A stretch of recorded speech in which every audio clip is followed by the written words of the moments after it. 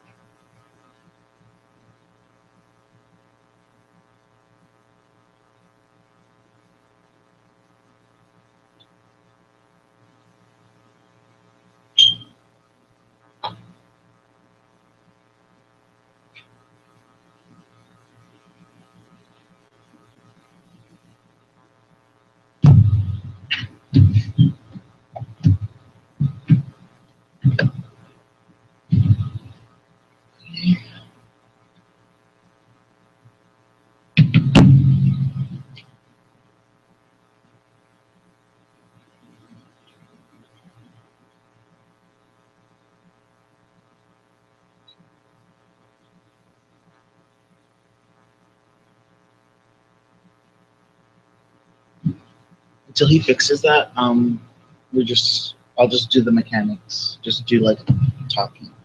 Okay. Okay. Is it supposed to sound like this?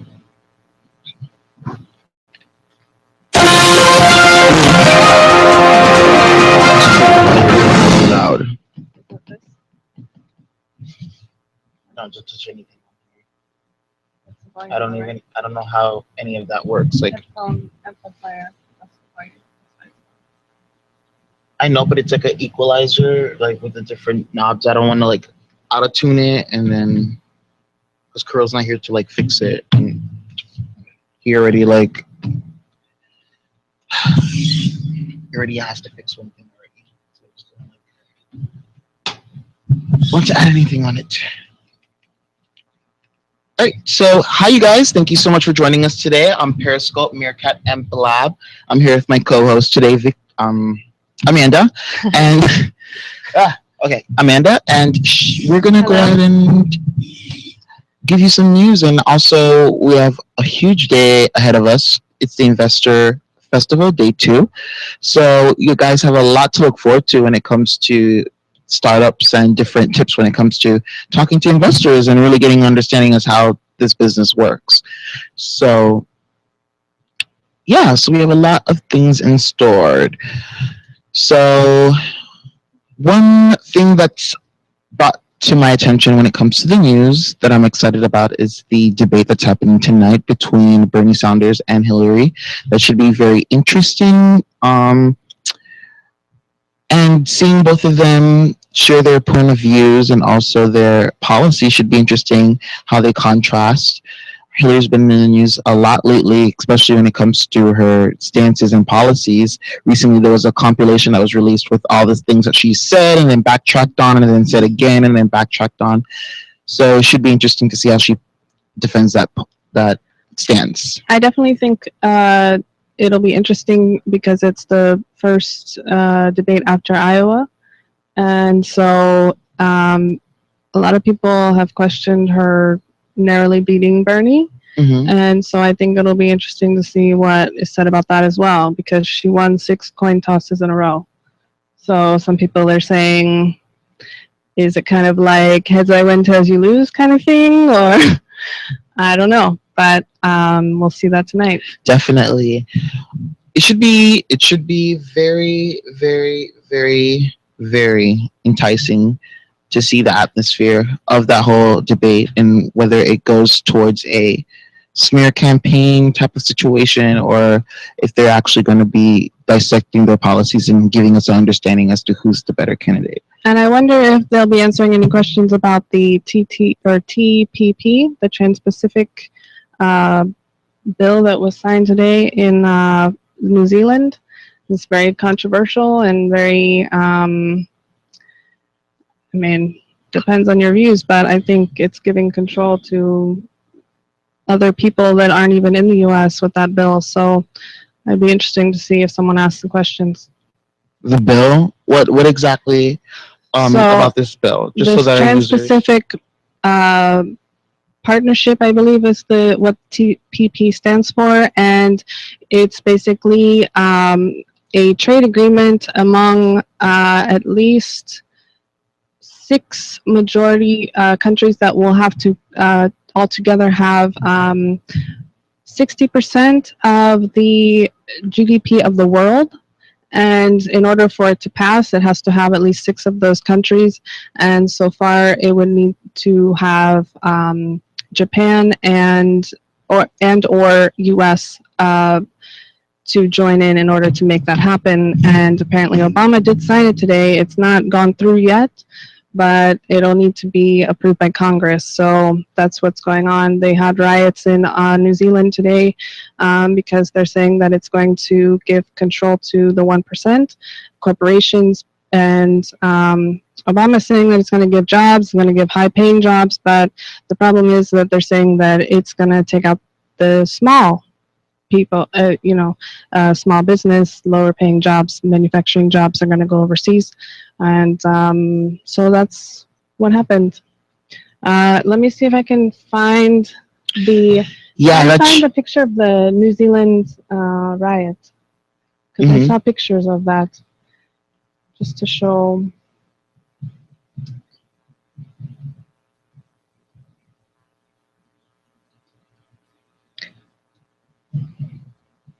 Because this is not just affecting us, it's affecting the world. So it's been very controversial. There's a New Zealand riot. Are you sure? New Zealand riots. Auckland, maybe? AUCKLAND riots. I saw pictures on Facebook.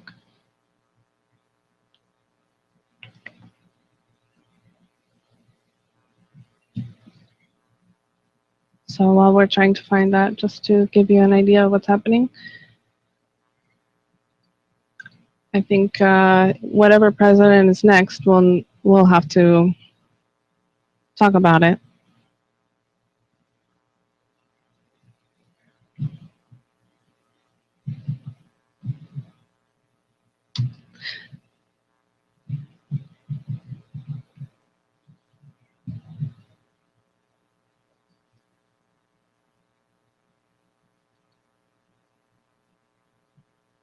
Maybe it hasn't made it here yet. I don't know. No, that's Greece.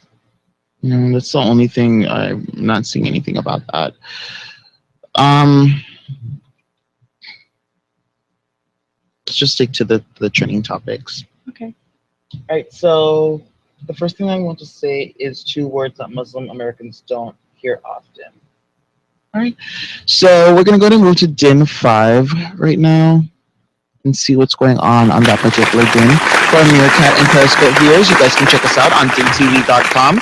We're going to be streaming the Investor Festival. They're just setting everything up as of right now, but you guys should stay tuned. In the next hour, we're going to be streaming and answering questions from different investors. So definitely should be a very interesting show today.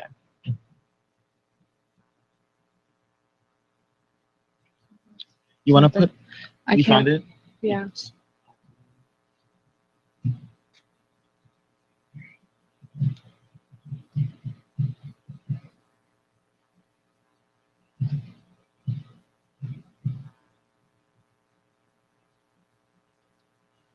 There you go. All right, so Amanda went ahead and found a article for us to go ahead and share for you guys to be able to see the riots that are happening because of the Trans-Pacific Partnership Act that's been put up and signed by Obama, which would, in his words, give people jobs and try to stabilize the economy so that people are able to actually live and not depend on government assistance and welfare. So, I mean, with anything that's presented, will have its pros and cons. Well, I think the reason for the protesting is because when you say that you're going to give people high paying jobs, you are kind of shutting out the basically the lower paying jobs that would be available to people that would otherwise be unemployed are going to be moved and shifted over to other countries that are in the trade agreement that would do it for less money, basically. So you're taking away the manufacturing jobs, you're taking away all Why of we the don't jobs. hear them? Hello, guys. Can you hear us? Hello. Yeah. Today we will broadcasting from this pretty dark private area, very exclusive lounge. Here we also speak with our possible potential investors. So, as we already outlined it, I will start conversation from using iPhone, and you must very fast, immediately embed my live stream. So once that guy will stop by and I at our laptop, I will show him how we broadcast it from Facebook, and then you can continue conversation. And after that, I will show him some numbers, or maybe between, Okay. depending on the situation. Okay. Were you able to confirm that was Ron Miller or not in the picture that I sent you? Who's now speaking? Ron Miller. Ron Miller is speaking. Okay. Yeah, but I found a couple of them. I wasn't sure which one it No, no, no, was. Kevin, it's fine. It's already not necessary. Everything is prepared. I just should have open. I will close everything. I will have only each tag, and let's go where the money is. This is brands that we have. This is actually scalability. What do you think?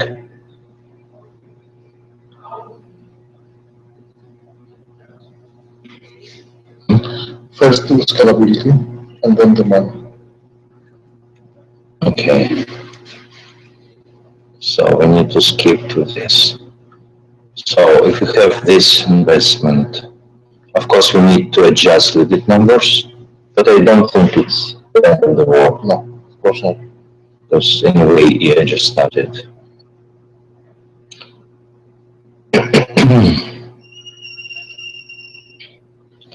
So we need to, yes.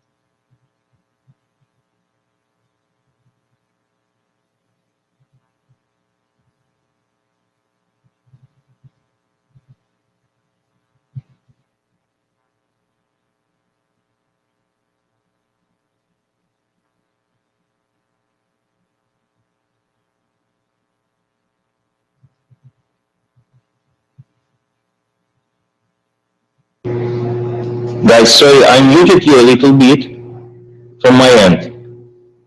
Hello? Yeah, we can Hello? hear you. Oh fuck. We just got scared that you frozen. No.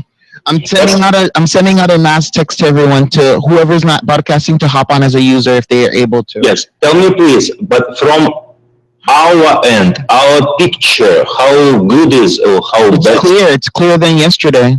Yesterday it was Looks good. pixelated. It here looks like you're Because doing the it from your phone. camera yesterday was looking for far away. And here we are very close. So when we are close, it's better analysis. With conventional cameras, we cannot have good analysis far Well, away. okay, stand next underneath the exit sign and see if the quality changes. But Because it's right now okay. it's clear. Yeah, it's okay. We not like Yeah, you're Yeah, still you're good. good. You're still good. It's way better than yesterday. It's better than yesterday. Yeah, way Yeah. better. Yeah. okay. So Like this you camera is better than people yesterday. the Yeah, yesterday Camera. it was very because- like pixelated, like Like they're yesterday being we blurred had on purpose. yeah, like you were being blurred on purpose. camera. That camera much better, believe me. There is Zeiss lenses, Carl Zeiss, German lenses. It's like that dot. So that should, okay, then Can you bring us into the one? yes, please. Why we here? Can you bring us into the one? Guys, never ever move us this day other channels. Please. Okay, so you're back on DIN one. Thank you. Because in one our key channel, because from the technical standpoint, when we on other channels, those are fake channels, and then when we on other fake channels, we can get any difficulties, any bugs, whatever we can get. Better to use in one. We have new app for Google, so we have more posts all the day now. Cool. And we fixed the Firebase with the 00, the night. Let me show.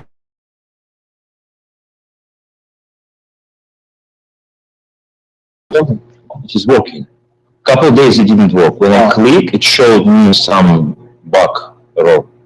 So I just want to show that there is the landscape. Okay.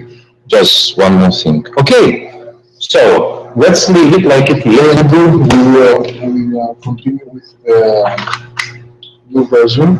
Mhm.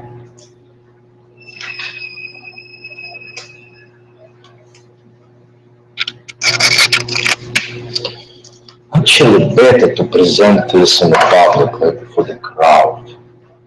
Then everyone gets emotion. Because these people, if you have half an hour, 10 minutes here with them, it's great thing. No, it's present for the crowd, and then there is some stations who got into it. But it's okay. Actually, just do the same if you want, that you can bring your people to make interviews here. His people. We can learn through the startups. You can tell them, look, you can go there and have an interview. No, not now. Now I will rough it. That's what Dustin To listen to him? proposed. No, then No, Dustin proposed. but to take interview at startups. Yes. With others. Yeah. We not We did it yesterday. We did it. It works. It's fine. People like it. Fine, but What have people been saying over there since you've been, like, the people that you've been interviewing and stuff from yesterday? They like it. They like it. All of them like it. Yes. everyone likes Very good. attention. Everyone likes attention, especially such focused attention. Huh? Especially what? You have to forget your business cards today again. DINtv. Yeah, DINtv cards. You never do it. I never. No, you showed it to me on your computer, but you never give it to me. I forgot them. Sorry. I'm so how to say, so picky. It's this, so Yes. okay. Understand? I understand. Yeah, unfortunately. Okay.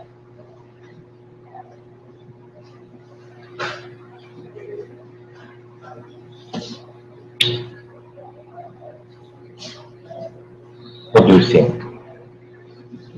No, no, it's okay, it's fine.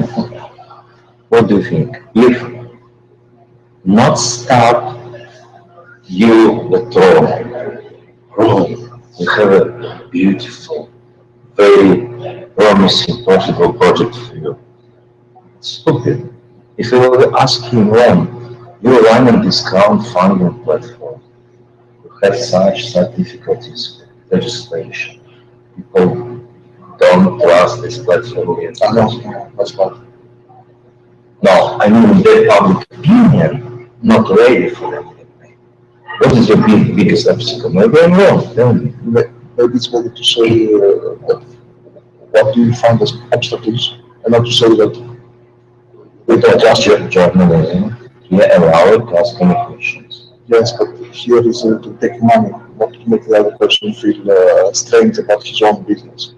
If you want to do that, then you're. No, I don't want. Kirill, Yes. have a definition for din. Like, if they ask you what it means, like, know it, like, come up with something that, like, This is exactly what we have. This is the word which you can talk back to, and then you give but it. if they ask you, what does it stand for? It stand for. It I know stands somebody's going to for- ask you that. They're going to be like, what is din? Like, what does it stand for? Yes. Okay, Kevin, this is what I actually wrote in my emails. You can find it there. It's exactly the same. Nothing changes. So you're going to say that same exact thing. This is online. This is platform of online streaming opinions, where everyone can express any take on any news events in the systems of the community. But more importantly, because we have such models already, like Blab, for instance, with the professional newsroom support. So newsroom is designed to create, to select the best user live streams and compile a channel out of them, out of those mass broadcasts. So thus we receiving new type of news media based on two sides interactions, two waves interactions. Okay. Okay. But what I mean is, you know, like when anybody who we tell about din, they're like, so what does it stand for? Like the din, DIN, like what does din mean? Like the word, Abbreviation. the abbreviation, like, It's not abbreviation. I know it's It's a word. real. That's what I'm asking you. What are you going to tell them when they ask you that? Because somebody's going to ask you that. I know they will. Because you know, every time somebody asks, Then clarify. I don't understand what is the stand for because it's abbreviation, but it is not abbreviation. yeah, that's what I'm saying. Cool. Every time, like when we ask people, when people ask us, okay, so where did you come up with the word din? What does it mean? And then like we always like we don't really like always have a complete sentence to describe it to them. We read the book of Virginia Woolf. We read the book Virginia Woolf, and we found the word din. Mm-hmm. They can Google and find online Virginia Woolf books. I don't remember the title, but it was exactly some description of the night and din around, like night din or something. Okay. This is a word. Okay. I'm just saying, so it sounds like cohesive when you like when they ask you it. Because you know, anytime people ask me, I don't know how to say it in a complete sentence. It's always like random words that I used to describe din. Like it's din. It's a extrovert word. It's extroverted. It means loud noise. It means like you get what I'm saying. When people ask us, we're always like, well, it's a loud noise. It means like different, extrovert.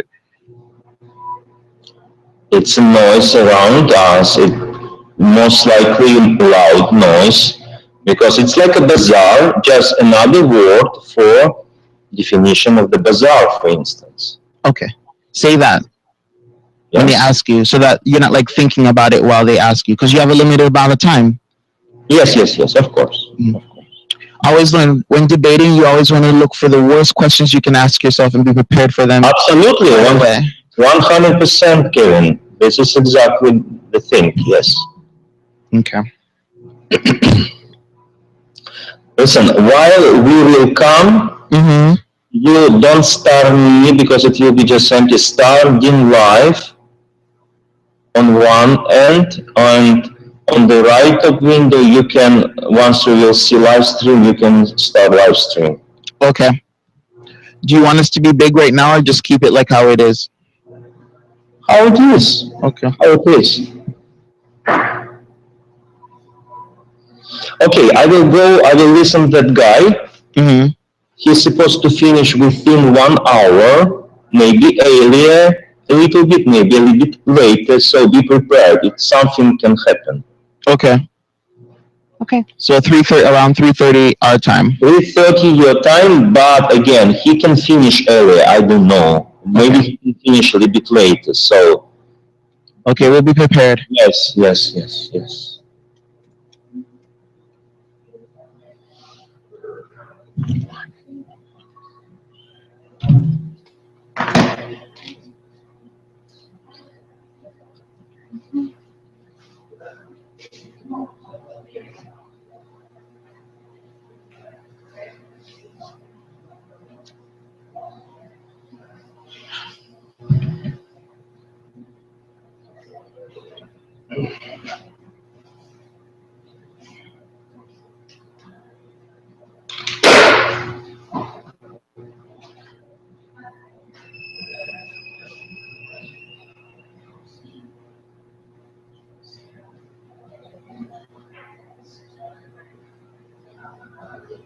Okay, I want to prepare one more thing.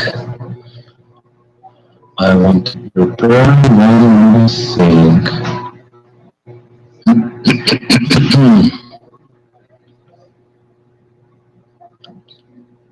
Okay, this one.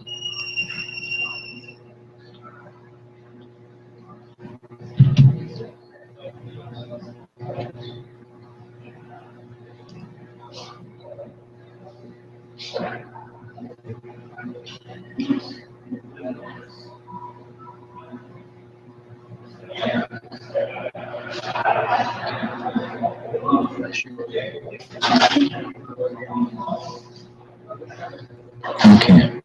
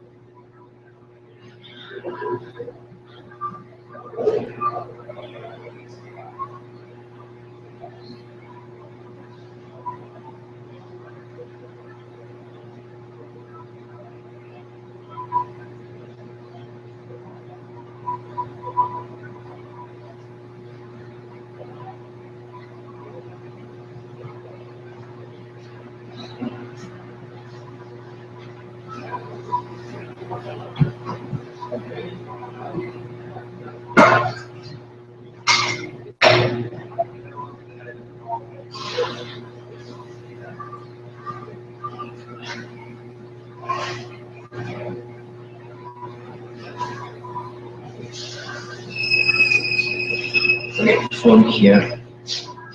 Are you still alive here? We're still alive. Yes. Okay, okay. That guy he's speaking now on the stage, so Okay. it's pretty good. Pretty good presentation. What is he talking about? You said it's Ron Miller? About crowdfunding, the example that I wrote down, this points. Of course, he talking with a lot of examples, with a lot of specific. Mm-hmm.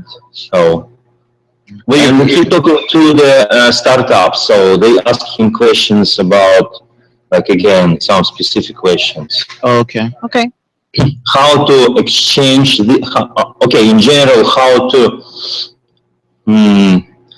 sell the idea to the small investors who will buy some small equity, part of equity of the companies, of startup companies, in exchange like $1,000, for instance. Okay. Okay. Because so far that could do only accredited investors and who has assets over $1 million per year, they only could invest. Now games has been changed a little bit, so anyone can invest under some rules and regulations. Of course. Rules and regulations.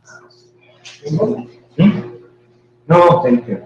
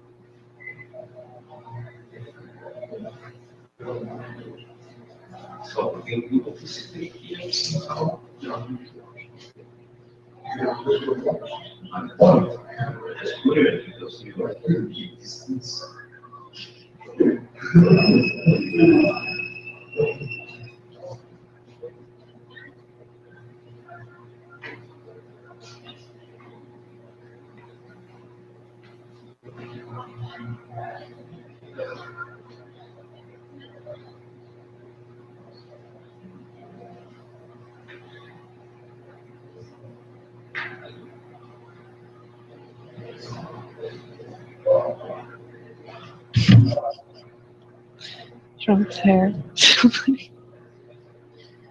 What do you hair. do? It looks different. I think he colored it.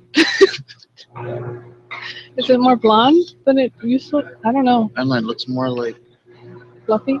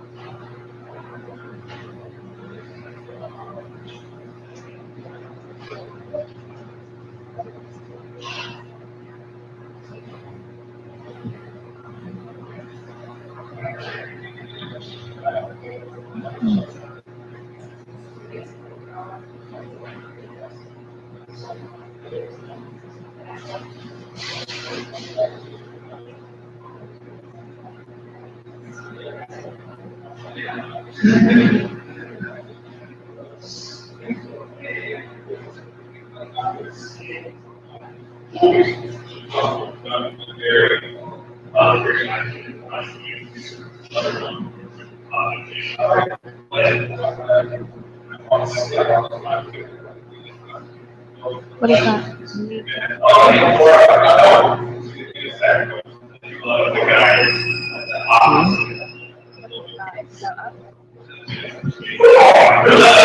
The mannequin. He's probably doing something.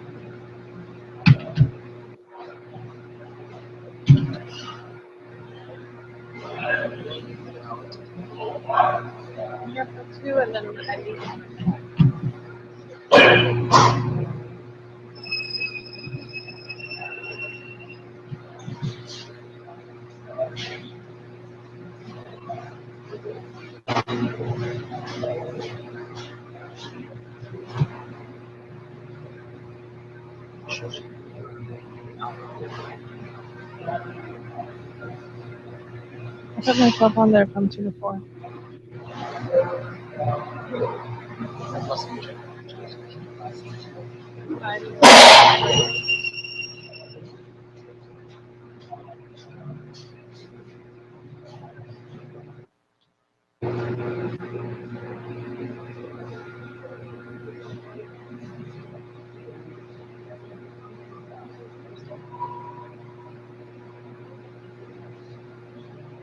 Oh yeah, he did change it. Like, just because I looked at it before I got rid of it.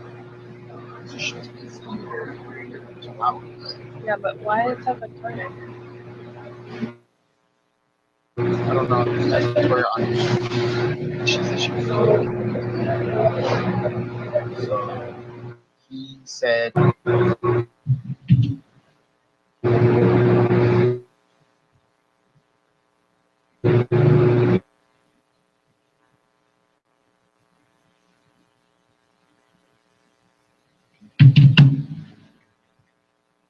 Because I'm on here again from 6 to 8. did you remember seeing that? Did you see Well, that was originally, and then yesterday when he asked, I put my name in for 2 to 4. And it was still there this morning. I thought. Let me see.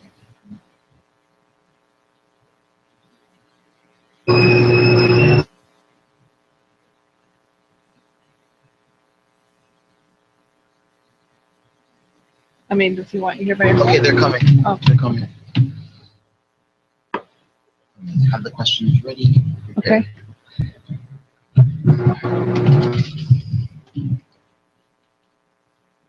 And this is Ron, right? Yeah, so he's just coming into a conversation.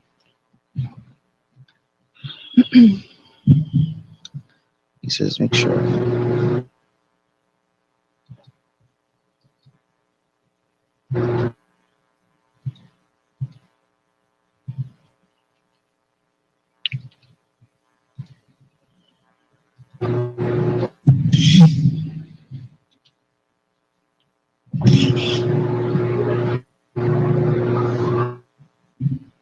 Okay.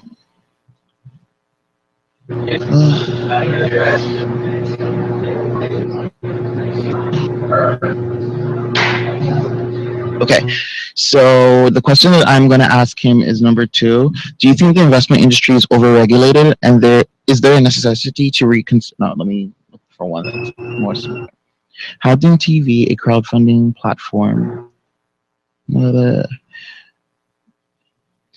I think should we do the first one? Because the idea of equity crowdfunding is brilliant, but maybe some potential No, and you need to investors- be able to say it smoothly. Well, but some potential investors maybe feel overwhelmed by the volume of regulations. Just something that's like an easier, like smooth thing. Because when he gets in front of you, you're gonna get nervous. Everybody gets nervous, like because it's like an investor. So just pick something that like you'll be able to say like without like thinking about it too much. How can you come up with a revolutionary idea that everyone can invest, not only the accredited investors? How can DINtv, a crowd viewership platform, help the idea of crowdfunding? DINtv deals with crowds every day. Do you think that investment industry? Though? Like, ask him, get him to talk about it. He's an investor. That's Yeah, I the know. thing. So I mean, You- that's sales.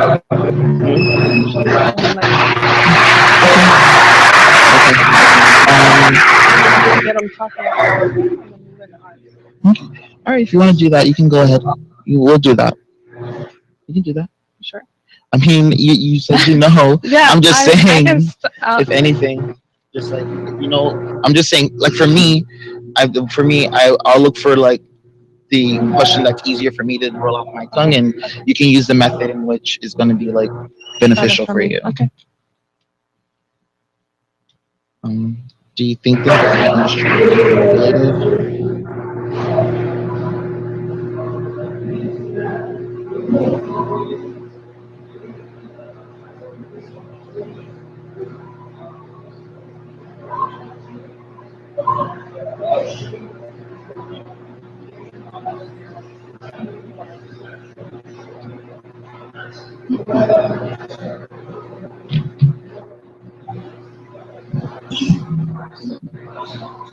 Look at girls live now. Okay.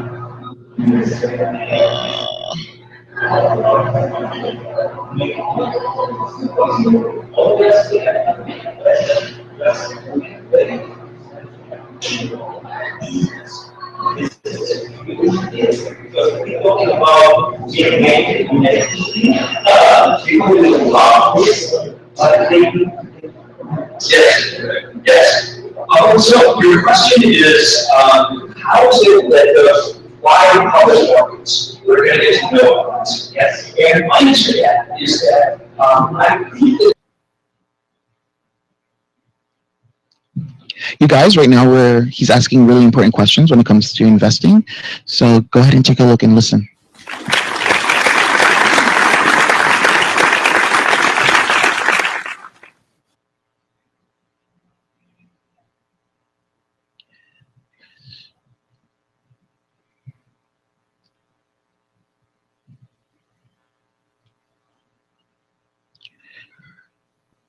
So right now we're having a conversation with Mr. Ron Miller, a very important investor.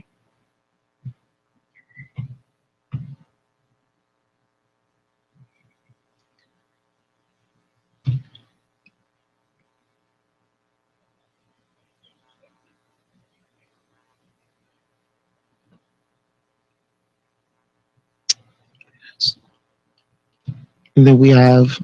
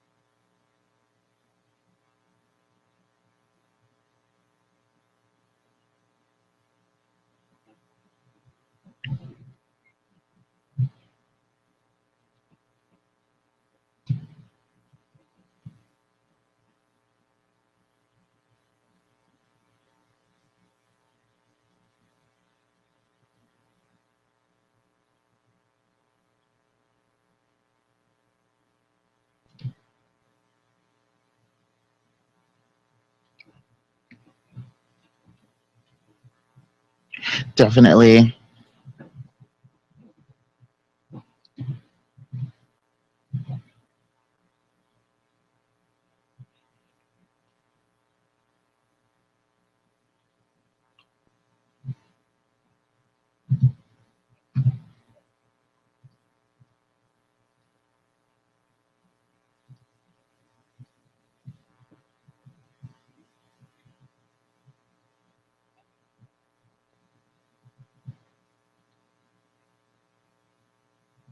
definitely.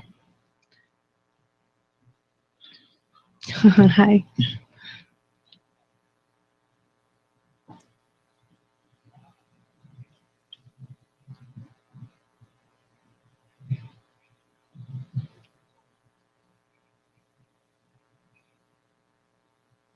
All right, you blabbers and Periscope and Meerkat, we are having a really cool conversation with Ron Miller about investing and investment world. So you guys definitely come check out DINtv.com.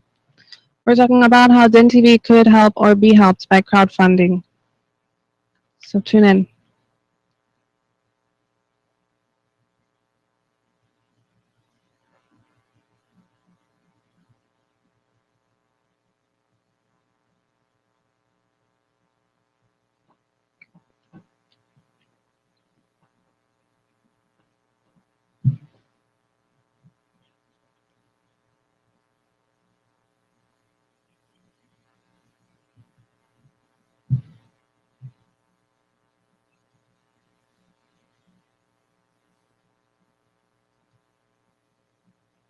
Wow. with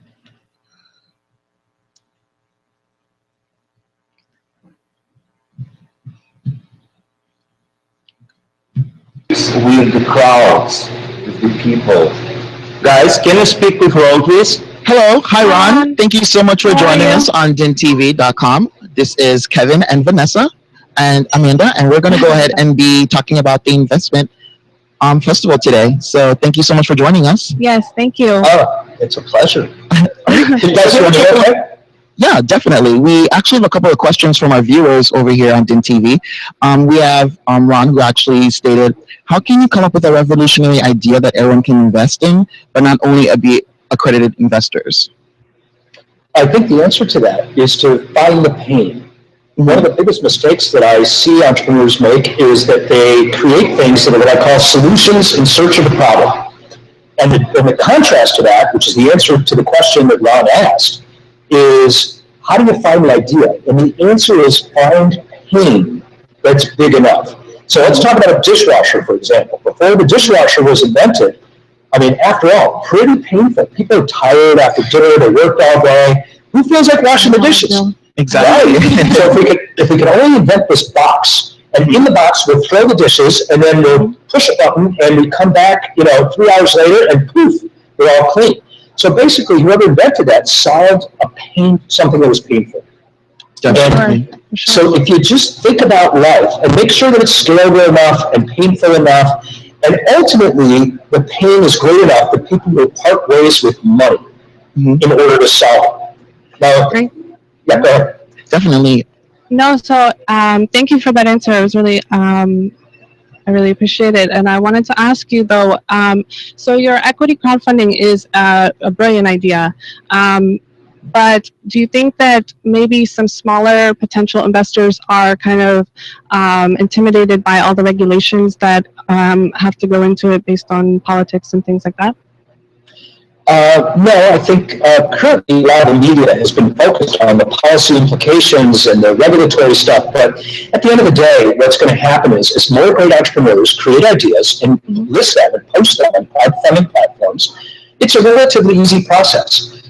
There's simply an invest now button, and you click that button, and it's going to ask you for your name and address and social security number, and then your ACH information to push the money in. It will literally take less than 10 minutes, and maybe more like 4 minutes, to get the whole transaction completed, and it will be no different than purchasing something on Amazon. Definitely, because I know with DINtv, we deal with crowds every day. We're a platform that talks about news and different products that hit our market. So how would you feel in terms of crowdfunding? Like, what ideas do you think that we could bring to those potential investors to want to come to DINtv.com? To bring to the investors or to the entrepreneurs?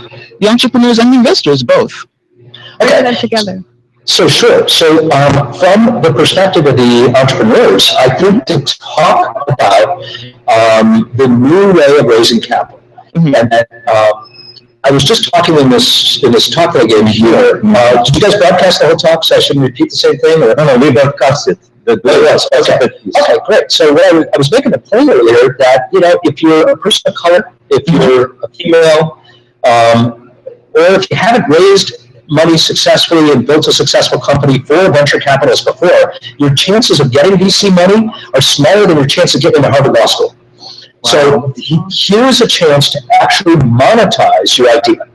And I think the difference between a real entrepreneur and someone who wants to be an entrepreneur is the real entrepreneur will try.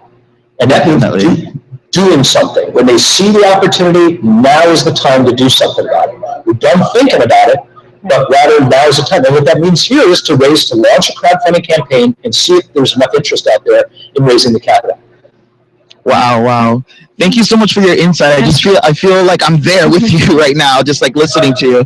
So definitely a lot of tips that we can take from your speeches and from your talks, Thank you so much for spending some time with us on DINtv, and tell all your friends about us, We love talking about news, politics, all types of things. So thank you so much, Ron. Awesome. Well, thank you guys for the opportunity today. Sure appreciate it. Good luck. I love what you guys are doing. Awesome. Thank you. Bye. So you guys, that was Ron for you guys to hear. People on Periscope and Meerkat, you guys can definitely check out his information on DINtv.com, okay? In case of, okay. This is So, you guys, we were speaking to Ron Miller. He's one of the investors and speakers at the Investor Festival. So, he had a lot of cool insight when it comes to crowdfunding and investing in different products and features. So, it's definitely something cool that you guys can check out. He was expressing how easy it is for new entrepreneurs to kind of go from the thinking stage to actually going to raising capital, and how he brought that to life, and people are now kind of connecting and being able to be It's a viewership. So we're going to monetize.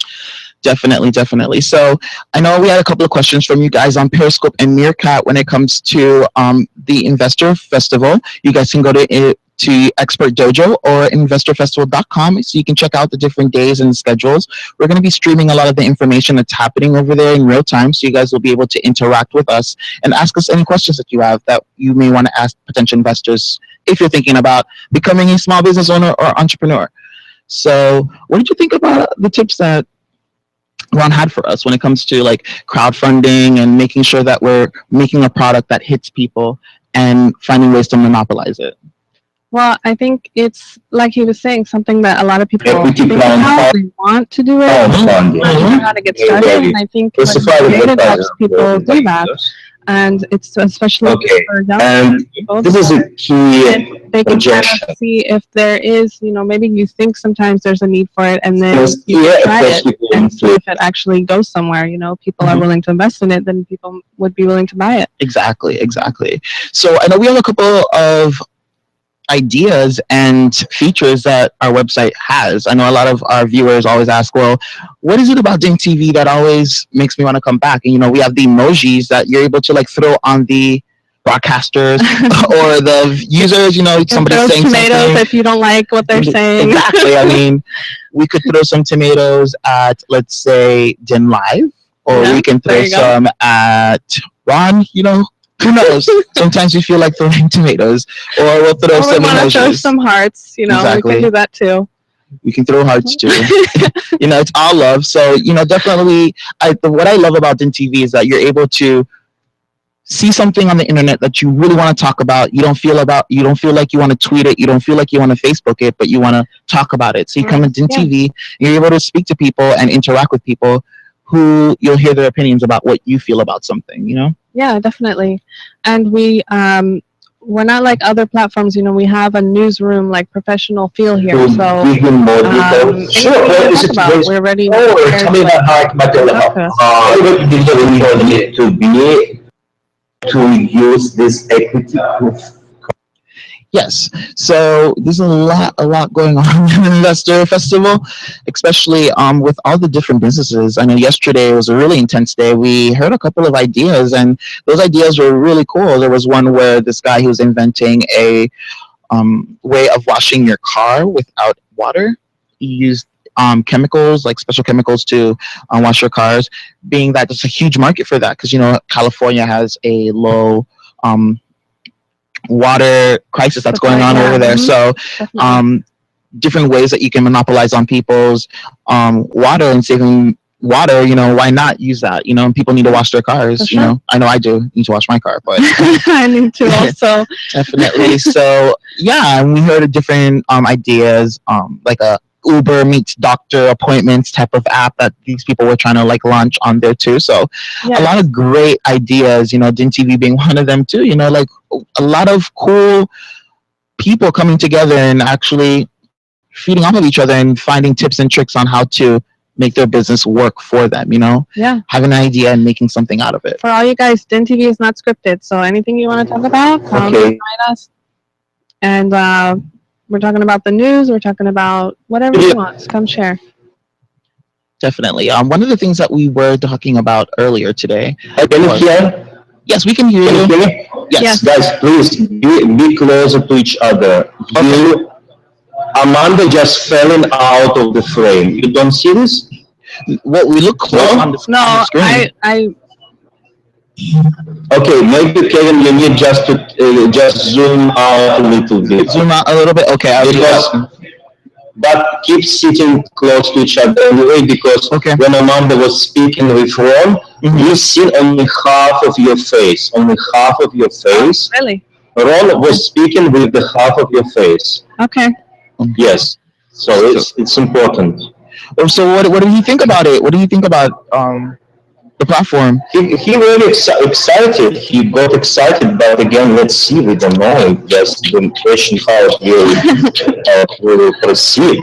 It's Kevin's charm, you know. You just have to throw it out there and wink and smile. Right? What do you think? Because everything is fun, but No, everything is fun. That's one of the things. Yeah, you know, but it looks different on different computer screens. 'Cause I know sometimes we'll be on the bottom and It's very important that you what is your feedback? It's just a really big vision, there's a lot of money put together. I look at the concepts. I actually helped it to come up with that statement. DINtv is a real power innovation, right? Because effective funding, if everyone can get some money, get some education, it becomes real public television. More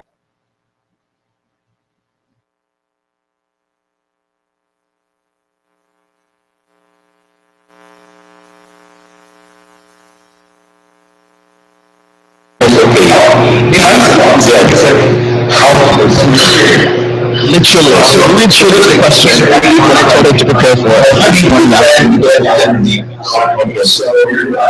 So we just need to of course. The thing is, at the very beginning, when Equity Platform was and we just wasn't ready. So Equity Platform was just coming into play right now. You heard me said that to me, that's very in time for. By the time it's in May, then we can bring all investors everywhere. Right now, they've got a credit investors, and then they just have to go through more hoops. Consider that on the federal investors. Well, it's just, the great thing is he's just been with it. We have Flash Funders, there's a really different platform. Flash Fund is also crowdfunding. Yeah, but they have different levels of different investors. So what you want to say to these people, what investors do you have? What's being funded, how much was funded, how much was put in? We did a couple of things which are really important. First thing, we're already started. It's already out there. It is by no, you have to keep saying this, and I agree, it is by no means, I don't think this is going to reflect the end product. It's all. Yeah, it's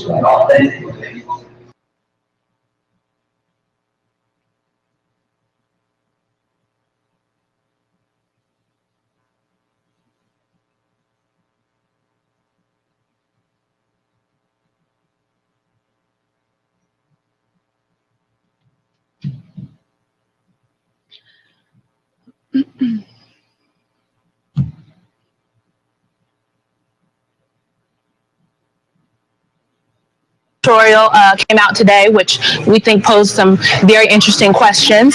And you want to do, does your campaign want an audit? the senator has noted that he was thinking about, talking about an audit. So he wants an audit. We would like to know the numbers, Chris. It's important that we know the numbers. The numbers count. I get it. You don't have to endorse it publicly, but you do like the idea of a re-audit. Anyway, let me ask you about a couple things. This is going to be a battle over definition tonight of what a Democrat is, what a socialist is, what a progressive is. Those are three I need one. labels that I've grown up with. Everybody's grown up with them. What do they mean to you? Let's start with, what's a Democrat? Okay, so What's a Democrat? Chris, a Democrat, I'm a Democrat. I don't know if are you a Democrat? Bernie Sanders is a Democrat. So He is. He's always ran as a socialist. yes, but Bernie Sanders has caucused with the Democrats since he is first stepped foot in the Puts his United name on States the ballot, Congress. he puts his name on the ballot as a socialist. No, he doesn't. There is no box that he has checked for socialism. So that's not true. And Bernie Sanders is a self-described I'm not gonna Democratic argue with it. I socialist. can say anything you want. Did he ever run on the Democratic line? He has run lock and step. He has been lock and step with the You can argue Democrats. it. The Democrats in Vermont have. Has he ever ran on the Democratic line? He's from Vermont, and there's no party registration in Vermont. Has he ever ran on the Democratic line? He's running now. Bernie Sanders is running as a Democrat. That, Democratic okay, so he's a nomination. Democrat as of now.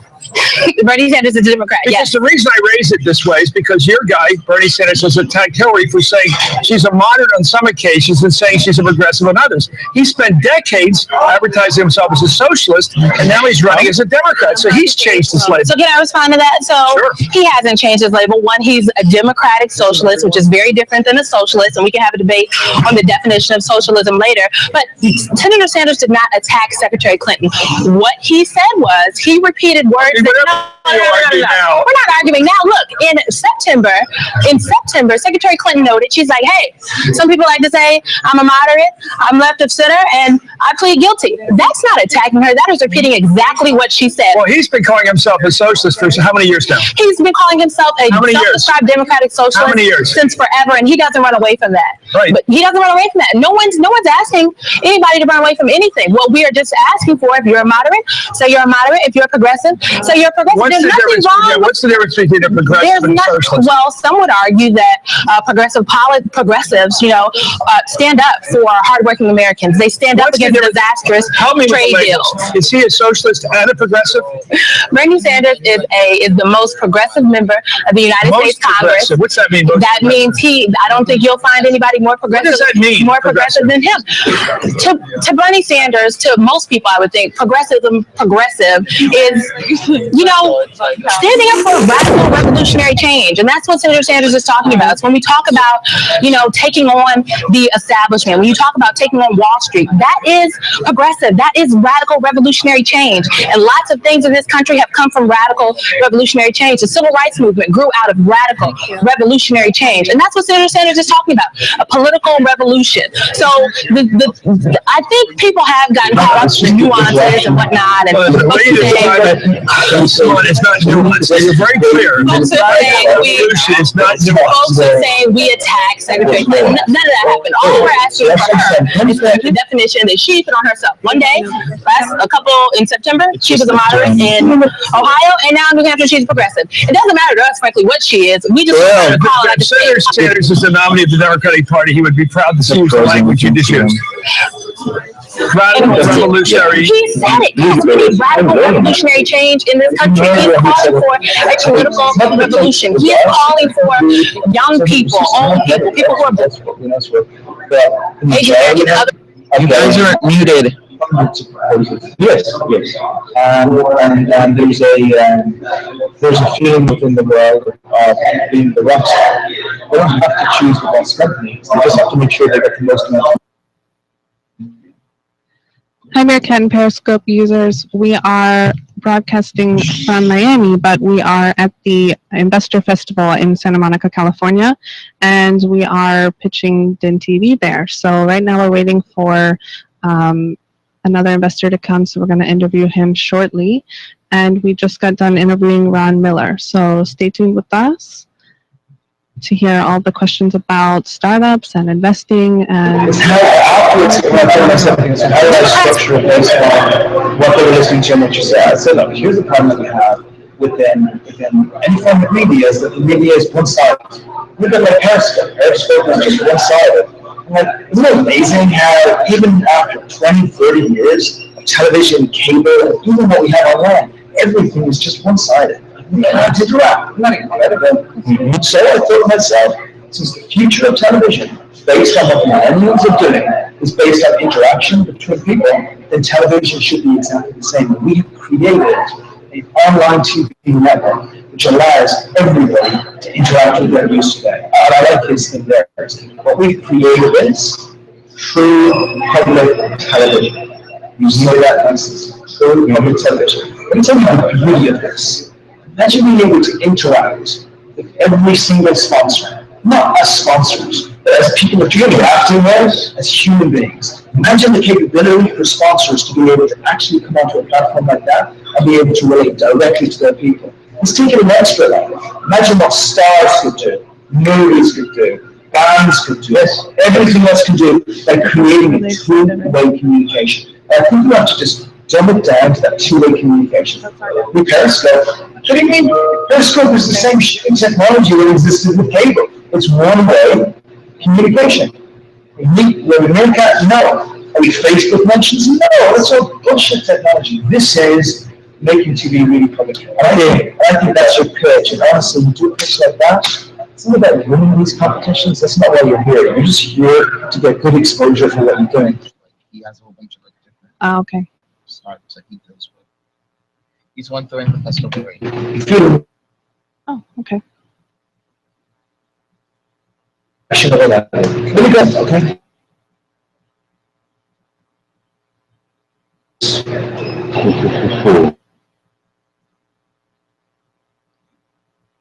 Good idea.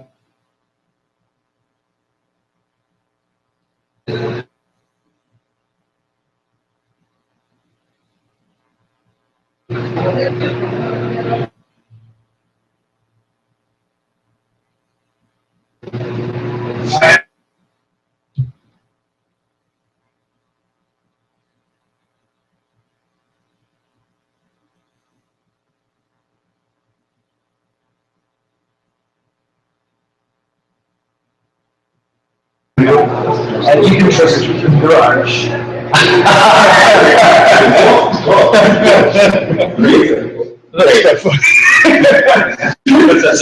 So look, expert equity crowdfunder.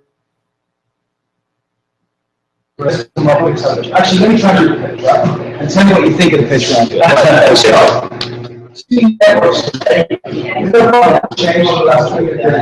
It's always been one way.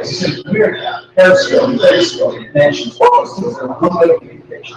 Well, communication costs under that institute. So imagine if you actually take.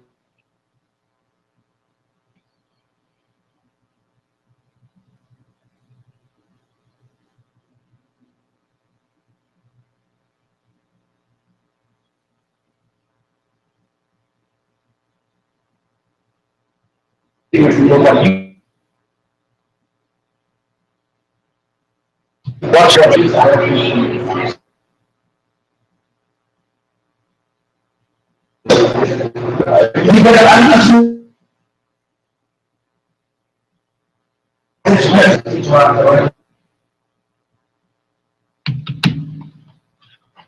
Okay, cool.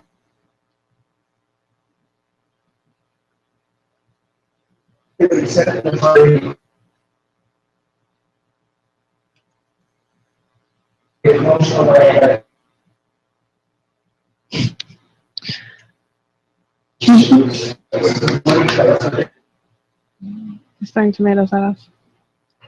Nectar. Hello, Nectar. Are you trying to talk to us? You're not moving. You're not like you're frozen.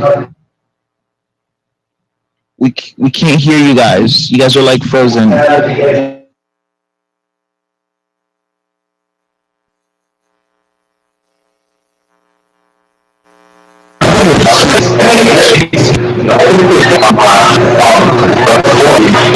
So, when you get some connection,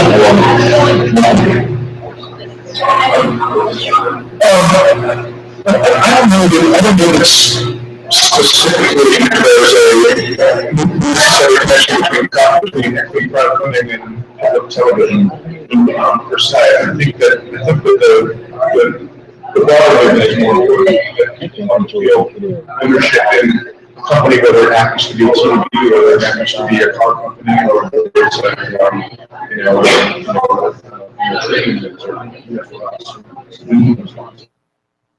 my question for you is, I'd be curious to know.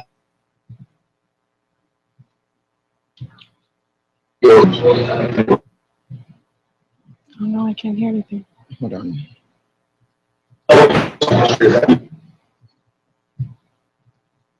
Sit close.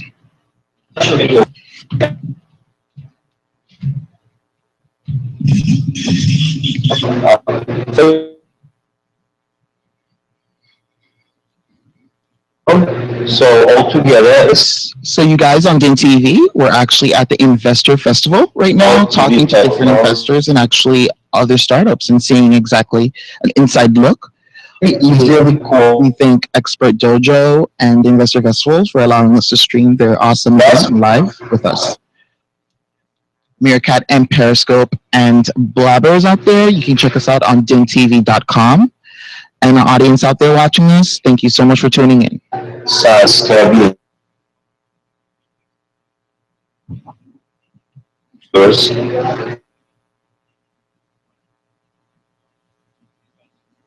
Different channel vibe and some a little less space. Channels can be any yours online. It's not professional studio. Okay. So yeah, so as of right now, we have a lot of things to look forward to today when it comes to the debates and stuff like that. Any news happening? Hillary and Clinton. Yes, Hillary Clinton and narrowly beating Bernie Sanders. Well, I think she did beat him. Well, yes, but I believe it was very close. Yeah, it was like a point something. I think it was 49.8 versus 50 point something. Like 50.3. It was very close. And they were saying that there may have been a voting scandal where the votes weren't being counted correctly. And there was even a video that leaked that had this information where these two people that were actually counting the votes during those type of votes, what happens is it's like body votes, body counts. So some people, when they separated the two, some people left the room already and they had to recount anyway. So they were like, okay, well, forget him, forget them, they don't count. And that was one of the Hillary supporters who were actually counting the votes. So that's one of the leading trending stories that are happening. So the conspiracy theorists are going crazy now. Yeah, so definitely. It's a lot of things going on, especially 6 coin tosses in a row, winning all 6. Exactly. Something to check into. Because I know our Blabbers and Periscope and Meerkat viewers are really excited to see us stream the debate tonight and actually commentate on it and hearing their views and point of views and getting an understanding as to what it would be like for them when they become president. You know, what are they going to be presenting us with? What are the policies and steps they're going to be taking to make America great, quote unquote? So yes. What are your feelings on the candidates as of right now? Well, I mean, to be objective, you know, I'm not really a Democrat fan. You know, that's not really my views. But you know, like I said, I think Hillary's come under a lot of fire for. I don't know, people have been saying she cheated. People have been saying a lot of things about emails and her time in office so far and doing different stuff. So I think it's pretty controversial in general. And the fact that she narrowly won, I really don't know what to exactly. So for the Republic, because I know you're mostly a Republican, and I know we have a lot of Republican viewers out here. So I know a couple are watching right now, but like, what is your view on Ted Cruz and him winning the Iowa caucus and Trump wanting a recount on that too? Because I read a story where he wanted a recount also. Yeah, and he also was trying to say that Cruz cheated and something. I think it's just expected to happen, especially a couple days afterwards, that they're going to try and say and do whatever they can to get more attention, try to make people doubt the count, and I don't know. I think also he's kind of regretting that he missed it. But yeah, it backfired on him. Yeah. He got that particular moment in time, but it wasn't as dramatic as he thought it would be, you know? Right. So it was a big surprise for him on that count. Yeah. But it looks like we have one of those viewers coming in right now. Is this Gregory? So we have a lot going on today, especially when it comes to the debates. You know, we have the Democrats, Hillary and Bernie Sanders, hatching it out tonight. And it should be interesting to see their contrasting views on politics and getting an understanding as to what it would be like for them to be in office. You know, I feel like I don't really have an understanding of their policies and feelings about what it would be like to be in office. So I'm definitely curious to hear what they have to say about the Trans-Pacific Agreement that was on that Obama today. A lot of demonstrations, a lot of riots and things going on with that multi-country trade agreement. And the next about it. It's all about much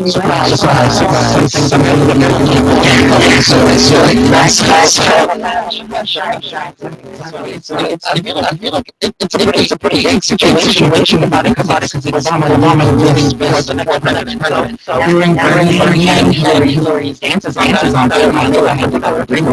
it doesn't end up being veto or something, because it's really strong reaction. I'm running Obama's states to get more jobs and get people out of that actual culture that they're in, but then on the other hand, it's going to take away a lot of jobs for carrying overseas. What are your views on it? How do you feel about that?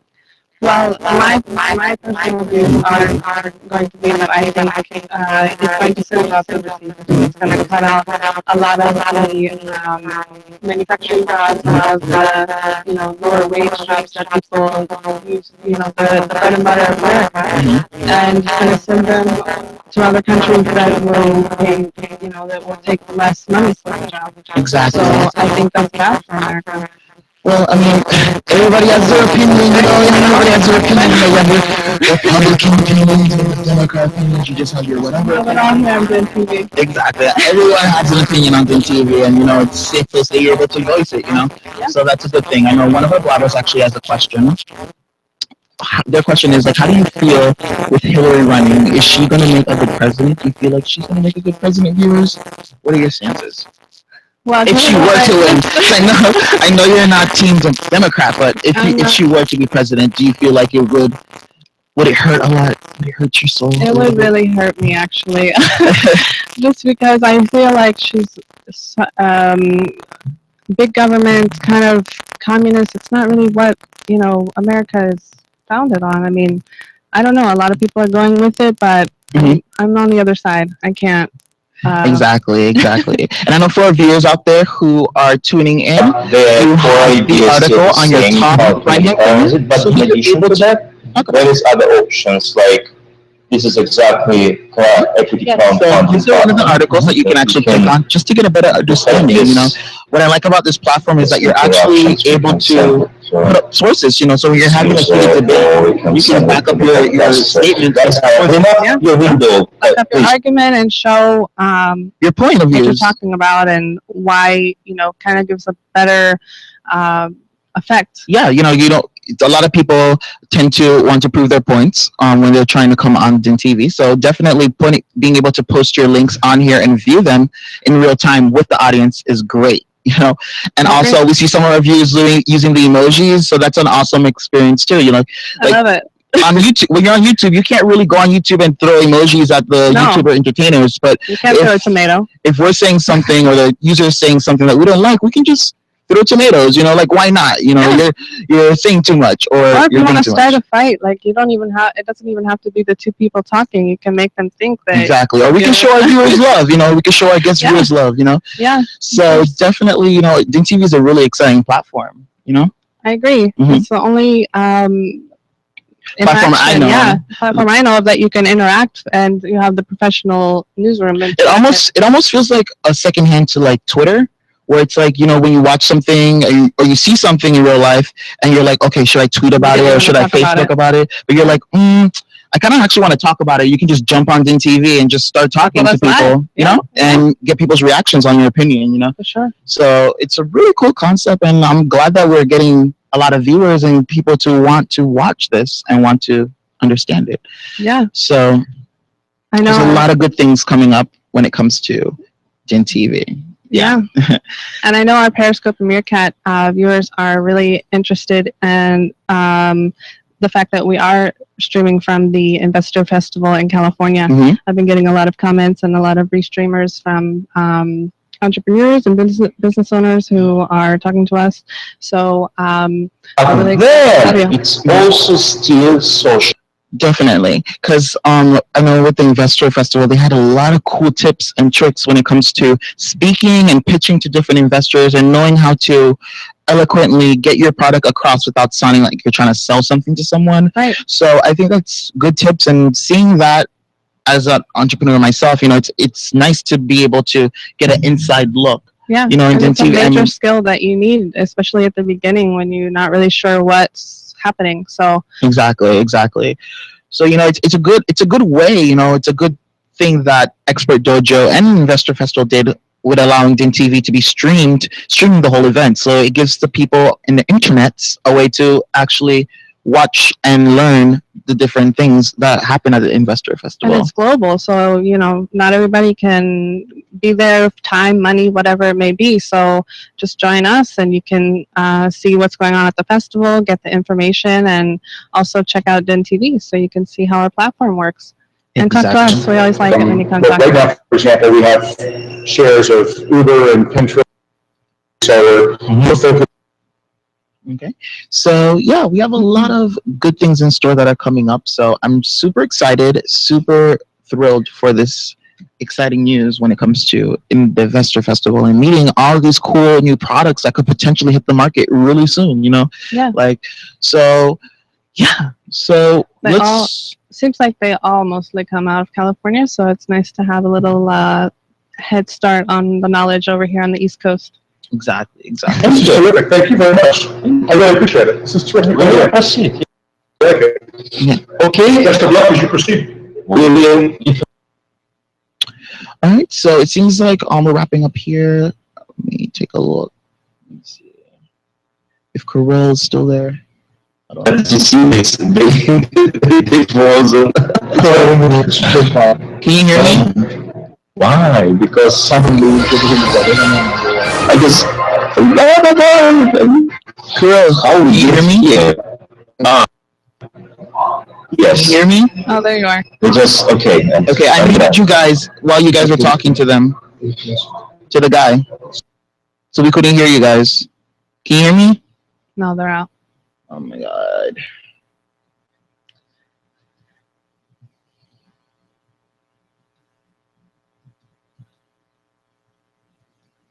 Can you hear us now?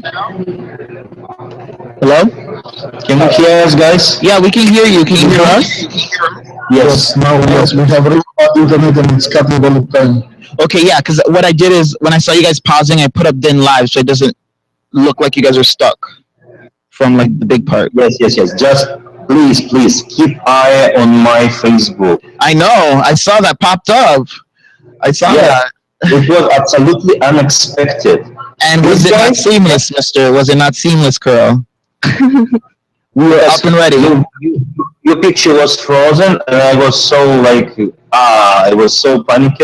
I know. I got you, Carl. You know, I'm double, triple doing everything over here. Okay. Okay, so What did the guy we're think? supposed huh? What did the guy think? Because he was like The watching guy us. also got inspired, but for now they don't have enough money. They just started their company. They just gaining some additional capital in. But we are just trained with them. We discussed also, presented, and it went good. Did they say no about DINtv so that if they were to want to, they could? It's getting the product's name out there. Guys, just tell to everyone.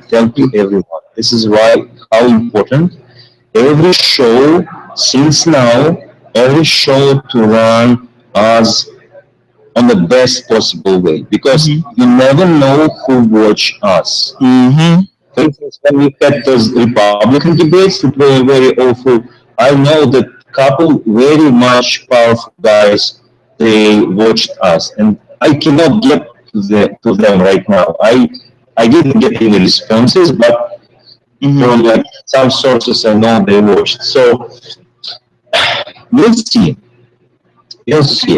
Okay. We will go through a lot of meetings and presentations, so it's not going to be fast and easy, obviously. Nothing that substantial ever is, Carl. No. Yes. So for now, we have on plan only for today that guy, as we planned at 7 p.m. your time, but it may happen earlier again, or it can be anyone else who just accidentally, randomly stop by here. Okay. So I'll make sure the Facebook is. If you see us frozen, don't refresh. We will keep an eye before the presentation. We will refresh it here. Okay. Because from your end, internet is good. It's only problem from our end. So we are moving this. yes, don't do anything. That's if it happen really with your interfaces. But Okay. if you see our chips frozen, it's fine. We will take care about it. Okay. So were we really, really frozen when we were talking to him? It's like a straw, I don't know. Oh, okay. So it was like breaking up like this. Yes, like a robot. Okay. All right. He seemed like he liked it. He was like smiling a little bit when we were talking over here. He looked like he was listening to what we were saying. Maybe we should take out now for now this. Why? Just for less bandwidth. It is something live, you know, Yeah, that's fine.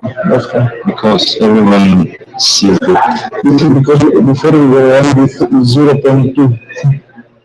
When we were here, this download speed was 0.2. You know what? Maybe the problem I still didn't turn off. Oh, okay, they are on the. I'm on.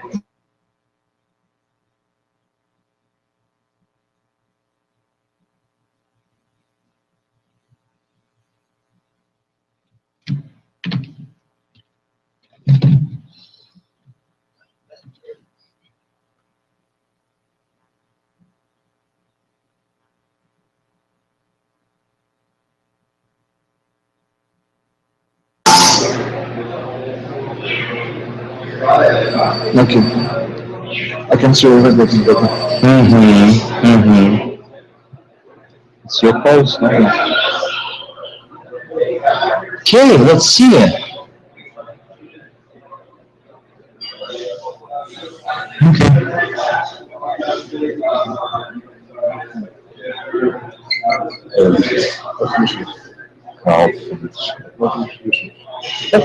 Of course, we need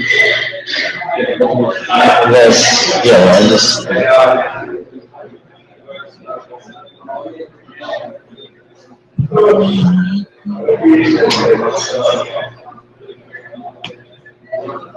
Those are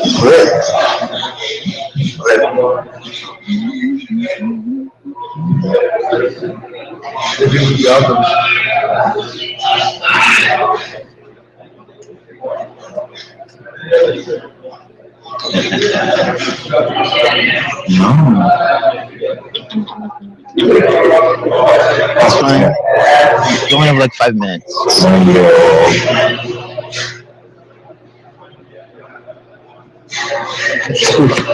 Yes, that's cute. Wrong, yes. Right. Right. Wrong, yeah. Huh? I didn't take it. Hey guys, we have better internet now. Perfect. Maybe. Maybe. What's going on over here now? Is there another talker talking right now?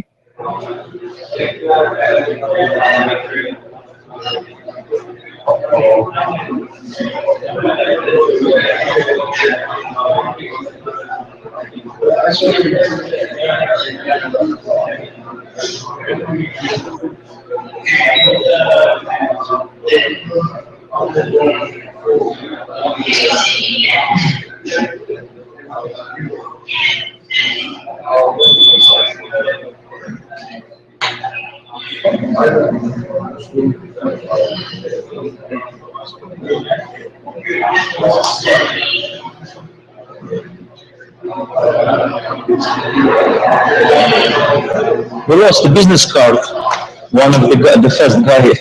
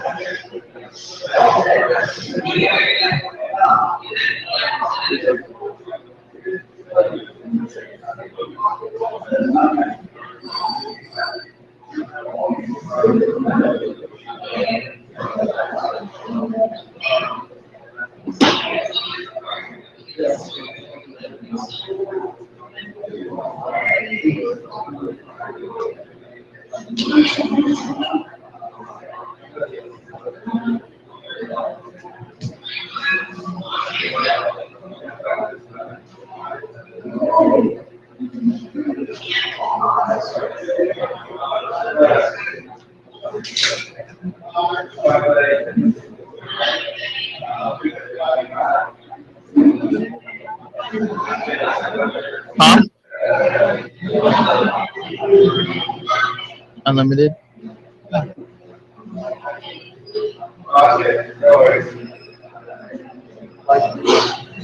You need to ask Blab that. This is like DINtv. Ask Blab. We're DINtv. Come to DINtv.com. You're a new investor?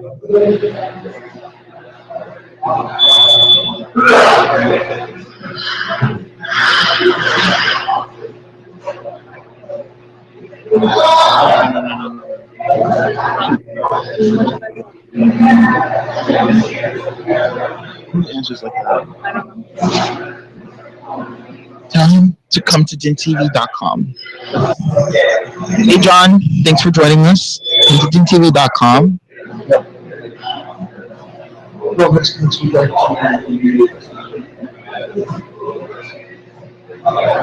Awesome.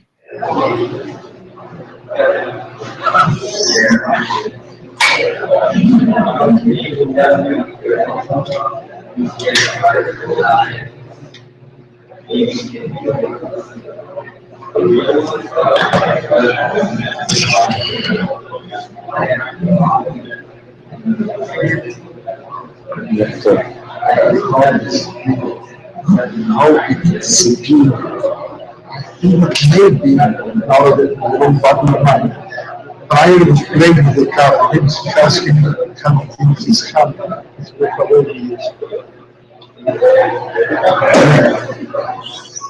maybe because I like them. I understand. Yeah, no, I think it's Okay, John. Hope he knows his Hi, John. Thank you so much for joining us today. How are you? I don't know, pretty good. Awesome. So you may have to mute yourself on Blab because it may be picking up the feedback. Right. Okay.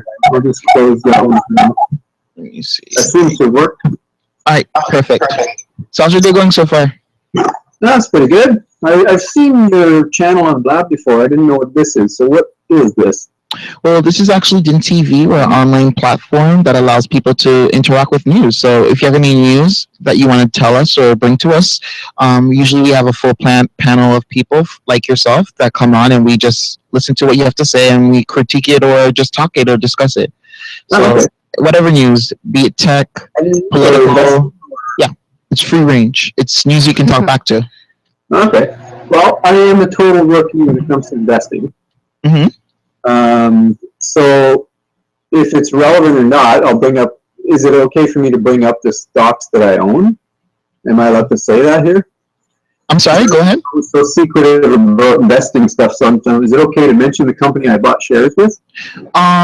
If it's some, yes, okay. Of course, man. No problem. Okay, so I'm not here to give advice or anything. I'm just a guy who bought some shares. Okay. As a matter of fact, I'm on welfare right now, believe it or not, but I bought them when I was working. Mm-hmm. And it's a new diamond mine in Quebec, Canada. Oh, okay. So they're digging, they're building their infrastructure. They got a lot of funding from the Quebec government, and they're going to be opening their mine in 2017, I believe. Okay. It looks like it has a 10-year mining life, at least 10 years, 10 to 15 by the look of it. With what they have now, if they do more digging and finding out more, what do they call it? They call it kimberlites, is what the mine, what the structure, a cone-like structure in the earth. And you said you bought these when you were working. How did you find out about this, or what made you choose? I worked at a dental lab, so I'm just a regular Joe Schmo guy. I'm not a high-income person, and I'm 45 years old. I never bought shares in my life. I never even knew about investing or how I could do it. Any regular person could do it. So I just started Googling around. Do you guys remember about back when the 2008 crash happened? Mm-hmm. Ford company, the truck company, they went really down bad. And this is when I just got into looking at shares on Google shares or whatever you call it, Google Finance. Mm-hmm. And I noticed Ford going way down. They got down to like $1 something. I don't know what they're at now, but that got my interest going. I thought, man, Ford's been around forever. Look at this. This is weird. So it got me all peaked on, hey, if I buy now while it's cheap, well, you know, I can make some money. The problem was at the time I didn't have any money, which I'm too bad now. But yeah, so really got me interested, and that would have been the best time for anybody to get into the stock market if you're new, right? Because like everything was down so far. Mm-hmm. Yeah, definitely. You know, we're actually streaming the Investor Festival right now. We have a lot of different investors that are going to be coming in and talking to us and speaking with us on the platform DINtv. So it's definitely good that you joined us, because we're going to have potential people just coming in, and you'll be able to ask them questions about future investments that you're thinking about doing. So, you know, we always do tips. They're doing. We've been streaming all the speakers and everything, so they're teaching you how to pitch and how to kind of portray your product or your interests. It allows you to explain your product in the way that you see it yourself to other people, so they're able to understand your concept and able to want to invest in it, you know. Grabbing on the emotional investors to come invest in something I'm doing. Messages at 4 p.m. Mostly cloudy, 0.9 C with 10 W 18 kilometers per hour. So if I was looking for investors, so this would be where I would come. Well, potentially, you know, you never know who's watching. We are a huge online platform, so we have hundreds of people always watching of all different backgrounds. We have doctors, we have people who come in, speak their stances, speak their news, and you never know who ends up listening to you and wanting to invest in your product, you know? So that's a good thing about DINtv. You never know who's going to come in. So, well, I'm going to pitch one thing then, if you don't mind. All right, go right ahead. I wrote my first book. Mm-hmm. The reason I wrote it was because I just want to teach Canadians how to read legislation. Mm-hmm. So that's what the book is. It's just a very simple, it's a 40-page book. And I thought, you know, I don't have money for marketing and all that stuff. So in my head, I'd thrown out a concept that maybe if someone wanted to, or thought this was a good idea, I'd like to be able to give the book away to every Canadian that I possibly can. That's my ultimate goal. It's just to be able to give it away, you know? And so I know that's not like, you know, I don't know if there's people who are into saying, yeah, you know what, I'd fund that project. You know, I'm not looking, I don't want to get rich. You know, I've been poor all my life. It doesn't matter to me. But to be able to fund the project so that it could be done, so that marketing can be covered, or distribution, or whatever, you know? So that's just a thought. It could go to the schools, anything like that. So that's what I'm interested in looking at, if there were investors who are willing to help with that. Yeah, definitely. You know, it's just understanding your product and how you would be able to monetize what you're doing. How would you monetize, let's say, the book that you're wanting to give away? Right. That's where I'm lost. I'm so not a money guy. Yeah. So I mean, like, the concept is good. It's just figuring out exactly how are you going to make money from it, because everybody wants to be able to make money from what they love to do. So I take it you like to write, correct? That's probably why the hippies all died out in the 70s, right? I mean, that or LSD, one of the two, you know, bad trips. So it could have been either or.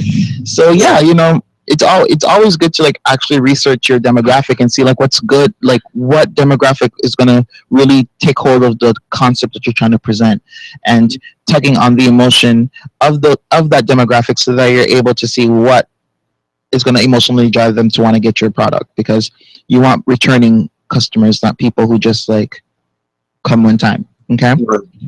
Right. So is that the only idea that you've had for a project, or did you have any other ideas or anything like that? That's it for me for now, yeah. All right. Awesome. So far, since you've been experiencing DINtv and asking your questions, like, how do you feel about the experience? Did you like it, or what do you feel about the platform so far? I just recently got involved with business networking groups locally here in Ottawa, because, you know, obviously we wanted to network and all that. So I think this is awesome because, like I said, there could be people anywhere around the world watching this right now, and we're way to get lead. Okay. So I'll definitely tell people about it. Please do tell people, tell everyone. And we actually have a Facebook group, and it's actually a good way for you to be able to know when we're broadcasting. And we're actually having a really cool debate tonight. I don't know if you're into politics or anything like that. American politics. World politics, everything politics. You know, we talk about all types of stuff. But we're actually going to be covering the Hillary and Trump. Hillary and Bernie Sanders debate going on tonight. So it's going to be really interesting, and you'll be able to see and talk to people who have contrasting views on those two candidates, and you'll be able to talk to them and get your idea about what you feel about the race right now. Well, what do you guys think about it in Canada? I just wanted to get your brief I personally haven't been following it, so Okay. but I know that our trending hashtag in Ottawa was the debate. What's it called? GOC debate or something? Mm-hmm. GOP, okay, yeah. GOP debate. Yeah. I think that's what you're talking about. Yeah. Yeah, Actually, we have a Democrat one tonight with Hillary and Bernie, but yeah, we had one recently with, and we have another one for the GOP on Saturday. Okay. So Ottawa is the capital of Canada, so it's a political town. So yeah, I could tweet it out there at least and get a lot of political types watching it tonight, maybe. I mean, definitely. And you yourself are a blogger, correct? You honestly, on platform is a way that you're able to expand on your brand. So if you're looking to, host or looking to actually want to take one of the time slots and have your fans and audience come over and do one of your talks or pitch one of your ideas, this is a free platform that you're able to do that. Eventually what we're going to do is have a feature where you can actually select time slots and choose the time that you want to broadcast. Because if you're big feedback, you get whatever audience you're looking for. You get real life reactions from the viewers that are listening to your product, and it's a good way for you to be able to see what works and what doesn't work when it comes to your book idea. So, DINtv is a great tool for you to be able to use. Have an idea, invite some of your friends, invite 50, 60 of your friends to come into the chat, pitch your idea to them, and have them tell you what they think about it. And, it's helping you and getting you out there to the hundreds of viewers who are, in addition, going to be watching you and your podcast. Okay? So definitely check out our Facebook page and like us. I'm going to go ahead and type it into the box so that you can see it and click on it, okay? Great, thanks. Thank you for joining us, John. It's time for me to switch with the next host, but thank you for coming over. Thank you. Bye. Take care. So we actually have a question from one of our blabbers here for you, John, actually. They're asking, what is the news that you're bringing in today? We usually ask our viewers when they come in as a new viewer to just give us a piece of news that they've heard throughout the day. So what is the news that you've heard? Oh, okay. Oh boy, that's a problem with having ADHD. I don't remember. But nothing comes to mind, what's a story that really got you thinking or anything like that? No, not today. Sorry. No problem. Right, so I just you're cool. Right, so let me go ahead and see what Kirill has to say today. He's not there anymore. Okay. So, John, this is our other host, Carlos. Hey, John. Hey, Carlos. Go ahead and continue speaking to John.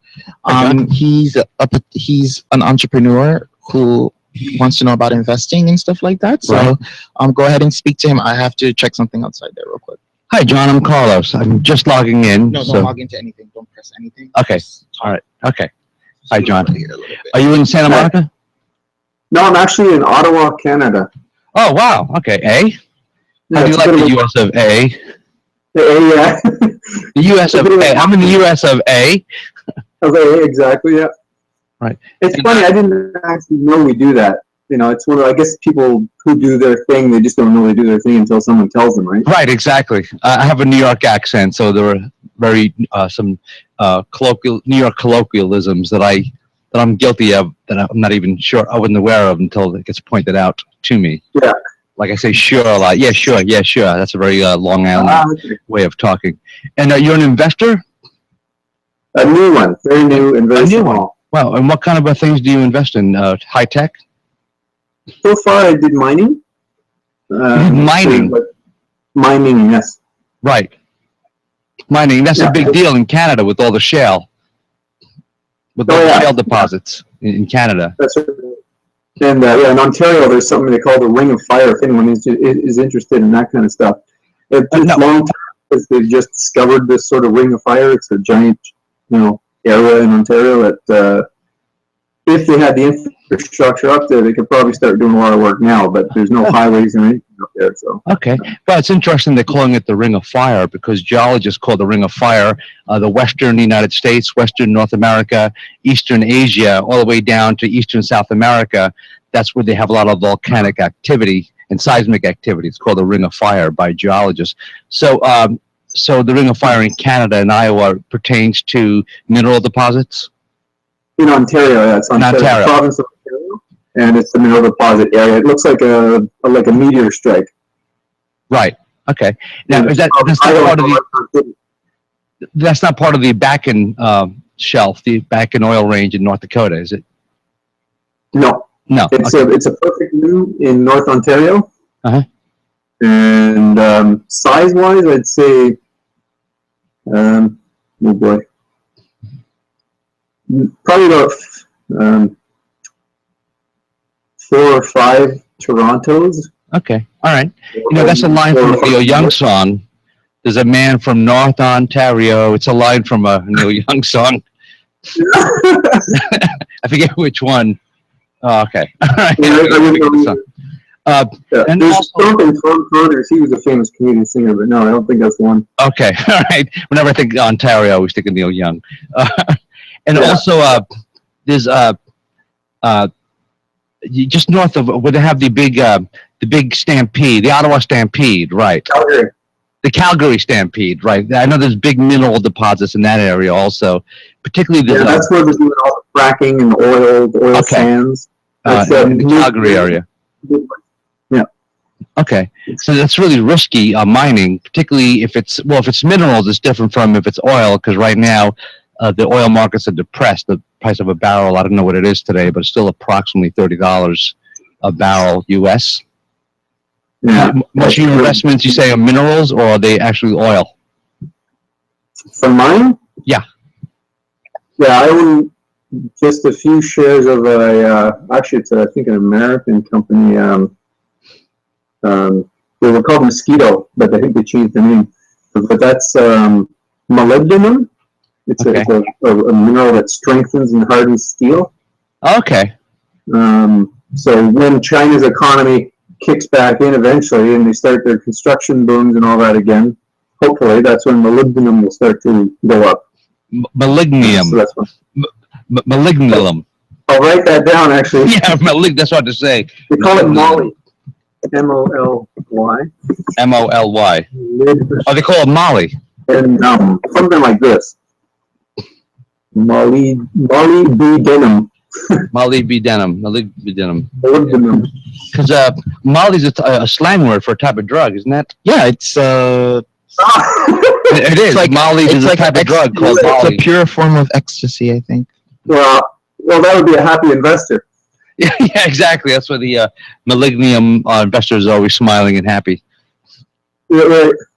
Basically. So, Carlos, what's some news that you can bring to us today? Because I know usually, you know how we always ask our viewers to bring in something that they've heard today? Right. So what did you hear today? Well, what's going on locally, we're down in South Florida. What's going on locally, we have the spread of the Zika virus. Have you heard of the Zika virus? Yep. We got a couple Now, it cases. started in Brazil, and authorities in Brazil are very concerned because Carnival is coming up next week, over the next 2 weeks, and then you're going to have all these tourists coming in from all over the world to Rio de Janeiro and other cities in Brazil, and they're afraid they're going to be carrying away the Zika virus with them. And what's happening in South Florida is that the governor declared a state of emergency because there have been 9 cases of Zika found throughout Florida, but now he also extended that state of emergency into Broward County, which is the Fort Lauderdale area. It was limited to Miami-Dade, but now it's up to Fort Lauderdale. And the reason that affects us is because of Miami is the gateway to the Caribbean. So you have a lot of travelers, tourists, and also locals who travel from Central and South America, from the islands, and they come to Miami either to go on vacation, to relocate, to visit family. And unfortunately, they're bringing these mosquitoes, the Andes mosquito with them, spreading the Zika virus. And what it does, it makes you very, very lethargic and very sick for about 2 or 3 days. You get feverish, you get achy bones. My sister-in-law had it for 3 days. She's from Colombia, and she went there to visit her family. She contracted it there. What? Do you have somebody who My brother's wife, yes, had Zika. It only lasted about 2 or 3 days. Are you like infected? No, she lives in New York. I don't know. When's the last time you were in New York? Oh, it's been about over a year. I just spoke with her. She just had it a week and a half ago. That's when she found out she had it. She had it in Colombia. And how long ago was she in Colombia? Oh, she was there last month, and then she got better. She got sick in Colombia. What, last month? Right, got better, and then came back to the U.S. She was okay when she came back. Okay. So she's all right. Okay. When's the last time before that trip to Colombia did she go to Colombia? She goes once during the holidays every year. Every year? Yeah, she goes every year. So she could have had it for that long. Did she have symptoms? No, she contracted it in Colombia. She got sick in Colombia. Oh, in Colombia? Yes. Oh, okay. She's from Colombia, and she was very lethargic. Because I was asking her, how did you feel? She said her bones hurt. Yeah, it says it's one of the symptoms is joint pain, rashes, fever. She had rashes, fever. She was very lethargic. She was lethargic for 2 or 3 days. What's that word mean? Lethargic. She was very tired. Okay. No energy for 2 or 3 days. What? Isn't Zika the one that also, if the person has Zika and they transfer it to their baby before birth, but the baby gets a small That's what I was saying. If the babies have not encephalitis, encephalophilia, where it makes the baby's head, a newborn baby has a smaller head. So they're really warning pregnant women. In fact, in some of the Central American countries, the government is telling their female population to not get pregnant right now because they're afraid that it's spreading. And what's also interesting, the Beetlejuice movie. yeah, exactly. And then what's interesting also is that how scientists are attributing the spread of Zika, because it's been around for a while, but it's going more into northern climes now, and they're attributing that to global warming, that certain areas, the temperature has increased in certain areas in Central America, so the actual mosquito, the Andes mosquito, is able to move further north than its normal habitat. So that's pretty interesting. Cool. Did you want to host the debates? Could you host the debates tonight? No, I can't. You can't? I gotta leave at 7. Okay. At 6. I gotta leave at 6. I have to get going, so it's been a pleasure. John, it was a pleasure. Thank you, John, for joining us on DINtv.com. Good luck with your investments in Ottawa. I'm not here anytime I feel like talking about investment stuff. Definitely. We look forward to seeing you, okay? Nice meeting you, John. Thank you. Dude, Folks, if you want to join us, I'm just signing on now. My name is Carlos Guerra. I'm here on DINtv.com until 6 p.m. with my co-host here, Kevin. And anything you want to talk about, things that are trending in the news, last night's town hall meeting on CNN, anything you want to talk about, local news that's happening in your area. If you want to talk about Trump, that's fine too. Whatever you want to talk about. What are your thoughts about the debates that are going to happen tonight with Hillary and Bernie? She is just so, like, first the email scandal, now we have voting scandal, now we have 6 out of 6 times you call the right chance for the coin. She's either one lucky lady or she is just. I think the coin had 2 heads. She has 2 heads. Okay, heads or tails, whatever. But what I'm saying is that it's either she is really lucky or she has a lot of strings in a lot of places. So I'm going towards the strings with a lot of places theory because maybe she has a lot of pull. Well, kind of to paraphrase what I heard her say last night during the town hall in New Hampshire, is that she's been around for a while. She's been a public figure for quite some time, since the mid-90s. What does that even mean? She's in the public spotlight. She was First Lady. She was Secretary of State. She ran as a second attempt at running for president. So she's had. I don't understand why she's making that a big, like, that doesn't mean anything. There's a lot of politicians. Look at Congress. There's old crooks in there that've been there for ages, having gone out of there. But she's been more in the spotlight than a typical member of Congress. She's been running for high office. What does that even mean? It just means more people have seen her, but it doesn't mean anything. More people are against her. There's been. Let's take the email scandal. Okay, first of all, I'm not a huge... More people are against her because we know the stuff that she's actually done. Well, see... she can't hide it as well as the other people in Congress? Is that what you mean? What the right has done, the whole Benghazi scandal, that's been in the news for over a year, because they were leading up to this. They knew that she was going to be running for president. So they've been picking up fodder to throw against her since over a year ago. Benghazi is a pretty big deal, though. It's not no, like. but after all these hearings and 10,000 pages of released emails, there was the committee, the congressional committee headed by Republican Congressman ASA from California, a very right-wing, anti-Clinton person. They've been trying to keep that in the news. They were trying to pin what happened in Benghazi on Hillary and on Obama as if they were compliant and purposely not having any troops rescue the ambassador and some of the personnel in Libya when that happened. And everything proved to be false. There was no connection. There was no deliberate attempt by the administration something to have anyone killed. Clearly, in Benghazi. These politicians didn't hear this. Decisions that you make have consequences, and the consequences that decisions do happen, you have to deal with them. You have to deal with them, whatever consequence. So that's a decision that she made, and it wasn't a good one. So I mean, you have to deal with the repercussions. She personally did not say, "I don't want U.S. troops rescuing Ambassador Stevens in Benghazi." She didn't have to. There's a lot. You can do a lot of things without saying a lot of things. Is that not true? Right, but it was still happening on a lower scale before it reached the upper echelon of a lower the scale, administration. Meaning regional commanders.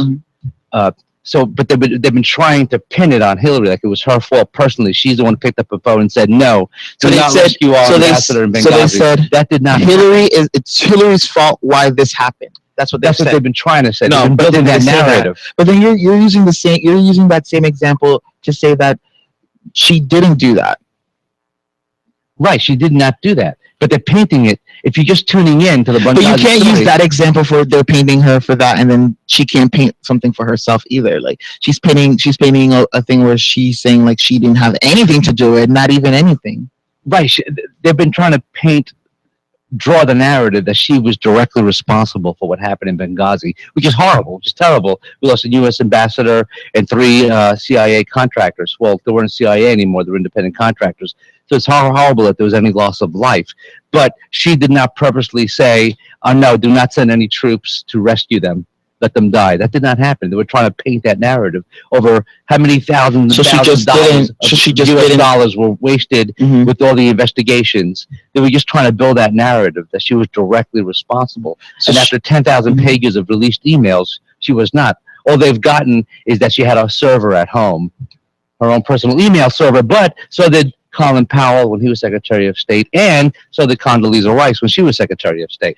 Now, I'm not a big defender of Hillary. I'm just calling it as I see it. Yeah, but I'm just saying with what she's saying, it's like you didn't send anything. Eventually, like if I don't water my plant is going to die. I know that, right? The plant hopefully knows that. So if that happens, then if the plant dies, I know I didn't feed it any water.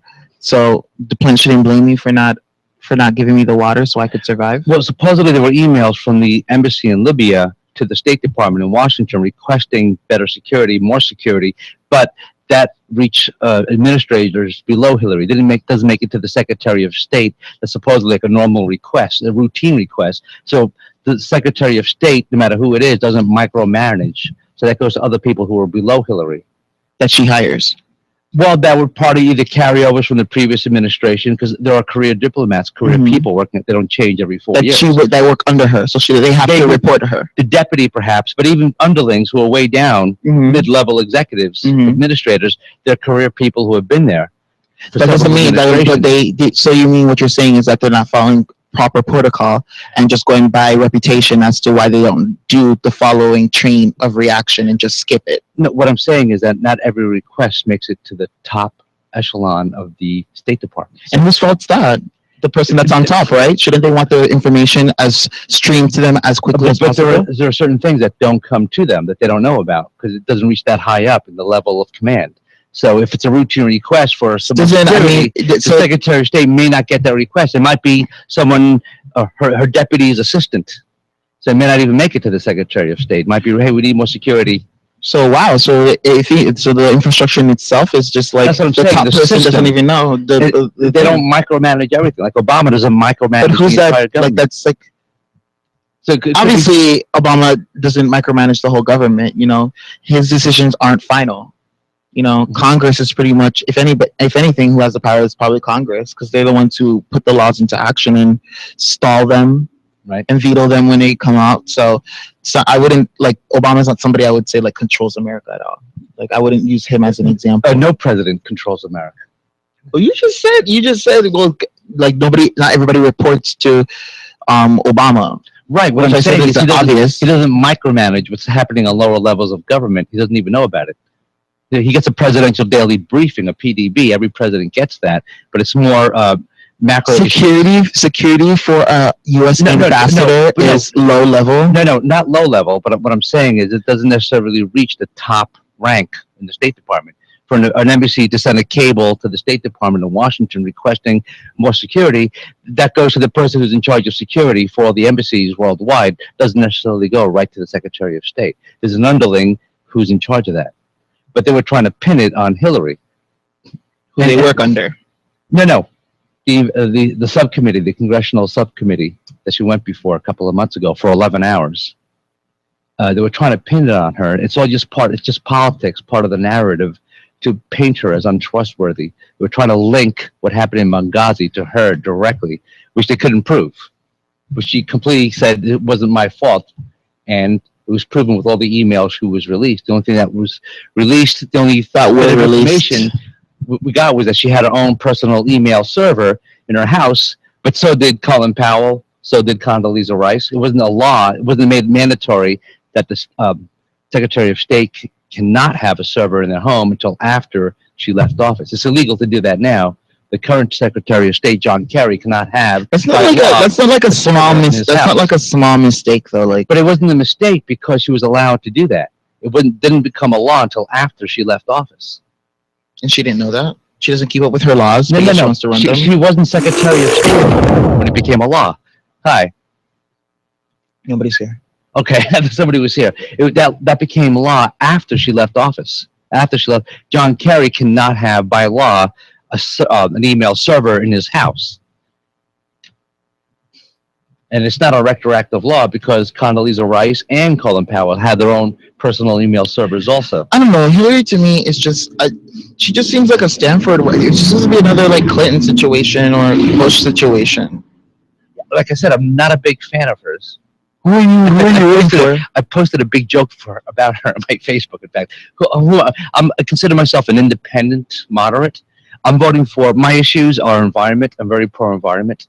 And I'm very common sense gun control. Just common sense. I'm not anti-gun. I'm common sense gun control. So I'm voting for whatever candidate is going to be pro-environment, pro-common sense gun control, and pro-secularism, pro-First Amendment right, separation of church and state.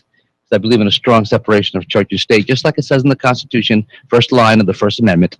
So I'm for whoever candidate, whether on the right or on the left or independent, that feels the same way. That's my own personal issue. If you've got another reason, I'd like to know what your criterions are for voting, who you want to be president next year. And please come on DINtv, DINtv, and I can communicate and interact with you directly. I want to hear your opinion also. This is just my own personal opinion. I want to hear your opinions. Or if you're a Periscope or a Meerkat, you can call us at 786-802-3407. My stance, honestly, my like for DINtv, my stance is Bernie Sanders. Mm-hmm. On Kevin's stances, like on the global scale, I don't believe the election's already been won. I feel like Hillary is going to win only for the simple fact of the backing that she has and the backdoor deals that she has, her family has, her empire, Clinton empire has. Yeah, they're very well connected. We're very well connected. I feel like this is just like a charade, just a little, like a football game. You know, like some football games are rigged. You know, sometimes that she's expecting to be crowned, and suddenly, whoa, it was a razor-thin margin in Iowa. Not only that, today CNN released that Bernie Sanders, for the first time in January, outraised funds from Hillary. Yeah, honestly, the people's person is Bernie Sanders. points down. Period. Like people want Bernie Sanders in office. I don't know. It could be like an Obama situation where everybody was excited about Obama, and then it's just he didn't live up to a lot of people's expectations. Well, because you got to deal with Congress, and Bernie, if he were to become president, I mean, he has good ideas: free tuition, free health care.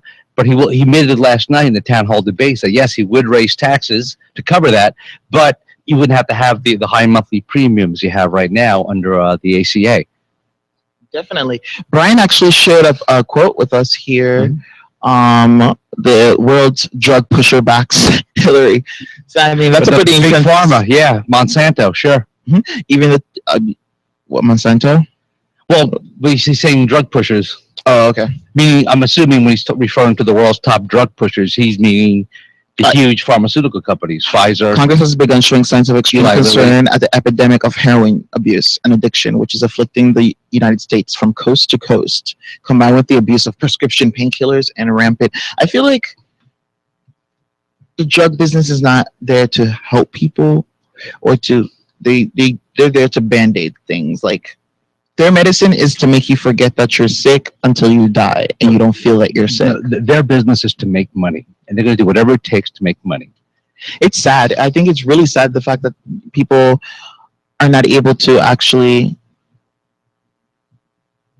feel comfortable going to the hospital or going to a doctor's office and feeling like they're there to help you. You know, I know a lot of family members who go in and out of the hospital, and to them it's almost like they want to keep the sickest people. Like if you're not sick enough, they're not going to help you. They want you to get to a certain level of sickness for them to prescribe more drugs. Prescribe more drugs and do more tests on you, because the more sicker you are, the more tests you need and the more money they get.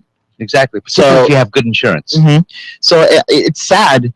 And it's really sad because the foundation and the infrastructure that's set up for those hospitals, it's a business thing, you know, and a lot of these doctors have to do these things so that they're able to sustain their hospitals and able to stay in business. They got to pay back that high student loan. So it's hundreds of thousands of dollars to get to medical school. Exactly. And my mother's on Medicaid. She's 87, so I take her for her regular doctor visits. And they're always, when she's sick, they're always prescribing all these tests. And I wonder, I'm not an expert, but I wonder how much of these are really necessary and how many of these tests are, oh, she's on Medicaid. Great, we're going to do this, we're going to do that, we're going to do that, because they're going to get that check from the government. Yeah, and it's sad until it happens to one of their family members, and then they realize, oh, you know, ooh, this is not nice, this is not good. And I think when people take that stance where it has to happen to them for them to realize something, I think it's ignorance to me, for you to not be able to perceive somebody else's life just because it hasn't happened to you. And I feel like a lot of Trump filmers do that, where they're like, racism doesn't exist, minorities don't exist, it's just that you're not working hard enough and you're being lazy and you expect the government to help you.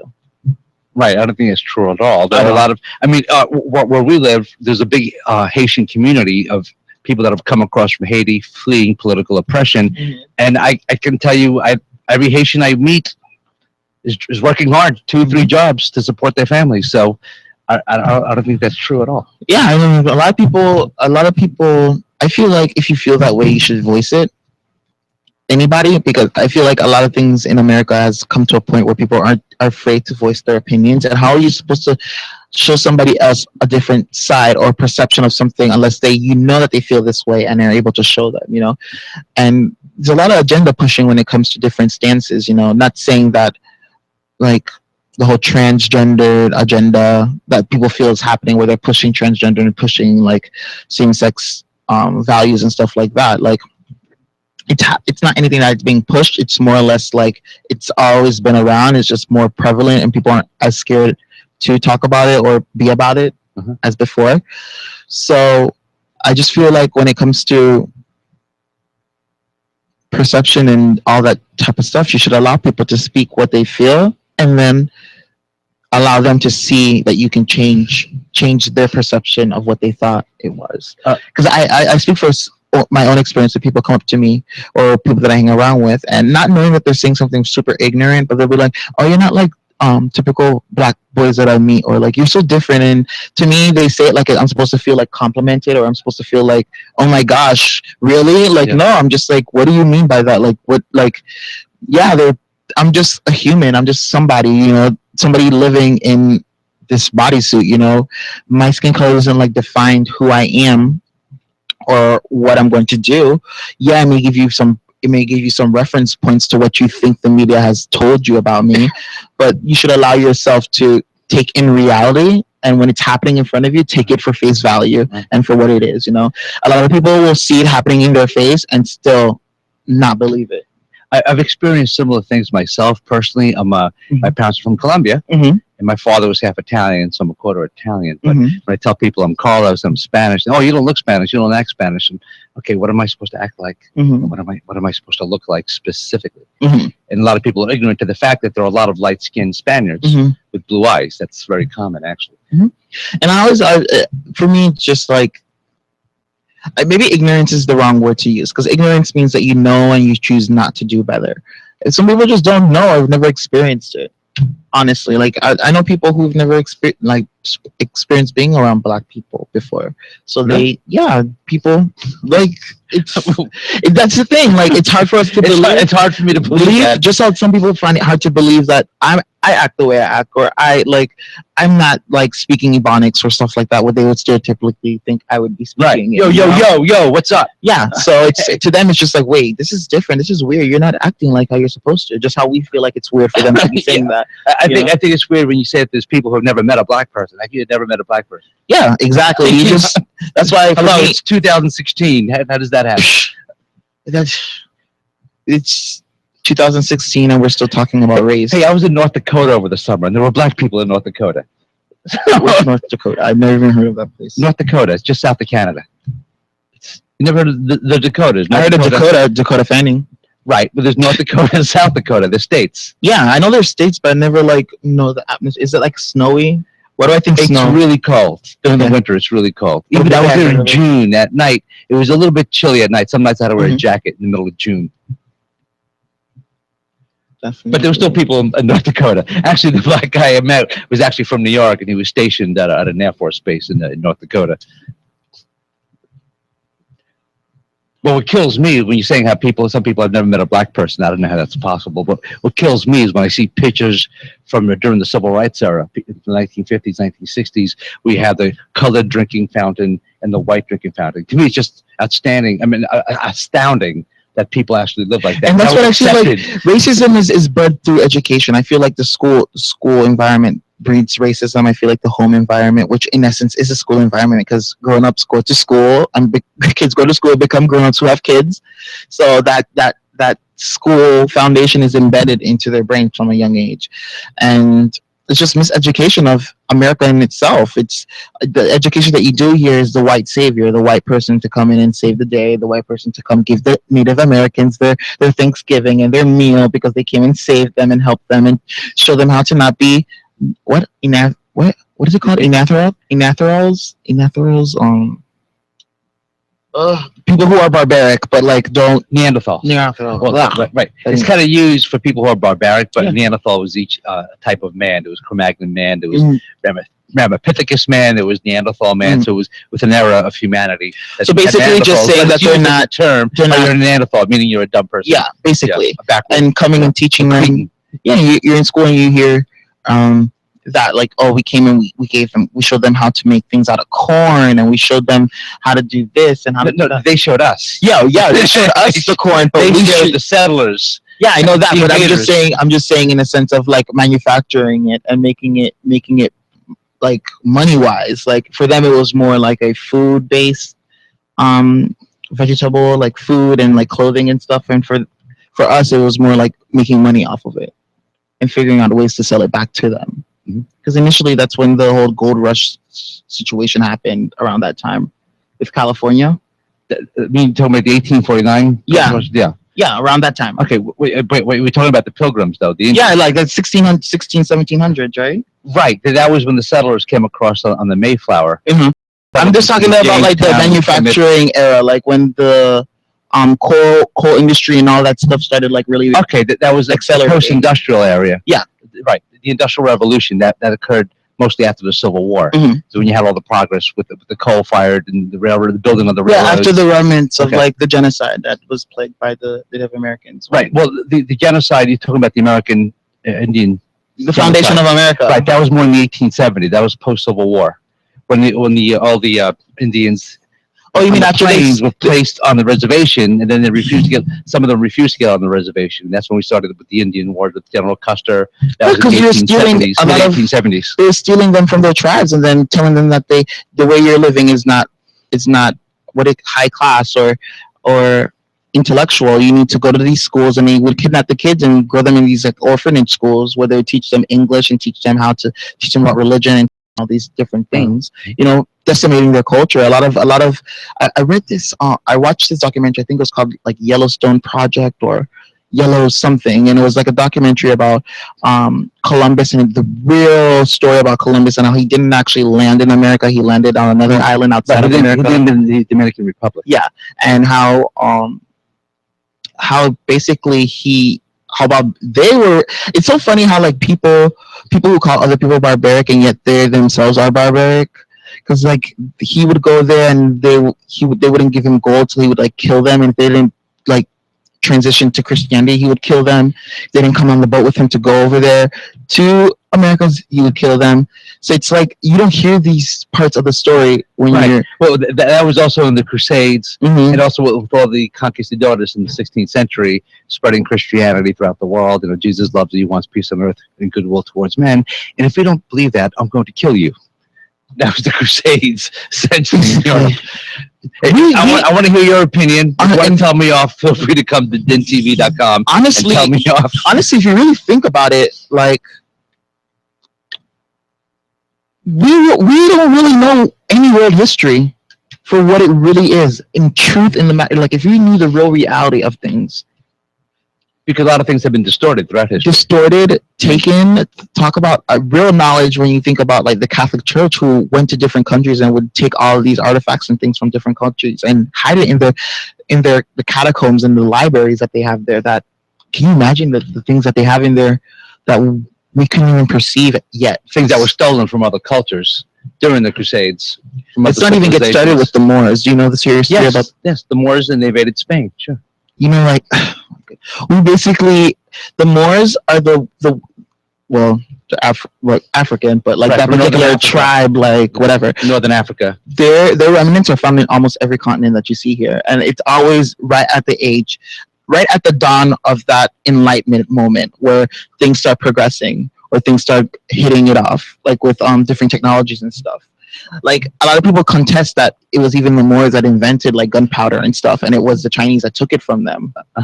So what's interesting is that you've heard of the Dark Ages, the Middle Ages. That was mostly in Europe, but it was the Moors, the Muslims that kept science alive. Yes, they were the educated ones, the mathematicians. They were part of the Enlightenment. They kept science and education alive during the Middle Ages in Europe. And Moors were travelers. There's stories about the black Chinese people, like the black, like, oh God, there's so much information that I have in my brain. I want to just like, you know what's so hard? You know what it is? I don't know if you deal with this too, Carl, because you read a lot of things. It's like, because you have so many points of reference of the things that you've read, it's hard for you to come off right off the bat with what you think about the topic, because you know so much backstory.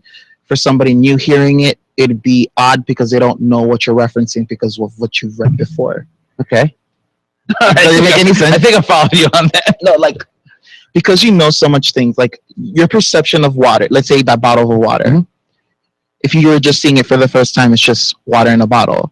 But because you know a lot about science, you know about H2O and what makes up the water. Well, I'm actually concerned about the plastic that the water is in. Yeah, definitely. Yeah, the whole sun hitting it and the chemicals coming into the water. That's what I'm concerned about. I bought this yesterday, a whole carton of it. But see, but you know, trunk. See, you know all of that. The guy from the store, I threw it right in my house because I didn't want it to heat up in my trunk because I'm afraid of the chemical of penicillin. I forget the name. See, this is the perfect example. Look, you just told me that, and I got it right away. Because I've read about that, so I get that reference.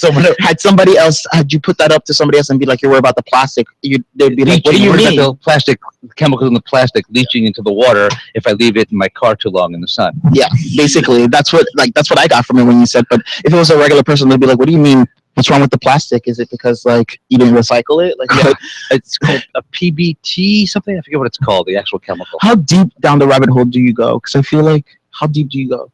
It depends on what do you mean?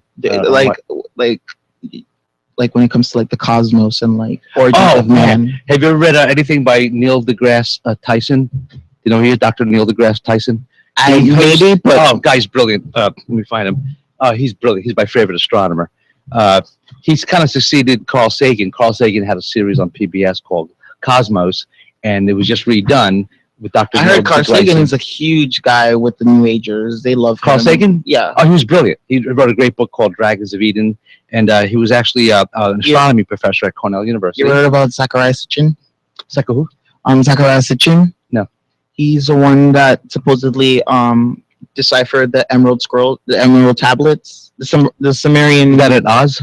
Was he in Oz? No. Those are the Emerald Tablets are like real tablets that there's no other metal, there's no other material on this earth that they can replicate from these tablets that they found in, I believe, Israel. Okay. It's emerald. I don't know about this. Yeah. I'm going to find out about the Emerald Tablets. And it's written in a strange language, and this guy pretty much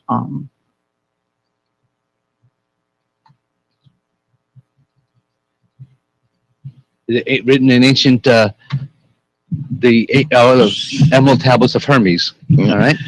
Yeah, it's a compact. You can buy these at Hermes. Piece of hematite reputed to contain secrets of the prima materia and its transmutation. So it's big on occultists like alchemists who believe that you're able to like transmute different metals into different properties.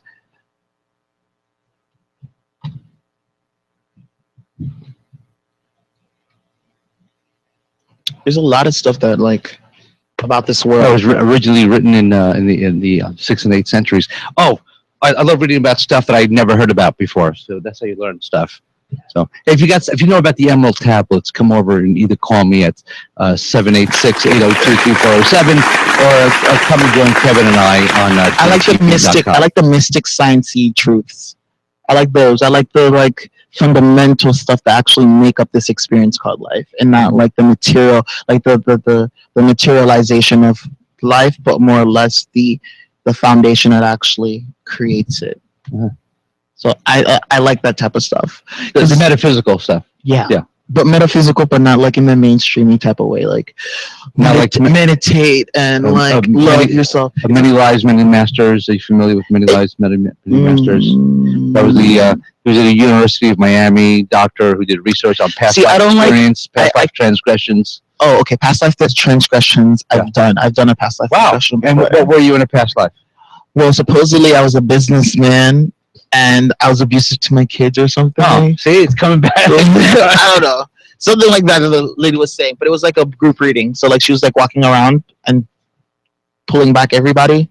Mm-hmm. But I don't know if do you know what a past regression is? I read the book, Many Lives, Many Masters. Yeah. And I was kind of I'm a huge believer in reincarnation. Okay. I believe it because I don't know. It's just like something that resonates with me. Like when you hear something and you're just like, well, this makes sense. But you never know. I may learn something new and my perception on that changes. If you're familiar with that book, that's like the granddaddy of past life regressions. Many Lives, Many Masters. It was actually written. All the research was done at the University of Miami. To me, it's like religion in itself. It's just like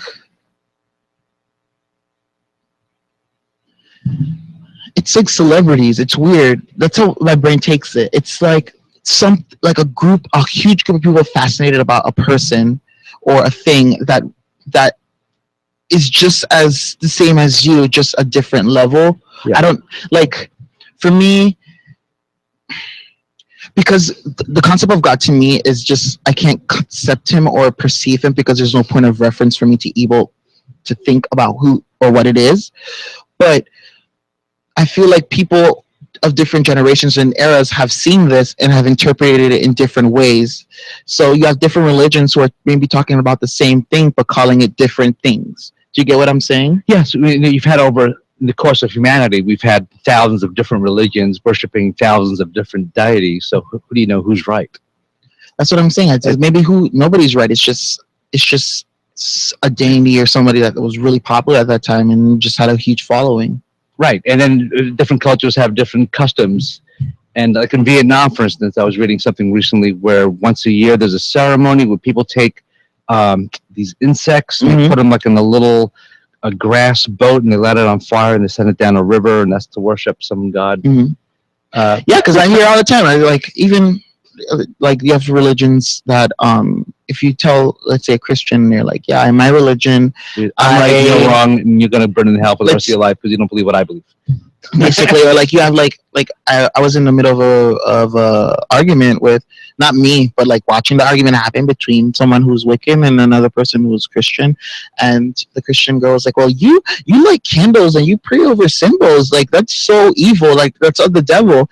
And then the girl's like, well, do you even know what you're praying to? And then I was just like, look at you guys are arguing, and it's like, you guys, if you guys didn't know each other's religions, it'd literally be almost like the same. Like she's worshiping a symbol and a candle. Like, well, you think that's of the devil, but yet if somebody didn't know Christianity and saw you drinking wine and eating a piece of bread, saying this is the blood of your God and this is the body of his thing, I think that's really bizarre. It's really bizarre. So like, who are you to judge anybody else's experience or their journey? You know, exactly. And they're like, oh well, oh. I'm not an expert on religion, but I know in Christianity, they borrowed, in early Christianity, they borrowed from other religions. They borrowed from the pagans. Pagans, of course. The Christmas tree and just some of the customs and rituals were borrowed from other religions. People don't even know this. Can you imagine telling a Christian that their Sunday is actually a pagan holiday? Nah. No, they'd be very upset. And that's the thing. People and I think religion for a lot of people keeps them centered in this reality, because a lot of people can't handle the fact that if you believe something for so long and you see something or learn something that's different and it's actually making you question, that scares a lot of people. Yes, I tell friends of people who I know who are very religious, no matter what, let's say if they're Christian, they're religious Christian, I tell them, you realize that you're very Christian because you grew up here in North America.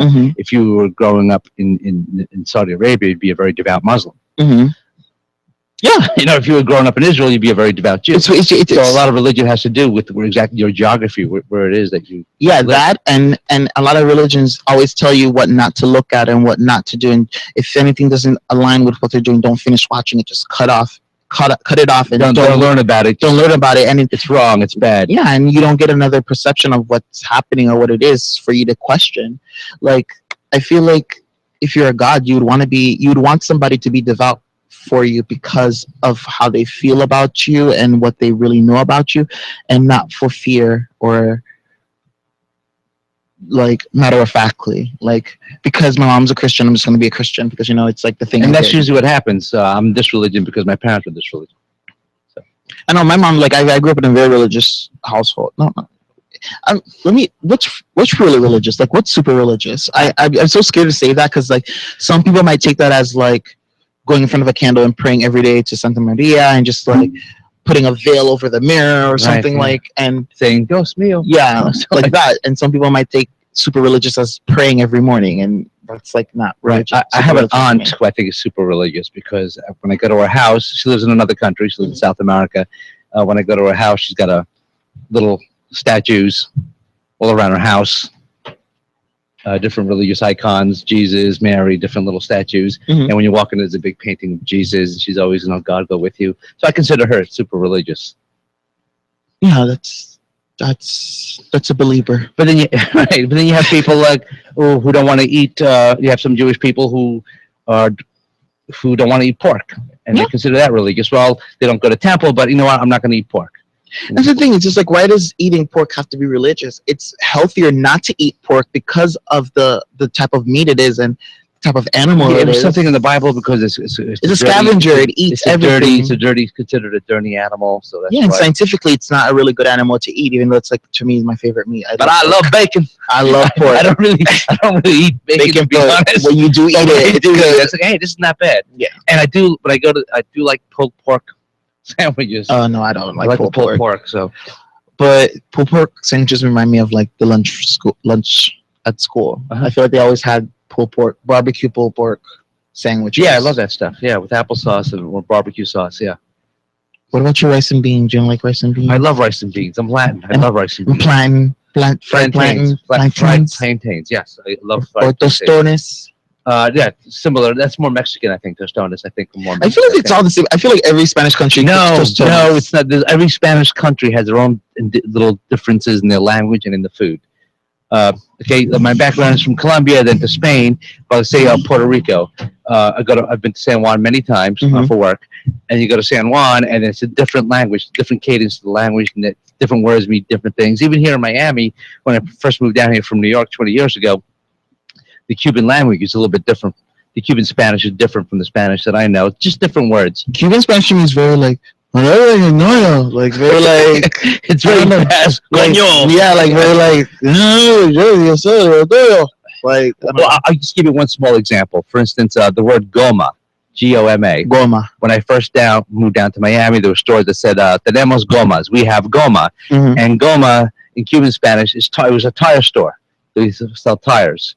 Gomas. Whereas the Spanish that I know, goma is glue, Goma. You know, I'm gonna Hold on 1 second. Let me Yeah. check if Andres is outside. Sure. Oh, yes. Okay. Hey, if you want to join us on DINtv, it's an interactive show, folks. You can see videos that we're watching. You can interact with us. We can talk about the news, what's trending in Twitter, or you can call us at 786-802-3407 if you want to talk with myself, Carlos, or with Kevin, or you can join us also on Meerkat and Periscope or Blab TV. But then you can only watch us, not really interact with us unless it's by you can send us messages. Hello. So we were just talking about the different, because I do have a Spanish background, how every Spanish country has different slangs and their own little different differences in the food. Hello, guys.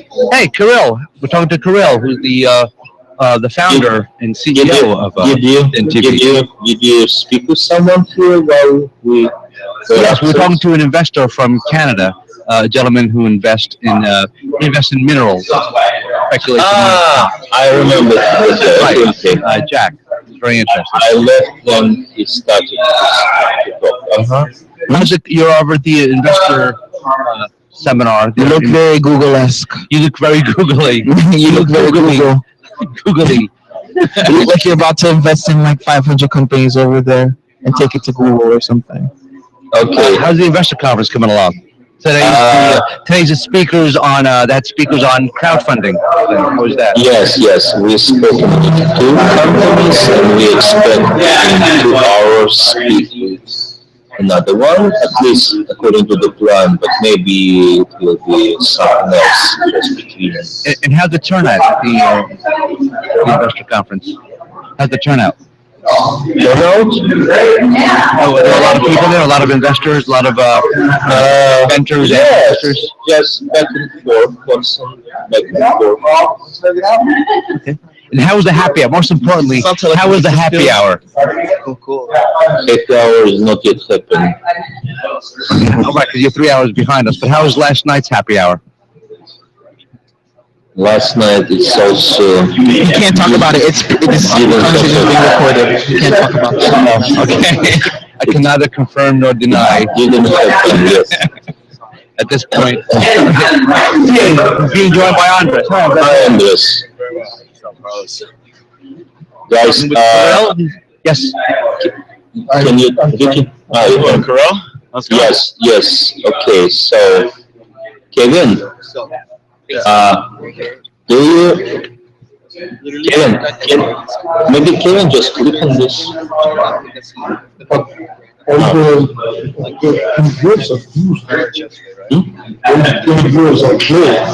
Close.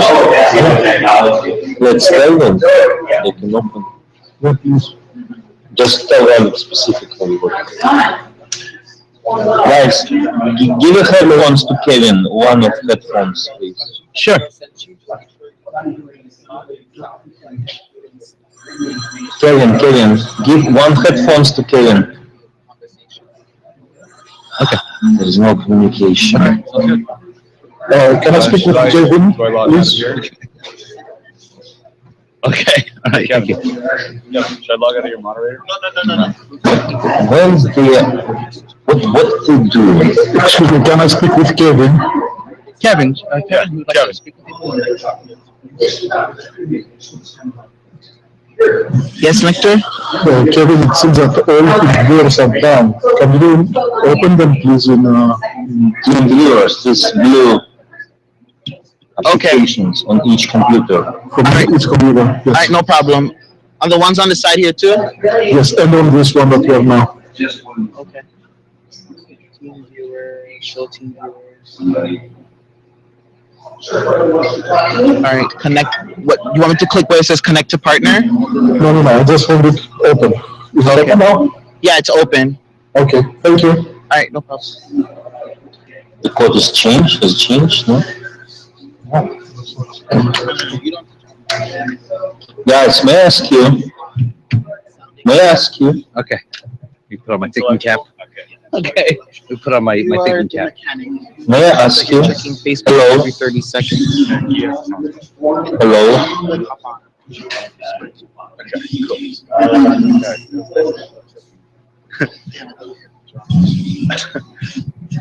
Hey, how's it going, Kirill? How are you doing over there at the Investor Festival? Thank you that you finally started to pay attention to me because I tried to attract your attention already for a while. I apologize, Kirill. Kevin was talking to me for a brief second. How was the happy hour thing yesterday? No, guys, again, once you please keep attention what is going on in the screen. If someone's speaking to you, you stop fuck to speak who is around and speak the fucking with the users. Yeah, Because I'm acting as a user right now. of course. It's not of course, we're talking about dozens time already. It's not a kindergarten there, they're not hang out there. Our apologies. So, Kirill, you have some investors that you're going to put on with us? Yes, expect.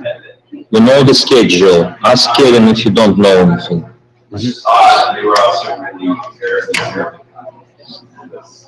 Yeah. Investors on it, Kevin, if you don't know the schedule. But maybe I never got an email saying these are the investors. Oh, okay, yeah, I'm out of here at 6. So. Wait, hold on. So, are we interviewing specific? Yeah.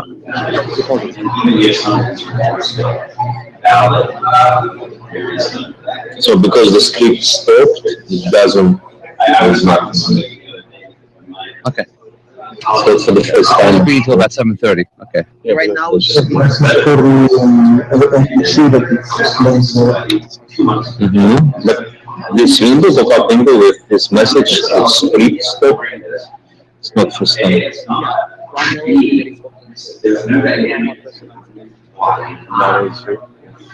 that Gregory? Yeah,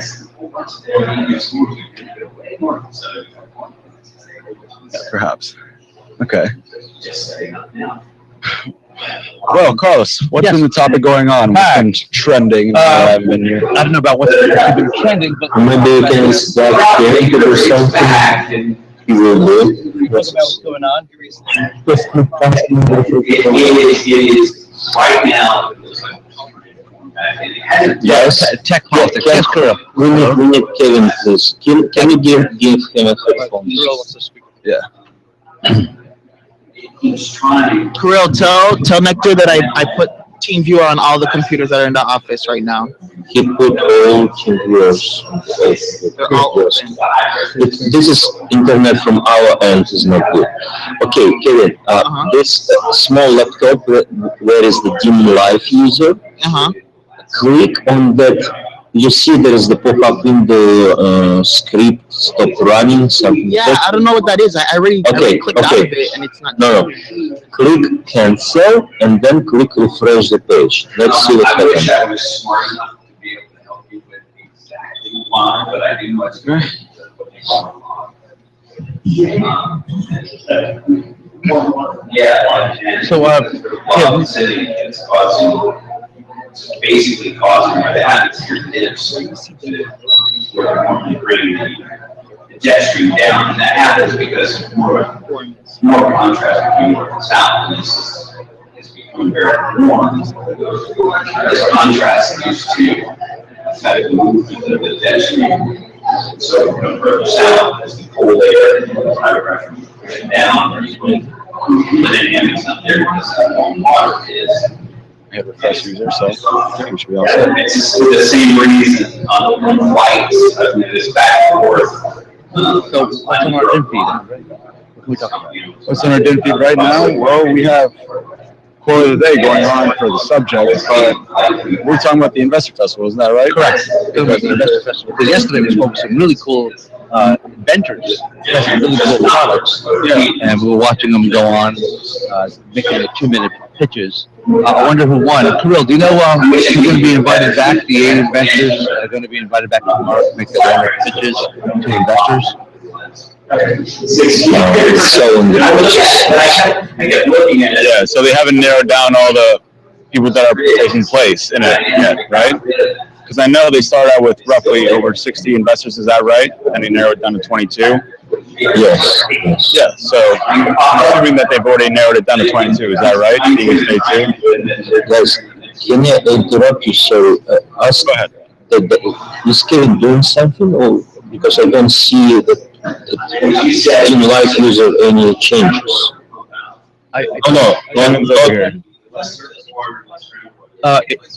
It's refreshing. He's waiting for it to reload. This page is reloading now in the process. Yeah.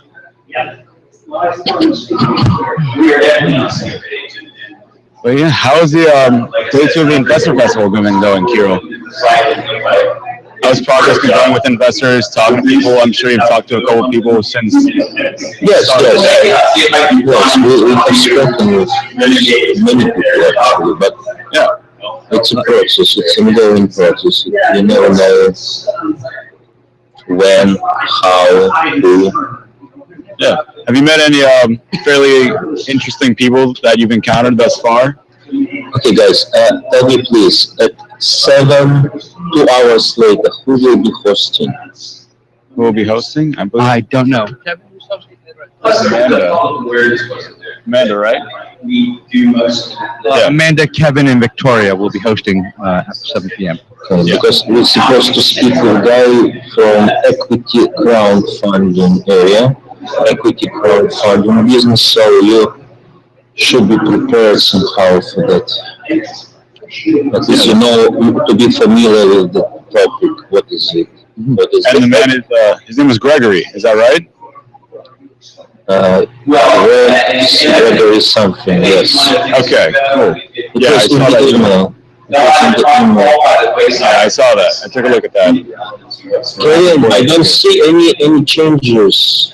What is going on there? I don't see any changes yet.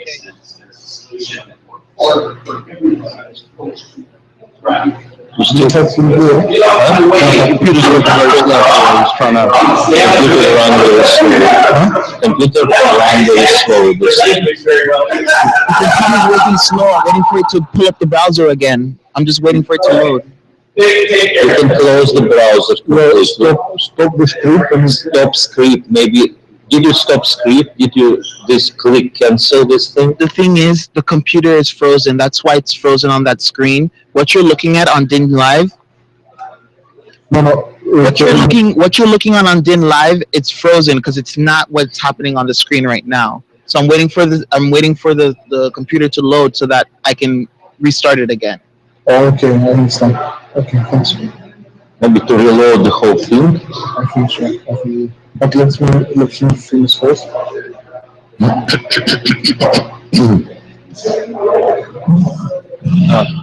love Kickstarter. My son, about 2 years ago, when he was 19. Looks like yes. When he was 19, he raised over $5,000 on Kickstarter, what is that exactly? I feel like I've heard of it somewhere around, but I just don't really recall what it is. It's a crowdfunding website. So if you have an idea, post it on Kickstarter. Okay. You take the link, you send it to all your friends, people you know on Facebook, and hopefully they resend it to other people. And then strangers or people you know send money to your through your PayPal account. They commit money to your project, whatever it is. You're going to invent something. You have different categories, whatever you want to do. You have an idea, you have a small business plan, you put it up on Kickstarter, and people contribute. Sometimes it's usually friends and family, but sometimes you get absolute strangers saying, that's a good idea. And then if your product comes to fruition, then they get a percentage of your sales. Or they just want to help you out. Like my son, what he did, he raised over $5,000 on Kickstarter. What was the idea that your son He proposed? He rented a theater off Broadway down in Greenwich Village, New York, and he had an evening of his for 1 week actually. Produced 8 one-act plays that he wrote. He directed, wrote his own project using his friends from school. Really? All theater students at NYU, SMU, Boston College. And I don't suppose he's fluent in French, or is he? Why would he be fluent in French? I don't know. Some people who go to school and take French come a long way with the language. He never took French. Oh. Okay, he didn't take French. He's a theater major. Oh, okay. Right, so he produced his own show. He wrote 8 one-act plays. All right. And he produced them at a theater off Broadway down in Greenwich Village, La Mama Theater. This is in summer of 13, 19, and he raised $5,000 on Kickstarter. Plus, he made money from the ticket sales also that he generated, and so his theater company that he put together made $1,000 profit. But he wouldn't have been able to do that without Kickstarter and crowdfunding. Wow! But now, when he was 19 years old, he's got an off-Broadway theater credit as a writer, director, and producer. Oh, okay. Yeah.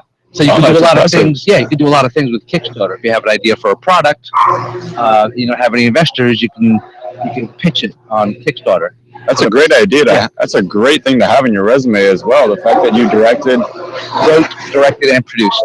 He was 19 years old. He was 19 years old. 19, and he acted in some of the scenes. He wrote them, so some of them he wrote around himself. Okay. All 8 one-act shorts. Yeah. They say if you want to get the job done right, do it yourself. Yes, and that was the first time he did it in New York. He had actually done it in New York every summer with the theater down in Coral Gables, which raised money again on Kickstarter. Well, New York's a really impressive place to get theater going because it's a huge theater district. Right, that was his down goal. He said, "Dad, I want to next year. I'm doing this festival." He was doing a one-act play festival in Miami every year. For 3 years. And he said, next year, this 4th year, I want to do this in New York just so I can have a New York theater credit. And he did. That's fantastic. All through Kickstarter. That's fantastic, and Kickstarter kind of reminds me of the Investor Festival, just kind of like an online. Well, it's crowdfunding. Yeah, crowdfunding. If you want to raise money for your project, you can do it through Kickstarter, but you have to guarantee something to your investors, either a percentage of your profits, or if you have a product, when you actually get to manufacturing your product, you send them one for free. You work out a deal with your investors. So it's kind of, it's on your pitch. Correct me if I'm wrong. So it's kind of similar to buying and selling shares of stock in a way. More or less, right? But you're raising money for your company, for your idea. All right. Yeah, so there's advertisement and all that. That sounds like a really good idea. I should probably have an idea for something. And there's competing peer-to-peer fundraising sources. Kickstarter is like the granddaddy of them, but there are several others. I actually never really heard about Kickstarter. Free debate coverage, just 3 hours and 45 minutes to go. And up next, location, up next. Location. How far can Bernie Sanders' home turf advantage really take him in next week's primary? And the title fight, can Hillary Clinton convince voters that she's a progressive heavyweight? We'll have top supporters from both campaigns weigh in after this. How you see that on your end? Yes, we see it. Can you start this? Every day you read headlines about businesses being hacked and intellectual property being stolen. That is cybercrime, and it affects each and every one of us. Microsoft created the Digital Crimes Unit to fight cybercrime. We use the Microsoft Cloud. So in time being,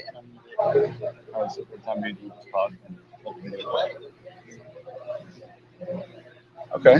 Yeah, it's interesting that was happening in New Hampshire, because that's Bernie Sanders' home turf, and he's leading by, last poll I saw, by approximately 29 points over Hillary. Yeah, it's the adjoining state to Vermont. So it was interesting what's going on between Bernie and Hillary, and she's claiming that she's a progressive, and he's like, no, I'm the real progressive, because you voted for the Iraq War, I was against it. Exactly, but the definition of progressive can vary between the Republicans and the Democrats. With Hillary, too, she will identify herself as progressive, but that's just for public appeal so that she can gain public interest. But another big thing that was also kind of part of the New Hampshire thing Is, you know Ben Carson? Yes. Ben Carson, he's a Democrat, I believe, or a Republican? No, he's a very conservative Republican. Okay, Republican. Doctor, Yes. neurosurgeon by trade. Really? Yeah. I didn't actually know that. I just knew he was a politician. I was reading a little bit about it. He was he was gaining on the Republican end. He was leading a couple of months ago. Then he's really dropped down to 2% because unfortunately, once he got down to the nuts and bolts and he was asked questions about foreign policy, he didn't have the depth to answer foreign policy questions. Really? He was tutored, but he's a brilliant neurosurgeon. Also, he's brilliant. Guys, keep it this way. Don't change anything significantly. If only you see on my Facebook live stream, then you need to embed this.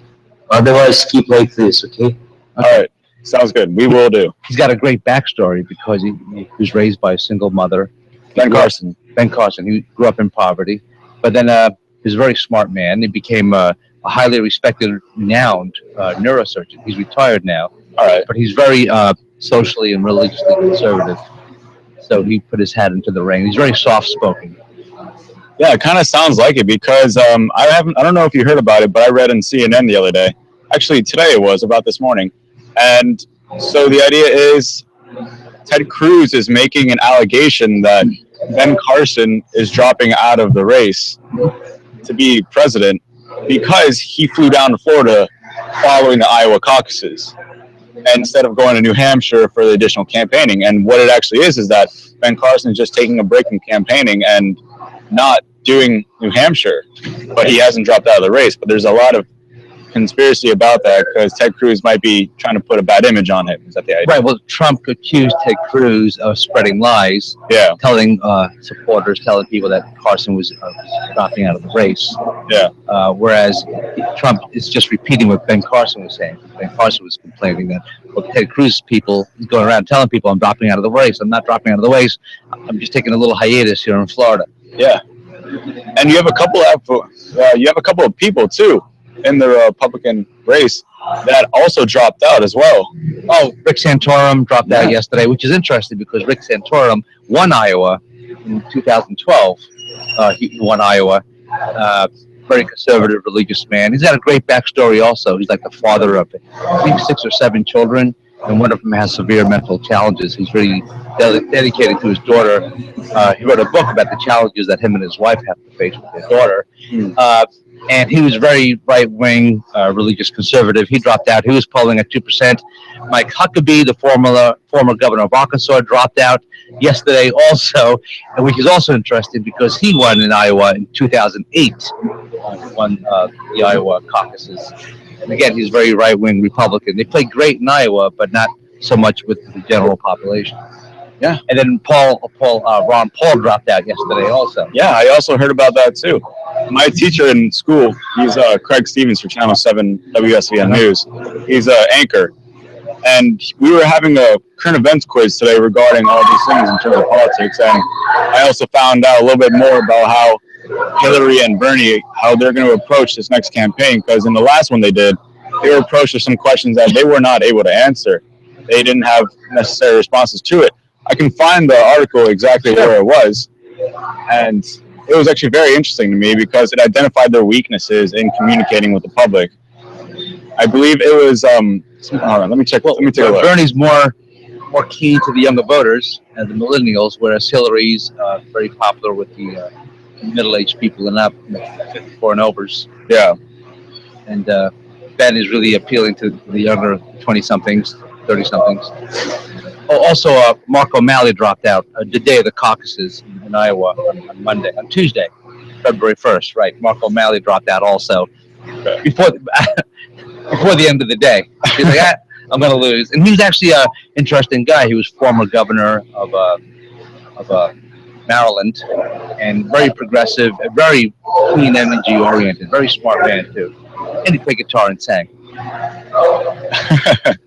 That's funny. But now there's I think there's 10 now running. So, but Jeb's still hanging in there.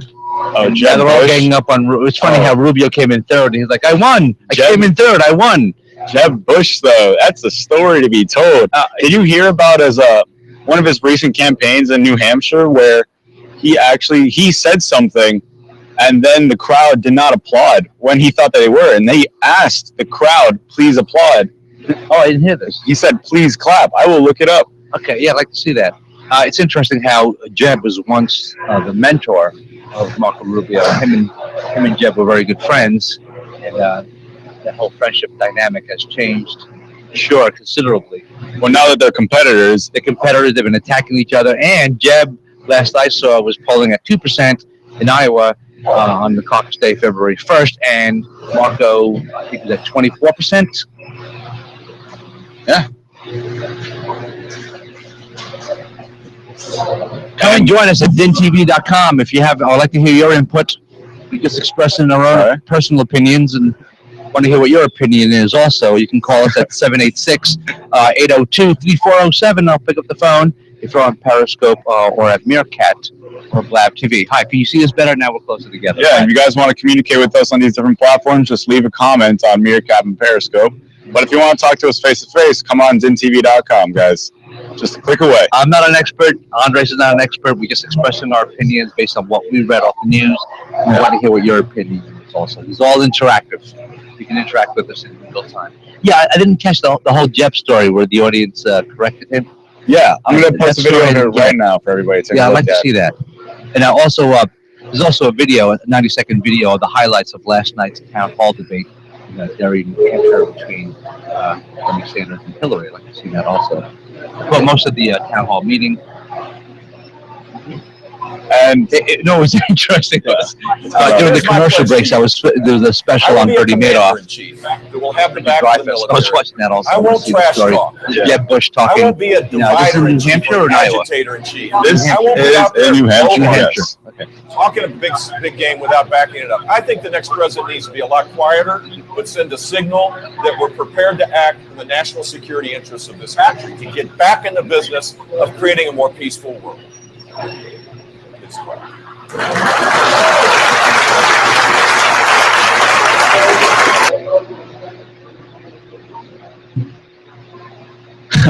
Please clap. Oh, please clap. All right. Okay, I'm done. Please right clap. there in the last one. Let's get that subtlety. Oh, there's a guy Brian, here. Hi. how's it going, Brian? Hey, Brian, how are you? We're going to start you and put you up on our main screen here. Right, there you go. Hey, Brian, I'm Carlos. Can you hear me? Yes. Okay. Just fine, Brian.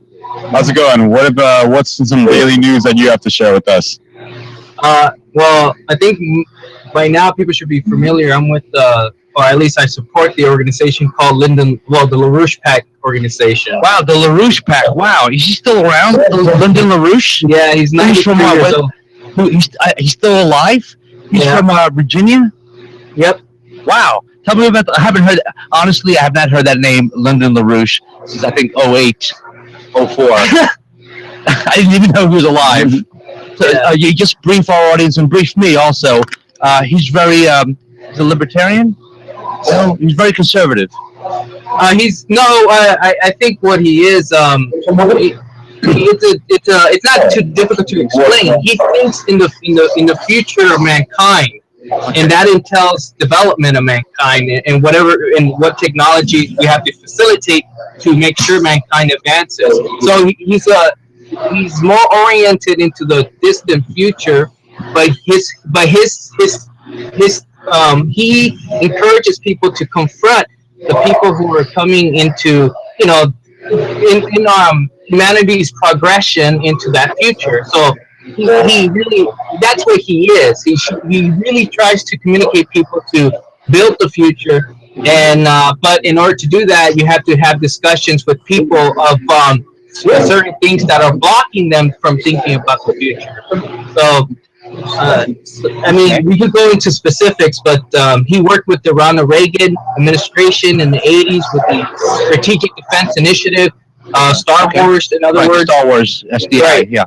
Yeah, so he was recruited basically as a back channel for the United States in order to basically stop the confrontation of nations going after each other in a thermonuclear World War III situation, which we do have right now. And so that's what we're trying to communicate to the audience. and a lot of people don't understand that this is where we're at right now. Forget about the debates about Democrat or Republicans. I think people have to understand that under Obama, we've been closer and closer edging into thermonuclear confrontation against the Russians and Chinese. Yeah, and I see an article of that on the website itself. It says Obama threatens Russia while the U.S. real economy crumbles. Yes. Do you think we're going back to the days of MAD, mutually assured destruction? I think the professor of University of New York, Professor Stephen Cohen, he basically said it's worse than the Cold War. This is a situation where we could literally wipe out the human race on the planet. And so people have to understand that unless Obama is removed now, forget about the elections. If he's not thrown out now, forget about the elections of 2016. Do you think a lot of it has to do with Putin also? With what? With who? A lot of it is Putin. You think it has a lot to do with Putin? No. I mean, we have incidences in the past couple of weeks where U.S. planes being shadowed by Soviet fighters. I mean, they're really close, almost near misses in the air. U.S. planes patrolling in Alaska up near. Not off the Aleutian Islands, but near the Bering Strait in Alaska, near the Russian border, and then they're getting buzzed by Soviet planes. Well, you have to understand that the United States has been more of a provocateur of the situation than what the Russians are at this moment. You have to actually think about why was it in Syria that it was a F-16 that shot down a Russian warplane. You have to understand that we are not the saints in this situation. You have to understand also that the Russians actually profoundly put on their agenda recently, after all the provocations that the United States has unleashed in Iraq under Bush and Obama, Libya, Ukraine, next to the Russian borders, with the overthrow of the previous presidency to put in Poroshenko. You have to understand that the power to destabilize countries has always been conducted not just militarily from the United States, but the policy itself is un-American, where we dictate who wants to be in power. And if we have to support ISIS, by all means, we have to support ISIS. And that's not coming from me, that's coming from Lieutenant General Michael Flynn. And he's a former DIA officer in the Defense Intelligence Agency back in 2012 when he warned Obama, if you overthrow Libya, in other words, Gaddafi, there will be a regime called, Islamic State, basically. But he also went through the process that Obama wanted that to happen. So that was declassified recently by Lieutenant General Michael Flynn. So the policy here is to destabilize, and Russia knows this. NATO is moving forward closer and closer to the Russian border when it was already absolutely concluded that NATO won't move a further moment into the Russian territory. But now you look at Ukraine, and people want NATO to defend Ukraine, which is right next to the Russian border, and the Russians know that this threatens their nuclear arsenal. In other words, first strike moment, they say, we're not going to give it to any other country. We want the first strike capabilities, and the United States is taking that away from them, which means that the defense structure of the Russian Federation, they have to amplify it to counteract what the Obama administration has done right now to put funding into the nuclear arsenal, which is in $1 trillion. And the Secretary of Defense, Ash Carter, basically stated that this is the direction that the United States is going. Because we're the provocateurs, therefore, we have the basis to increase the funding for nuclear confrontation with Russia and also the Chinese. Yeah, and I'm wondering what your take on, because I know the United States and Russia have had long ties with each other for many, many years, over 200 years as a matter of fact. And with the Ukraine issue going on and having NATO wanting to interfere when Russia's trying to take over and everything, what is your take on, just out of nowhere, because of these sudden conflicts, 200 years of relations between the United States and Russia has just turned into a potential threat for nuclear war? This was happening in the 1950s, also in the 60s too. Yeah. Look, it's a simple situation. You have to think that the British Empire has provided the doctrine to literally build an arsenal of confrontation, which is basically the power to confront a power. But you need a nation that has the military, like we have a military, but the policy of the British Empire, and I do mean Queen Elizabeth herself, and I could go through all the documents to prove that. But it's her. One simple example is Tony Blair, who works for the British Empire. Tony Blair got us into the Iraq War with a lie, and now Tony Blair, Prime Minister Tony Blair, who basically lied to get us into the Iraq War because they needed the United States military power to overthrow Saddam Hussein. So what I'm saying is the policy comes from the British, and we, the United States, use the might, so-called, of our military to do the bidding of the policy of the British Empire. In other words, if you wish to destabilize, and also if you wish to have a religious war, which is what's happening in the Middle East, you have to think who or what the hell is going on that we, for some reason, we do not hate the Russians. The British Empire hates it when Russia unites with our country and other countries. Why? Because one of the things that the British Empire hates is development. Now, you might have heard of the BRICS, right? The Brazil, Russia, India. I've never heard of that. Okay. Right now. Elaborate. Yeah, so the BRICS is B for Brazil, R for Russia, I, India, C, China, S for South Africa. Back in 2013, President Xi Jinping of China presented to the world that the new Silk Road will be built under the doctrine of the One Belt, One Road initiative initiated by China. But that Silk Road was actually promoted by Linda LaRouche's wife, Helga Zepp LaRouche, who is called the Silk Road Lady in China. In other words, the Chinese have invited the world to build the world with high-speed rail, fusion energy, a moonshot to go, to the dark side of the moon, so-called.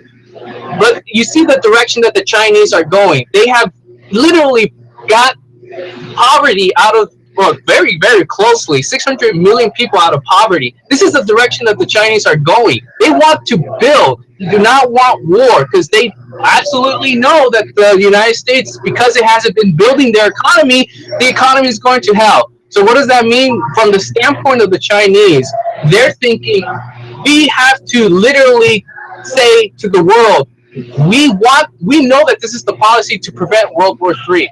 Win-win collaboration, right? So this is the BRICS right now, and that threat of nations coming together to build the world. This is why this is the correction that I have to say, that the direction of World War III is being initiated because these countries are jumping upwards into the future, which the British Empire, the system itself, which is just evil, does not want. It does not want more people on the planet. It does not want development for the future of mankind. It doesn't want that. So the basis by which nations come together is when they collaborate with each other, amongst each other, for the progress of humanity as a total, but also progressing in such a way that we have to eliminate World War III. And so this is the mentality that people have to, they have to literally look at this phenomenon of the Democrats and the Republicans, and why isn't, why, I mean, these people are not eligible to become president. No, none of them are eligible to become president of the United States. We have almost 300 million people in this country, and this is what we have. This is what we have running for president. And I think, quite honestly, you got to be crazy to want to be president of the United States. You're going to live your life, the rest of your life, in a fishbowl. You're going to age. On top of that, you've seen photos of the presidents before and after they leave office, how much they age from all the stress. And you have to make those difficult decisions that nobody else wants to make. And never going to please everybody. You're going to have people that hate you, people that love you, and the people that love you are going to hate you, the people that hate you are going to love you. Yeah. You can't please everybody. it seems you're very knowledgeable, Brian, about just worldly affairs in general. I don't think anybody wants World War III. I don't think any civilized country wants that. Like, it's a matter of the president getting his morals straight and trying to figure out, all right, well, what is increasing our military efforts and training people and creating nuclear devices going to show to other countries, such as China, Russia, like you were saying? Like, what does that show for us? Does that show that we're not hopeful for World War III? No, that means that we're expecting it. We're preparing for it. But there's no reason to prepare for something that might not happen if we do something to prevent it. Right. Yeah. So I agree with you completely in that regards. And it seems like you really know a lot of stuff about this. You should definitely tune in tonight later on for the Investor Festival. It seems like you're very knowledgeable. Right. Also, at 8 p.m., there's going to be discussion about the debate tonight on MSNBC between Bernie and Hillary. They're having some kind of an informal debate this evening. I think that was just last night. That they had the town hall meeting on CNN, but tonight they're having a debate between Hillary and Bernie on MSNBC. Also, please come back for that at 8 o'clock. I'd like to hear your input with the other host. Right?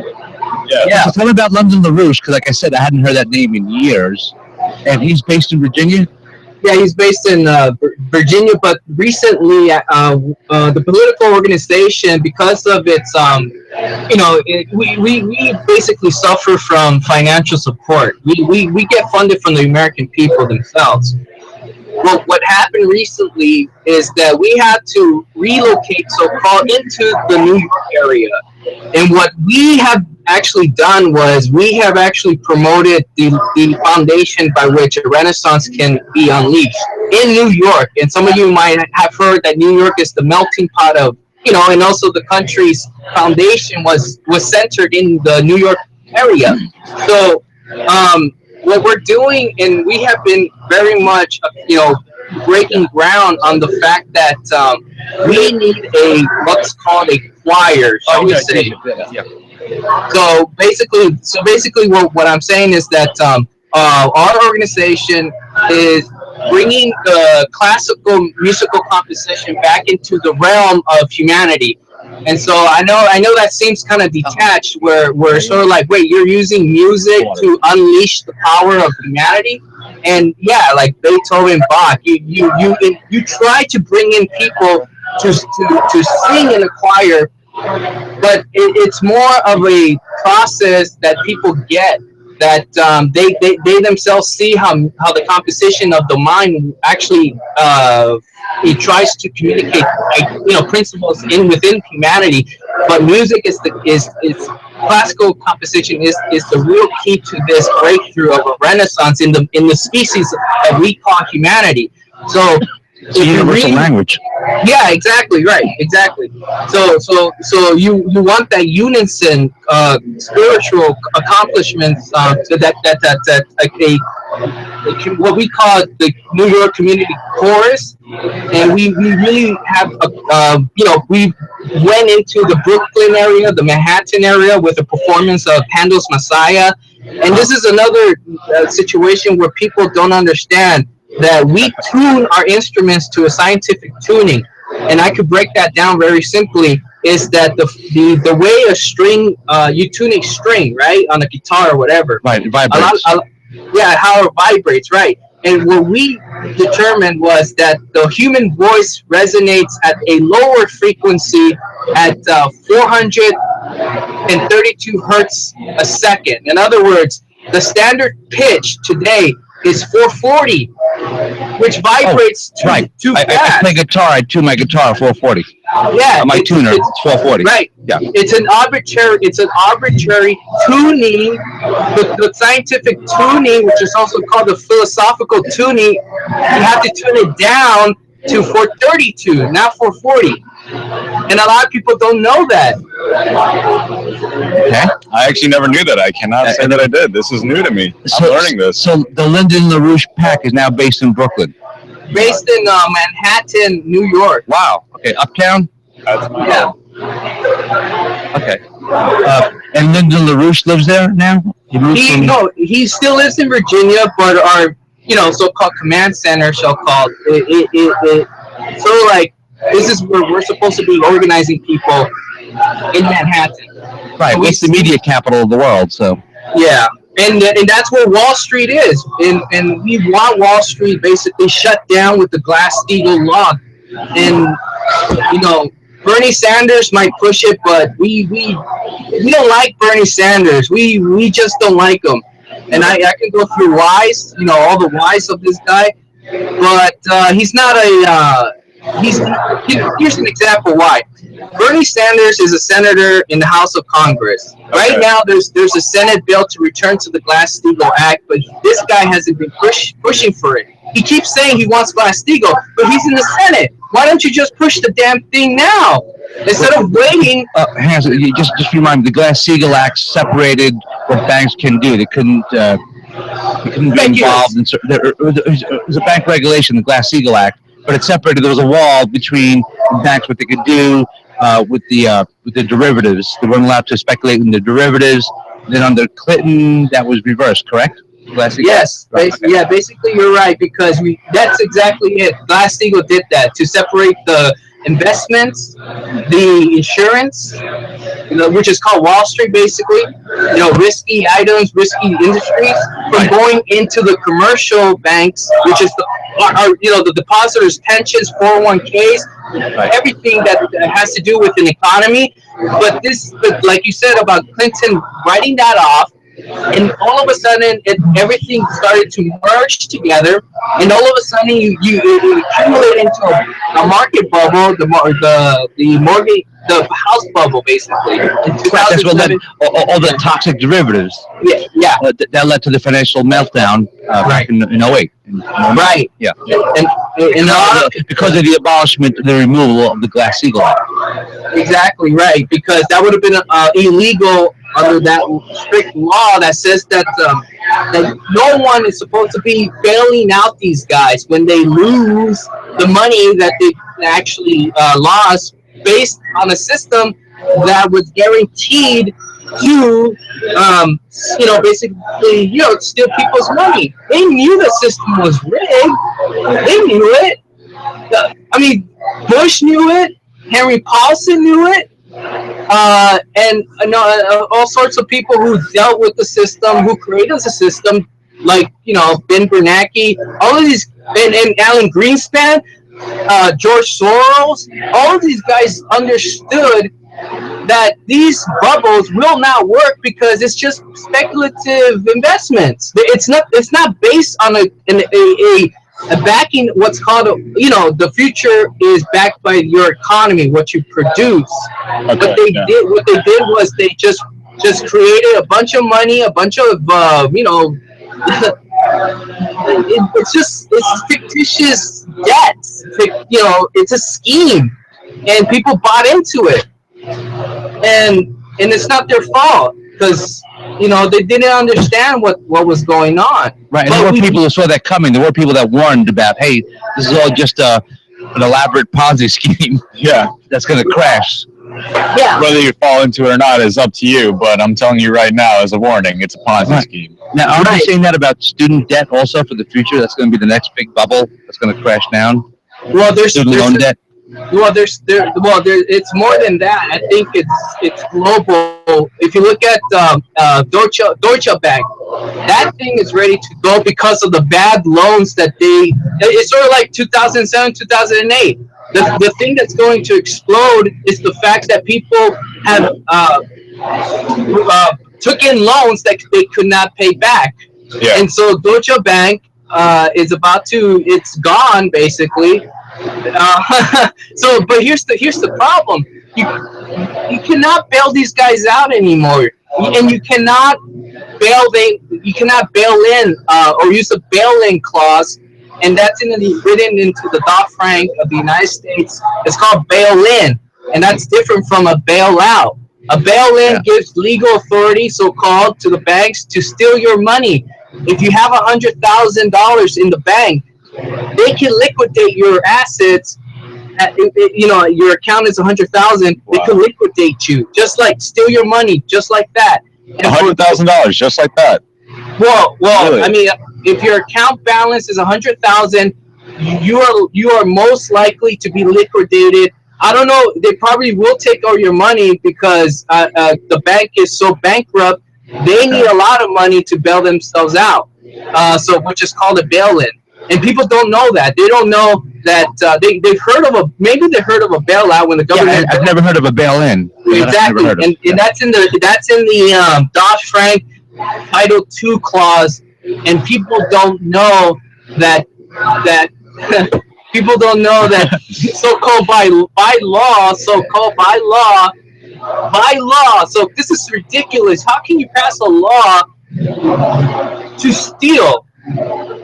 But this is what Barney Frank did, and this is what Hillary Clinton, who hired Barney Frank to be her so-called economist, and people don't know that she hired him. Right, because Barney Frank was a congressman, then retired, he became an advisor to Hillary. Right, and this is the guy who was an openly gay congressman from Massachusetts. Yeah, and this is the same guy who repealed the Glass-Steagall Act. This was him. He knew that Glass-Steagall had to be repealed in order for the banks to merge and create the Ponzi scheme that led into that collapse in 2007, 2008. So Barney Frank now works for Hillary Clinton. Hillary Clinton is not for Glass-Steagall. Why? Because she's being funded by a drug pusher called George Soros and Wall Street. And so people don't know that. They don't know these criminals are working for these elements of the British imperial structure, shall we say. And they don't know that. They just don't know. They have to learn.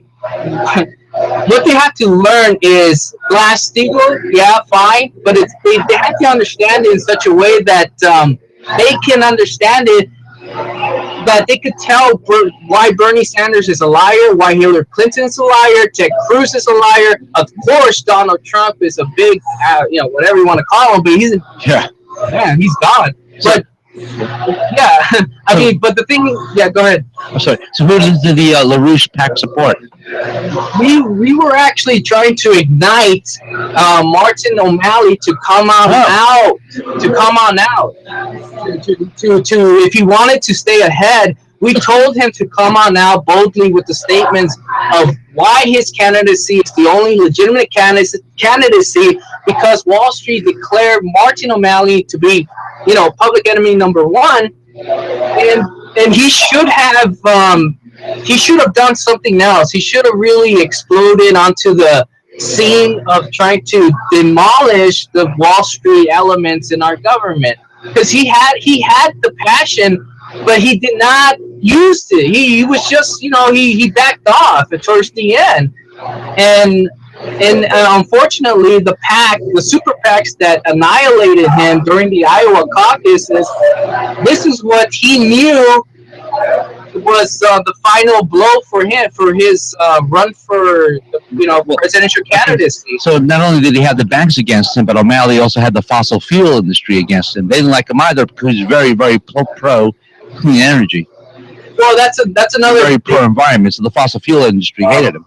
Well, that's one of the things that we don't believe in. That what made O'Malley absolutely just weak on that issue is he didn't understand the economy, shall we say. He just went along with the mantra of believing Obama was right on everything and he did something good. He didn't do anything good. But what O'Malley knew is that he knew that the Glass-Steagall, and this is why LaRouche went with him, because O'Malley was the only person, regardless of all his green environmentalists, whatever, throw that to one side. It doesn't matter. What LaRouche said, what he knew was that Glass-Steagall had to be implemented right away. He knew that the banks are too big. He knew that the collapse is coming again, even bigger.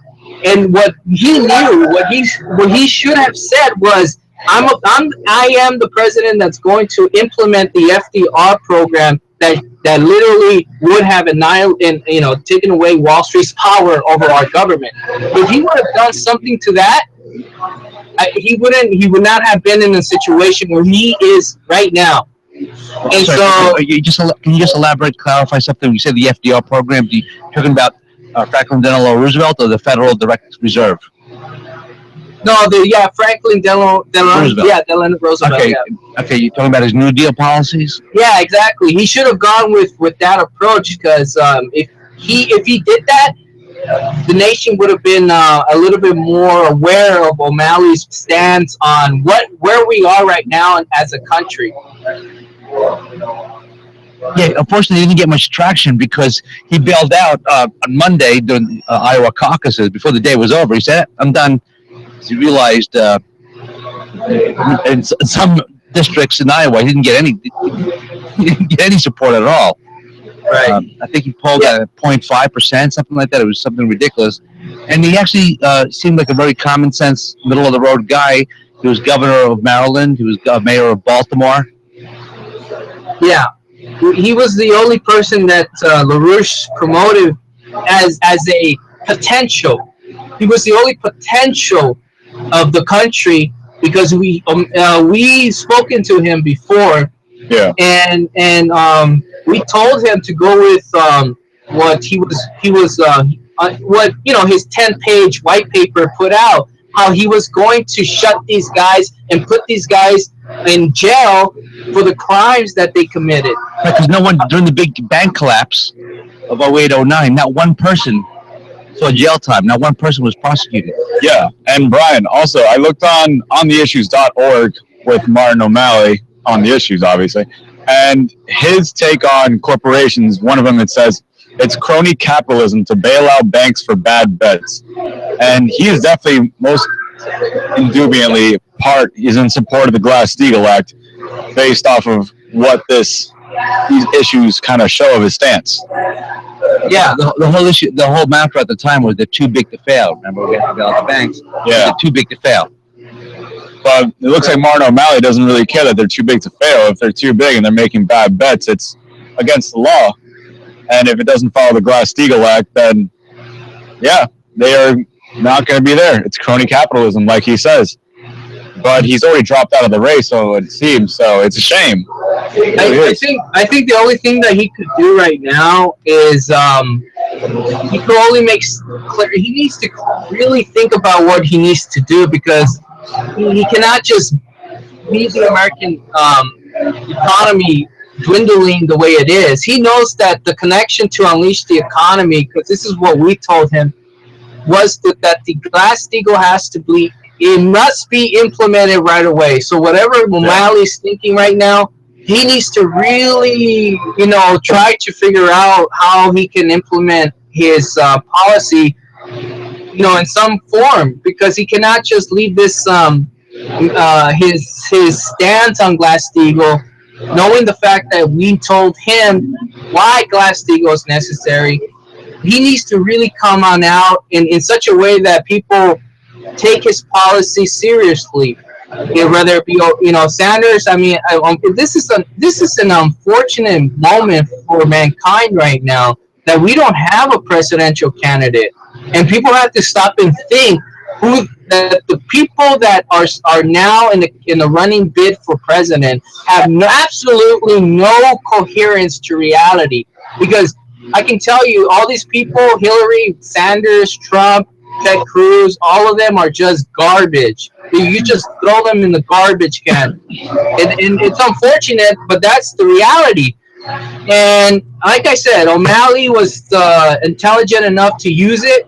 And we got some of that during some of the Democratic debates. But again, if people don't wake up and find out how to outflank the bastards in Wall Street, I mean, we are entering a financial collapse in World War III. It's hard to outflank them when they have big lobby groups and they're big contributors. Yeah, with these big contributors, too, they have a lot of the say in terms of what corporations can and can't do.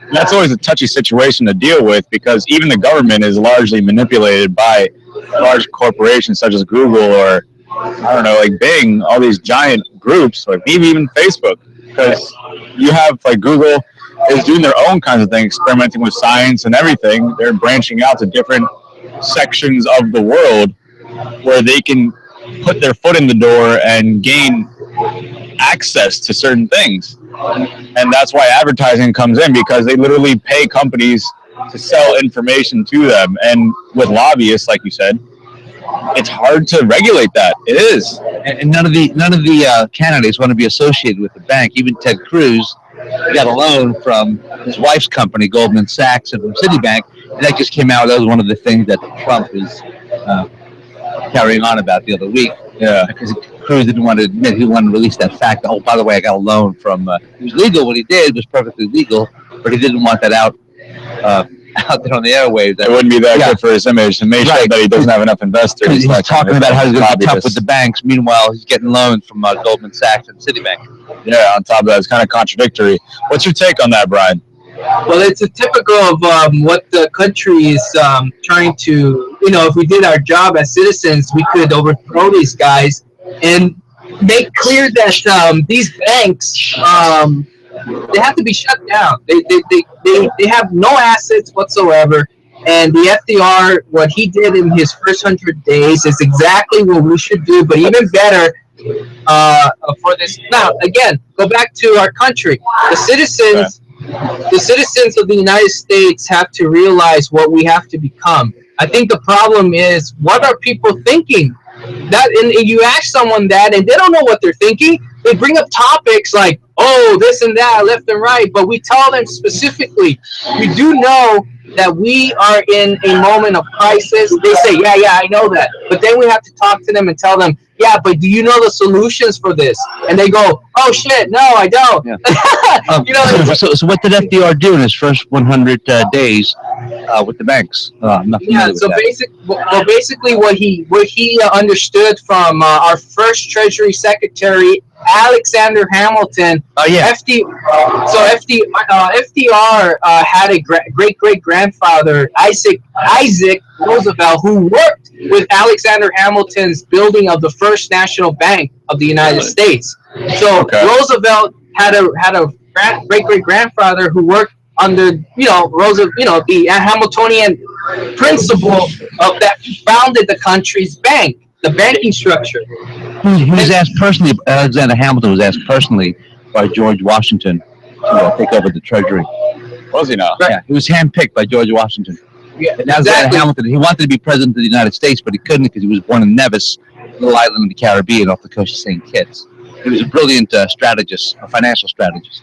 Yeah, it's funny to see how the banking system's kind of grown from Alexander Hamilton, like controlling the treasury and everything, of how it began as an honest company and everything, and then much later on when you had extremely wealthy people and just powerful people get in the mix. And then the banking business goes into debt bets and then literally just puts out loans, like gives out bad publicity for And them. then they say, hey, you know what, we screwed up and want the government and the taxpayers to pay us out, help us out. If you default, if you got a car loan from us and you default in your car loan, we're gonna take your car. But oops, we messed up. So please, taxpayers, bail us out with billions of dollars. And that's exactly what happened. Hey, Brian, my shift is over, but I'm gonna turn you over to Amanda, another one of our co-hosts. It was nice talking to you, and thank you for your insights. And come back at 8 p.m. Is that Western time? Well, Pacific time. My shift is over. Yeah. Thank you, Brian. Yeah, definitely. 8 p.m. Come join us on debate because it sounds like you're very knowledgeable in regards to politics and everything. And Brian, did you know that apparently, according to government officials and everything, there's a giant conspiracy behind it too, but I think it's a really interesting one that makes sense. So, with banks giving out loans to students who cannot technically pay for college and pay the whole tuition right off the bat, the idea is somebody, like a politician, I forgot who it was exactly, said that the reason why banks are giving out these loans is because the government is trying to instill trust into the people that you're guaranteed an education, just like any other person. But in the end of the day, you're just getting a loan to pay off some other time. And you're literally having to pay the same amount of money. It's almost like a Ponzi scheme in order to just attract money. Because I know in a lot of professions nowadays, you don't technically need a college degree. I know plenty of successful people that have gone to far places in life, become CEOs of corporations, companies, in fact, without a degree. And yeah, you don't need a license to kill people, basically. Yeah. So, but that's what I'm saying is that the problem here is do people understand the banking structure of the what's called the United States? I can give you a example. I mean, going back to FDR's first 100 days, and what FDR understood was Hamilton's what's actually it's called a credit system basically, and it's when the government unleashes a process by which banks are can give specific loans to a very specific goal that the government is unleashing within the country. So you could see widespread development, but that's that realm of credit is it's a very specific term because a public credit that Alexander Hamilton coined was a means by which the country can uplift its moment of this economic disintegration in order to actually leap into that future. And it must be built. So in other words, if you wanted to pay off the revolution's war debts, how did Alexander Hamilton unleash it? And that's exactly what I'm trying to say here is that first off, FDR shut down the scheme of putting people into unlimited debt slavery. FDR annihilated the Wall Street factor of that by passing the Glass-Steagall Act.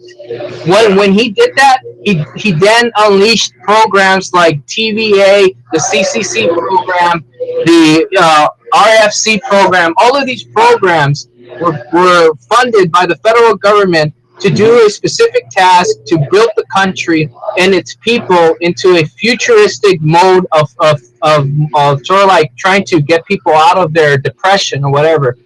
So that's never going to happen until the United States itself is out of debt, though, which is the big problem.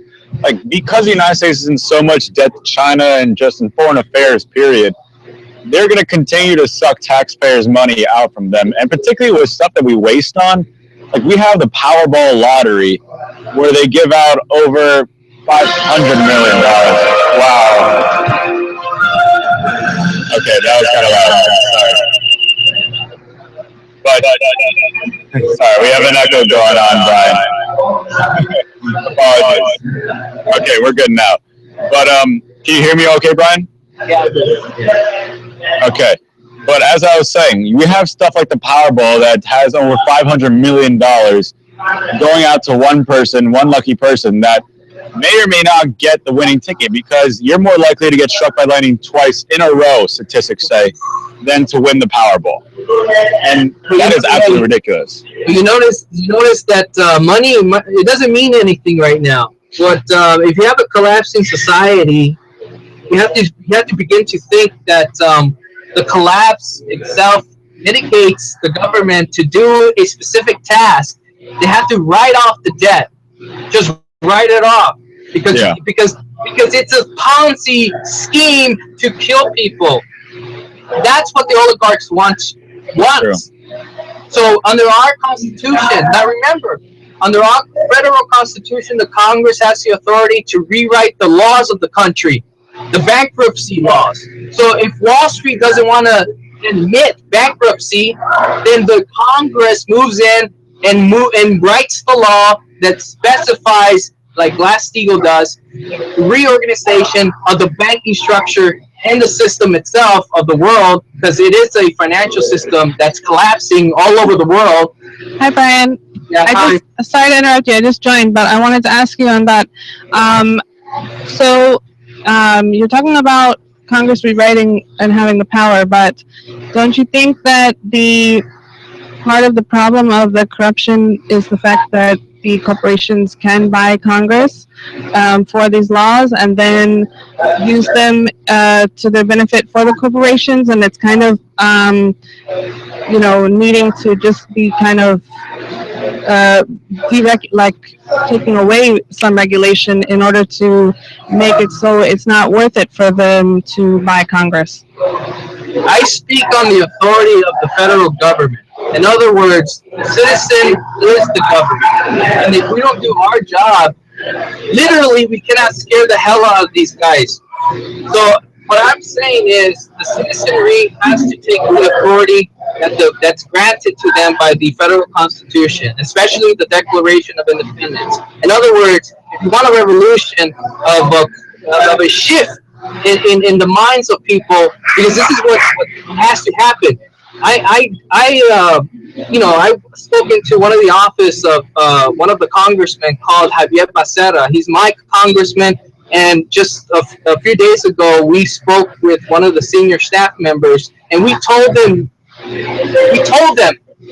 because we lay out in our website what the future of mankind is. We have written the first 100 days if we take back our government. In other words, if the people are subjugated to a philosophy that says they cannot do anything, then obviously the enemy will come in and kill them. But our philosophy is we're changing everything right now. We know the laws of the United States haven't been implemented. And what we're going to do as citizens is literally we have to take this country back. Yeah. This is the only way we have to do it. No, it's true. And it's sad to think that the United States runs underneath an authoritarian model where we need government, we need laws to help us stay sane and just not kill each other, essentially, because we don't trust ourselves to make the right decisions. That's why we have the government and Congress to try to make these hard decisions. But it's sad to say, like you're saying, because only we can take back our own government. The government was made for the American people. It wasn't made for their own selfish reasons. It wasn't made to make money. It was made so that the American people can be happy, can be safe, and can thrive. And that's the way government is in every single country. That's the way it should be. But the fact that people don't practice a libertarian model of thinking enough, like, it just takes away, it's weird. You sound like a dictator, Andres. Why are you forcing people to be libertarian? I'm not forcing people to be libertarian. I'm just saying that if the people were more following in this libertarian model, we would have, I don't know, we'd be more like for ourselves. Like me, it'd be so much better. Yeah, Kevin, if you went to a political campaign, say for Donald Trump, would you speak out? Curious. No, I don't want to add something to his already diminishing. Yeah, but that's the thing. If you have a great idea, the fact that he has to say now that Ted Cruz cheated. Yeah. What a sore loser. It's eating him up inside. He can't stand it. That he has to do that now. Yeah, after losing the GOP debate over in Iowa, Donald Trump is a little salty, kind of throwing shade over at Ted Cruz in regards to that. What was he throwing, Andres? Could you repeat that? He was throwing shade. You know what that is, Kevin? For all our viewers on a different platform, shade is kind of saying he's throwing insults and just not very happy things. Just in general. Ryan, where are you from? Los Angeles, California. I put up a DIN feed for you guys. The United States joins the New Silk Road, but that goes through our program of what citizens should actually, just think about and unleashing in the United States. Yeah, and I'm going to read a little bit about this New Silk Road. It says, the United States can stop killing and dying and start building again. Well, that's true. Stop investing taxpayers' money in the military, and perhaps that will happen and have some good morals for once, unfortunately. Oh, man. The threat of a thermonuclear war is absolutely the most terrifying thing on Earth. Think about it. I agree, and the fact that we're kind of financially not very stable, in general, everybody, in debt. It doesn't help our security either, and so, trying to still continue the war that Obama said he was going to stop, we still have, and now we have even more problems. I'm not saying he started them, but I'm just going with what you said, we need to focus on home, and it's not looking like that's going to happen. Yeah. Well, until the citizens rise up and actually know how to profoundly change the situation. True. Oh, hey, Kevin, I just found a nice little Google tweet for you by Angela Hennon. She says, "Call me now for you, free, no obligation." I think she wants to go on a date with you, Kevin. I just thought that you might want to check that out. Hey, Amanda, do you know a guy named Todd? A guy named Todd? Yeah, it's a little Mexican guy. That's a what? Identifying by race? It's just a guy. I mean, we're all humans, aren't we? We're all people. I don't know him, though. You want to get to know him? Yeah. Who knows? Kevin, I don't know. Kevin has a mischievous face on him. I'm not exactly sure. I can only see half of it, but I don't know, It's half of it, and then there's the man bun right on the top of there. By the way, I do really like the man bun. I've always wanted to get one of those. Sorry, it's kind of off topic, Brian. Kind of straight off a little bit. But I found this post that you made by the LaRouche Pack. Yeah. By the U.S. real economy. It's so true. Brian, what's wrong? Nothing, Kevin. Oh, Kevin. Oh, Kevin. You're like the brother I never had. Almost. But didn't you say you're like 40% black? I am 40% black. In my own mind, I am 40% black. Yes, I am. But then again, I'm probably everything when it comes down to it. But wait, is Brian here? Yeah. Hey, Brian. Yeah.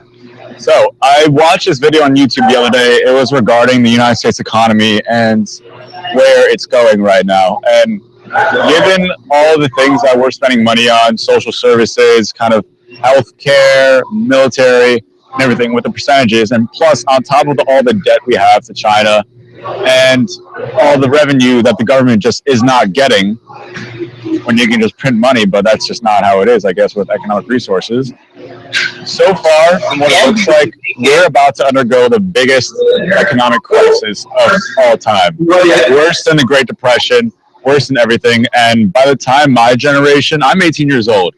So by the time my generation turns 30 years old, we're going to hit the biggest spiraling down effect in history, to the point where other countries can potentially buy the United States.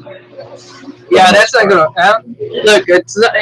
Look, if you just look, how do we take this country back? The question is, what do we know that can work? And we know one thing. We know that the United States, under the federal government, can issue a line of credit. In other words, regardless of the debts, once we figure out what debts we owe and what debts we could write off because they're illegitimate debts, then we go after the bastards. In other words, the trillions of dollars that people keep claiming that China has of ours, it doesn't matter. Because the real issue is who has facilitated a fictitious scheme that is in the 2 quadrillions of dollars. It's 2 quadrillions that Wall Street derivatives and the banks are exposed to. So regardless of how much we owe the Chinese know that there's 2 quadrillions of derivative speculation all over the world that can literally wreak havoc, that it has been happening since the beginning of this year on Wall Street. What I'm saying is, if we do not get a country that knows how to regulate its system of government, then yes, the system will collapse and it's going to be chaotic. And I can guarantee you, under those circumstances, no country is going to tolerate a financial collapse without triggering World War III. Yeah. Sorry there, Brian. Our screen kind of froze for a quick second. Can you say the last couple of things you just said? Yeah. Basically, what I'm saying is, going back to what the Chinese and what we know is they're not going to tolerate 2 quadrillion of speculative marketeers, shall we say, which is it's not a system that people should give into. So what the Chinese and the Russians are preparing, because the economy of the United States is collapsing, the Russians and the Chinese know that the United States is preparing for thermonuclear World War III, because China is literally advancing to the moon and above. And the Russians know that the lies that are coming out of the Obama administration to demonize Putin and Russia as a whole is just preparing the people of the world for confrontation of annihilation. Yeah. And so and by the statistics, Brian, too, it says that domestic, the amount of the United States that we owned is at 65.6%, which is we almost don't own half of the United States. Another 15.6%, and we only own half of our own country. Whereas foreign affairs, in terms of China and everybody we deal with, Russia and all those countries that invest in us, and we're in debt too, own 34.4% of the United States of America. And that's not even private, meaning Chinese buy a lot of real estate, so then they own land here. Exactly. So, but a lot of it isn't even like the real estate too. A lot of it, no, part of it is, I can't say that, but a lot of it has to do with the amount of importing and exporting the United States does with China. China being one of the biggest importing countries in all the world, exporting, I'm sorry, and China and America or the United States being one of the biggest importing countries, having that we buy everything from China because everything is just that much cheaper there in the yen. And as we speak right now, the yen's currency value is increasing, whereas the United States currency is decreasing in value. And it used to be backed by the dollar, and they separated it. Yeah. So now they're no longer connected with our. Okay, so we need to have what's called an orderly structured bankruptcy. In other words, if this thing goes down without us actually taking the initiative to control the disintegration, it goes into currency wars and then thermonuclear world war. Because if you have an administration that literally tells the Chinese that we're never going to pay off our debts, to the Chinese, which is legitimate debt, then under those conditions, China has no other recourse but to liquidate assets of the United States, which will trigger the United States to go after the Chinese, because they're supposedly killing us. They're not killing us. They're just doing their duty to protect their country. The United States has to write off the debts of Wall Street, because Wall Street has created world wars like they're doing with Iraq and the Middle East, because that's where the market goes up. When you unleash wars, everyone starts buying into warplanes and manufacturing and all sorts of things. But it's only feeding Wall Street marketeers. Do you think we should go back to before we have the Federal Reserve and go back to actual? We just have to regulate the Federal. Look, I mean, what the Glass-Steagall does is it literally puts under literally you have to go in with people called marshals, begin to arrest these people in the Federal Reserve agencies and others, people who go in our government who previous or maybe recently had positions in Goldman Sachs and stuff like that, Treasury Secretary Timothy Geithner. Under the Glass-Steagall law, it would not have been possible for these guys to work for Goldman Sachs and then work for the federal government. That's crazy. So under the Glass-Steagall Act, what you're doing is you're literally taking the authority given to the government by the Constitution to regulate the whole financial structure of not just our economy, but also helping other countries resolve their situation of being manipulated by an entity called Wall Street, which is governed by the City of London. In other words, there will not be any more racketeering going on up in the markets because it's detached from the federal government. But isn't that still more big government? Like, we're spending money to go arrest these people and hold them where? And do what to them? And that's another thing too. Like you're saying, to hold them where?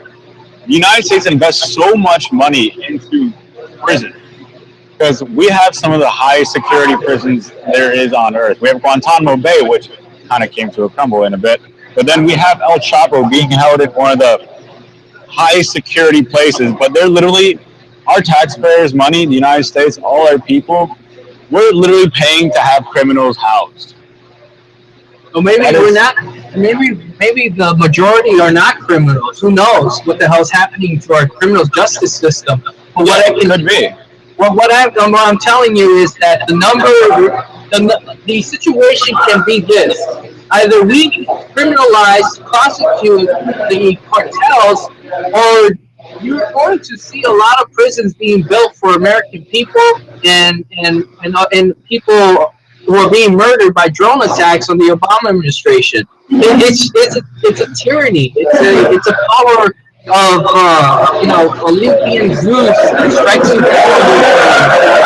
down if you defy Zeus or something like that, like Prometheus did.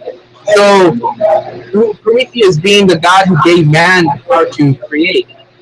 When Zeus was trying to destroy that power to get people to become, people basically, trying to think in terms of the future and how to correct the situation before it collapses and kills people. So what I'm saying is either we start training into that, or we can subjugate our own selves and let the enemy kill us, which is happening right now in places like Flint, Michigan, or the drought in California with Governor Brown. But overall, we can annihilate ourselves with thermonuclear confrontation under the Obama administration, which seeks to actually trigger World War III. Yeah, and okay. Sorry, Brian. I was going to say something in response to what you were talking about just now, but it completely left my mind. Okay. No, I think just to recap what I just said a few seconds of, it's simple. Either we take the country back or we go into World War III, and it's simple because the way to go back and the way to get out of World War III, again, you have to have an economy. How do you build an economy which is in debt? And that goes back to the federal credit system that I mentioned before. And so if people understand the federal credit system, they don't have to worry about the United States not having the money to back up a economic program that we have on our website, LaRouche Pack. They wouldn't worry about the money. It'll be there. Yeah. And question, Brian, you've been talking a lot about LaRouche Pack. I'm guessing that you're an employee at their company? No, I don't get paid. I'm a volunteer. Oh, you're a volunteer? Yeah. Okay. It sounds like you're very interested in everything they have to say. And in regards to LaRouche Pack and all these different innovations for the future that people have to think about in order for the world to progress, I was wondering what politician, if any, are you leaning most towards in terms of their ideals, issues, and so on?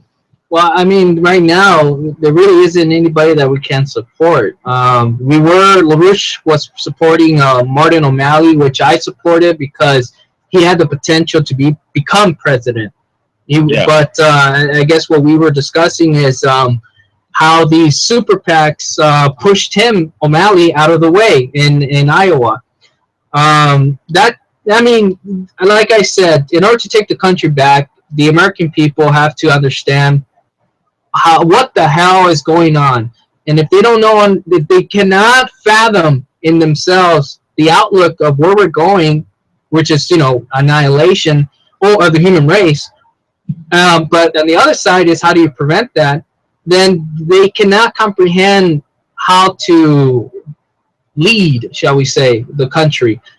And also they cannot fathom how to select a president of the United States. So they will be susceptible to Hillary or Bernie because they sound good, or Ted Cruz, Trump. People don't know how to judge these, whatever you want to call them, but they definitely don't promote the future of mankind, and they don't do that. Yeah, a big thing I look at too whenever I see politics or the GOP debate and everything is whether or not the politicians put down their competition. And the reason why I pay a lot of attention to whether or not they insult the people that they are running against is because it shows a lot about who they are. Mm-hmm. It shows that they feel as though they need to put down their competitors, right, just so they can gain votes, just so they can make them look bad, and people will say, oh, they look terrible, I'm going to like this guy. But really, you're not talking about any issues that people might be liking. You're just putting someone down and hoping that people that follow them will come over to you. I think you also need to look at the instigator, because sometimes after a while, they just feel like they need to defend themselves. Yeah. You know? So I agree with you on that, but I think you also need to take into account that it's politics and the instigator, you know. True. And these are all strategies in politics too. It is a decent strategy, but I don't think it's worth wasting your breath on. If you're going to be a good politician and you're going to really focus on the American people and know what's best for this country, I would assume that you're more concerned about what's the issues that are presented in this day and age, not about the people that are the issue, but the actual big picture issues. Like, we can be involved in foreign affairs with Russia. We have Vladimir Putin, and he's in full support of Donald Trump because, I don't know, Vladimir They're like the same. They're like brothers or something. Yeah. I don't know. A brother from another mother. Yeah. But, yeah. So they're very closely tied and related. And Vladimir Putin always says that he loves Donald Trump. He thinks he's the man. Like, and it's also because Donald Trump has such extremist points of view, and just Vladimir Putin, he loves that. He loves that shit. He does. He does. No, he does. They just say what they think, and they're kind of, you know, they're just crazy. Yeah, it's crazy because Donald Trump doesn't think with too much concern for the general population. He thinks of concern regarding to himself and all the lobbyists and investors that he's connected with. He may have some kind of pull in it, but it's not that prevalent. And so what I'm kind of trying to say is that, dang it, lost it.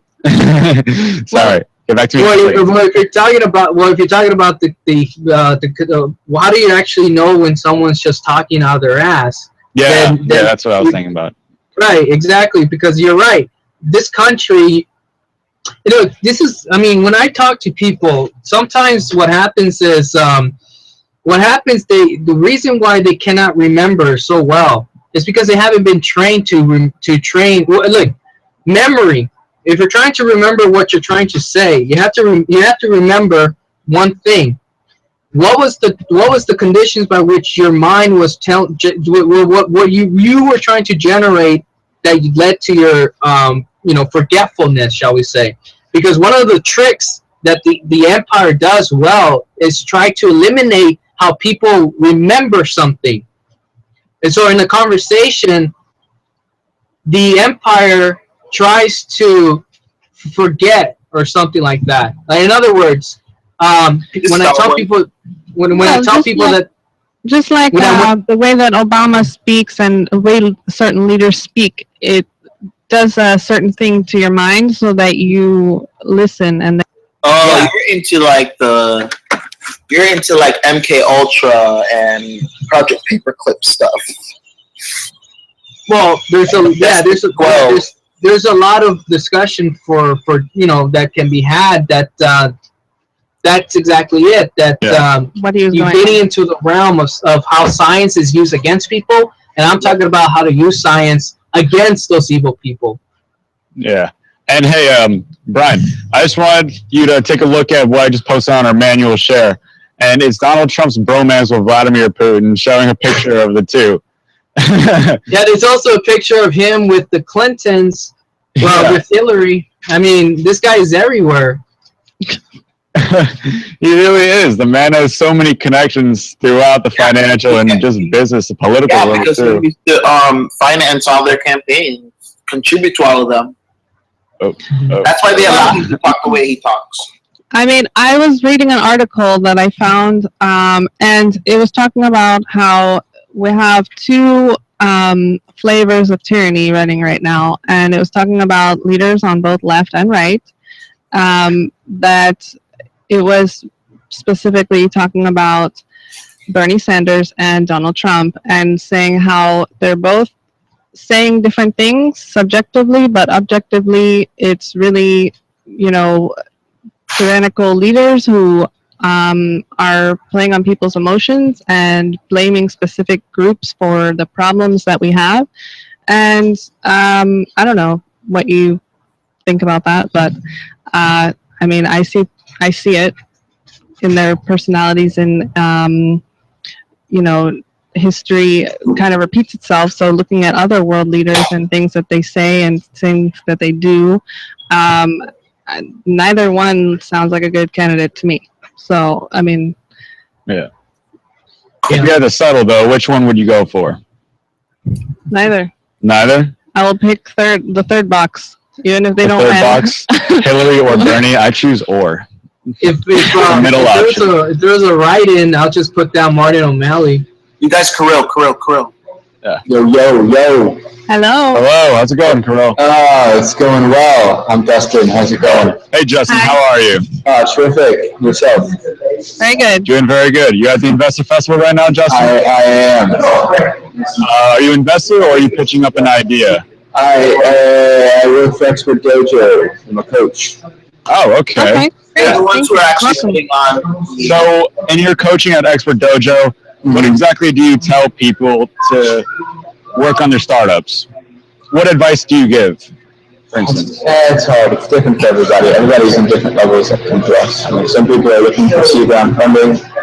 Some people's business plans are complete shit. So, it just depends.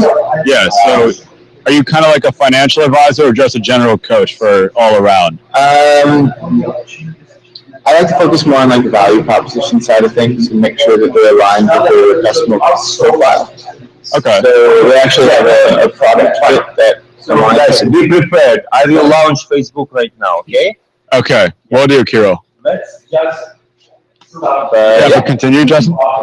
Yeah. So that's kind of what I like to be in. But there's a creative, fun way to do everything, and marketing campaigns and crowdfunding. Today's an all crowdfunding event, so we've got some incredible speakers up today that are just talking about this new realm of investments where you don't have to be an accredited investor to help fund someone's project and stuff like that. So it's And I actually really fun. like crowdfunding idea. I think it's brilliant. But I wanted to ask you, what would you suggest for, I guess, based on regulation? Things are kind of uncertain right now, and for people who want to invest, what would your advice for them be as a coach? I love crowdfunding. I think it's a great way to kind of eliminate some. Hi, nice to see you. Yeah, you're live right now. Sorry, Justin. We have a guy on the webcam over there too. Oh, good. Hey, but Justin, you still there? Oh, sorry. Hey. No. We just lost him. Just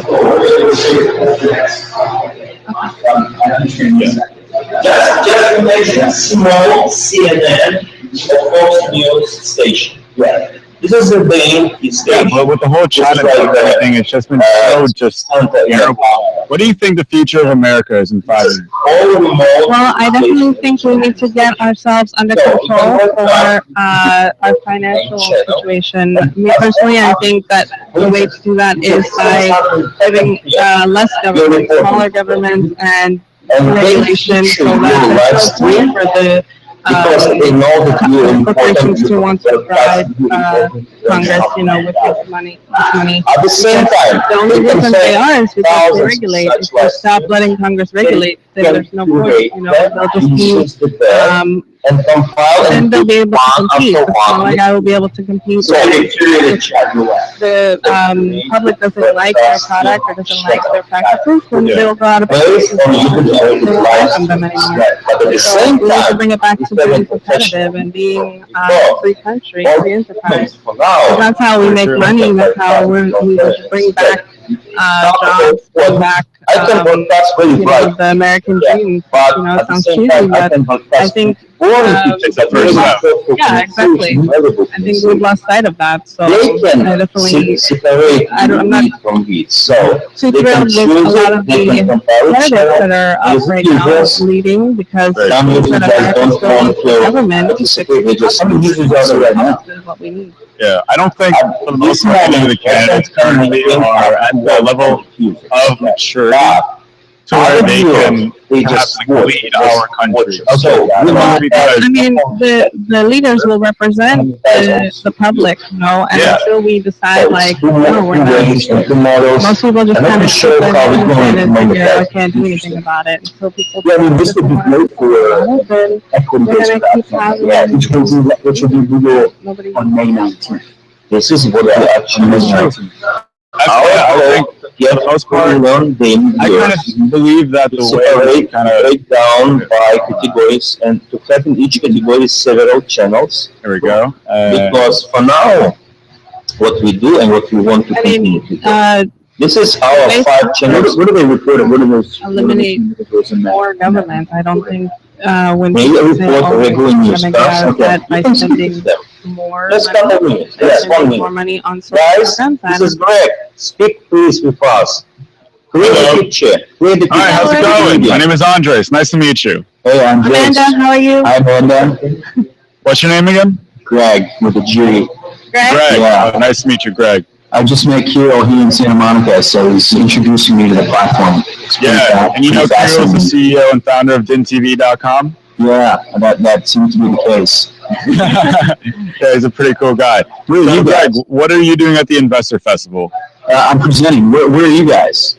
We're live in Miami, Florida. Oh, you're in Miami. Okay, cool. Yes. Yeah, over in Biscayne. And you can kind of see DINtv, we're an interactive news platform. So we'll be available 24/7 to the public worldwide. You can log in and you can share your news. You can talk with us live and kind of discuss in a way that's not currently available. It's news that you can talk back to. Yeah, and it's the only online platform in which we connect with other platforms and you can communicate with other real people in real time feed via these webcams that we have on our screen. So we could be talking to you right now, but then if we have another caller that logs in on our website, you can communicate with that person. And all the other people who don't log in, they're just watching, they can see you and they can hear what you say. So it's good for advertising and just in general. What's sort of the technology? What's the proprietary technology? Is it anything different than our go-to-media? It allows you. Nectar behind you will be able to elaborate on that for you. Okay, cool. But really, nice meeting everybody. Yeah, you too. Thank you. Yeah, but Greg, you should definitely tune into DINtv.com, log in sometime, and we have a lot of interesting debates. Tonight at 8 o'clock, actually, we're going to discuss the political debates that's going on right now, I believe. So it's going to be on MSNBC, and we're going to do a live stream feed of it. So we're going to have people log in and talk to us about what they think about the debate and just ongoing news that's happening. So this is awesome, guys. Crowdfunding. Thank you. We wanted to incorporate it within TV because you'd be able to see how consumers react to different products, different things, or even have different products being shown here so that they can interact and ask questions, and it'd be a useful tool for that. Absolutely, no, it makes a lot of sense. So thank you for the introduction. Great meeting everyone. You too. It was a pleasure meeting you. Fun. Bye. Yeah, you too, Greg. Have a good day. Okay. Show you just couple slides. Yeah. So this is all right. So scalability, because once we broke down categories, we have English category channels, and this is our we have at DeVry University's College of Business. We're looking for the go-getters. This is so if you want to learn what's been business world tested today, and then come back tomorrow, you'll learn different. DeVry University's College of Business. Okay, this is they pay the payroll. After that, we have to revise the conversation. So we have the same conversation right here. But at the same time, advertisers pay us for that, but people just having a conversation around the brand, around campaign, around anything. But at the same time, because people tend anybody trying to get their products out there, they will say a lot of this is a great opportunity. Festival is all about that. We have investors coming on live webcam right now. We have startup people that are coming on live webcam. So if you're ever considering on developing an app or maybe doing fashion line, I'm going to log in and talk to you guys. Get some advice going on, or even to us. If you want to have a little chit chat or something like that. Talk to us about daily news and just keep in the loop, guys. Keep in the loop. Okay. Let's start it. It will be better. Sure. I saw a really interesting startup that was going on yesterday, and it was this machine. It's okay, guys, thank you so much. But it washes one outfit at a time. It's like a portable thing. So it doesn't run on water either. It's like dry cleaning undress. at home. Yes. It's okay. You did live? Yes. Yes. What about the DIN live? You make it start. Okay, yeah, of course. Let me see. Yeah, I saw this. Literally, all you do, it runs on like atoms. Like the atoms that it has, or it doesn't run on atoms. Yeah, I was like, wait, that didn't sound that right for a second. I got my words mixed up. Right? But I forgot how it works. But it doesn't use water, and you can wash one outfit at a time, provided that it's not severely stained. Okay. If you have oil stains on it, but if it's just like perspiration from maybe it just smells really bad. You want to wear it again. If it's like a really nice shirt, because it just you can wear it again. Cool. Yeah, and it only takes 10 minutes to clean. So what do you do? You just stick it in, and then it works. Okay. But it's previous debate. We don't need and I'm all for that because it sounds like dry cleaning to me, and I'm all for a more economical way because as a woman they try to rip you off. Yeah. Like a guy's shirt is like $1.99 and NBC like in Chrome. and I don't know why. You remember why we use it? I would buy it. Yeah, exactly. And are you aware of this new thing going on in the news? It's called pink taxing. No, but it sounds like a tax on women. It is a tax on women. You're right. Like we need to spend more money. Your haircuts are like $20 and ours are like $100. So I don't know why. But. Yeah, and the idea behind pink taxing is, like you said, they're essentially taxing women's clothing and women's items. So perhaps if you're buying a women's shirt compared to a man's shirt, it's going to be much more expensive for the woman as opposed to for the man. Or even if it's just anything that has to do with girls' toys, infants' toys, it's and more expensive than boys' toys. That's interesting. And I'll post a link up for everybody on DINtv, Meerkat, Periscope, and Blab. Tune into our website right now. We're talking about pink taxing and how gender equality is almost... They like to charge us more. Kevin, from here. Kevin, it was exactly the guy whom we wanted to speak, the last guy today, the second guy for today. So we done with the investors for now, for today. Okay. Tomorrow we're supposed to have like 3 or 4. Okay. And so now let's continue with the democratic debate. Okay. And my point is, please don't miss that transatlantic partnership. Let's blame Democrats for that. Okay. Okay. And right now, oh my God. I can do that.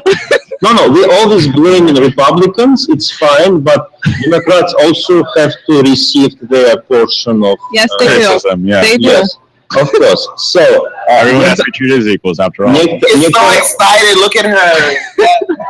Okay, guys, please. We're trying to launch the NBC and MSNBC. I was sorry for my pronunciation. Okay, just a minute. Yeah, the Democratic debate that's going on tonight. Where's that being held exactly? Is that where is that? Your house. In my house. Well, my house is all the way in Manhattan, New York, and it's a very small apartment. I don't think you can fit. Manhattan, oh, you fancy. Okay, Carrie Bradshaw. Yeah, that's me. Do you know I know JT Austin, Kevin? Oh my God. You know him? You know who JT Austin is? Andres, oh my gosh. Do you know who he is? I'm assuming I you know do. who JT Austin is. Yeah, Amanda, are you aware of who JT Austin is? He's I would maybe know if I saw his picture. Yeah. Do you know Wizards of Waverly Place? He's really hot. Really hot. No. And it's going to be in You know him? I do. New Hampshire. Oh, it's going to be in New Hampshire? Yeah, no. Oh, yeah, that's right, because that's the next location for all the campaigns to begin. Isn't his family like from Brooklyn or something? JT Austin? Yeah. Well, he currently lives in Manhattan. But since everybody's just tuning in, JT Austin is a television star on Wizards of Waverly Place, and he features in many other television shows across the board. But yeah, I'm not exactly sure where he lives. I've never actually been to his house, but I have encountered him every once in a while because I went to a high school on 61st Street. But in that... You know Becky? Do I know Becky? Becky who? I know a lot of Beckys. Yeah, Beckys are everywhere. That's what we call Caucasian. Really? Oh my God. Really, that's what we call them, like Becky syndrome. You know what? And I knew that. Really? You aware of the Becky movement that's inspiring now? I knew the thing. For Becky? Oh, Yeah. wow. I gotta keep up because, you know, I don't know what people are talking about. Yeah, I never actually knew the most common names that you can associate with colors and just skin colors. Sorry, Kevin, I couldn't hear you on that one. Hold on. I just muted Kiro's mic. What's going on? Sorry? You star Brian? Yes, of course. Kirill's camera isn't important anymore because the people that we were supposed to talk to, we already did. Okay. So it's all about Brian. He wants to talk about the TP. And his war on the government and restructuring it completely. Yeah. We have a post shared by Brian. It says, Kesha Rogers on the ground at Houston's Johnson Space Center. Two-time Democratic nominee for U.S. Congress, Kesha Rogers weighs in on the urgent necessity for revitalization of the United States space program. One of the few national missions large enough which could save and as an antidote to the crumbling cultural and economic wasteland now consuming the United States. Wow. That's scary to think about. Brian, can you tell us a little bit of why you posted that up? Yeah, I think what you read was pretty much on the mark. If you look at the culture of the United States, it's been disintegrating into a collapse, basically, where people worship more of, sadism of all forms and types. They don't recognize beauty and art. They don't recognize science. They don't recognize it. So when you begin to speak on this level, people tend to not listen. Because, you say something like, we need to revive NASA, and people go, why? In a human culture, people say, why not? It's like people don't realize how deep in cultural pessimism we entered in. And a lot of people don't have the optimism that, you tell people, let's revive the space program, and people say, for what? They turn pessimistic. They don't understand why. And then you tell them, well, you know what? We're going to do it. And sometimes these people get in our way, and that's the enemy of mankind when they just get in our way. Yeah. Do you have an Instagram, Brian? No. I think I have a Facebook. You can look me up. But, Brian, do you have a Twitter by any chance? Yeah. Yeah. I do. It's I feel like you're the kind of guy who would make some really interesting tweets on your page. That's why. Yeah, I guess my Twitter account is. I guess I have to type it up. I just want to see more. Type it down on the DIN feed right now. Yeah, I'm definitely gonna follow you on Twitter, Brian, because I want to see what you got on that platform. Yeah.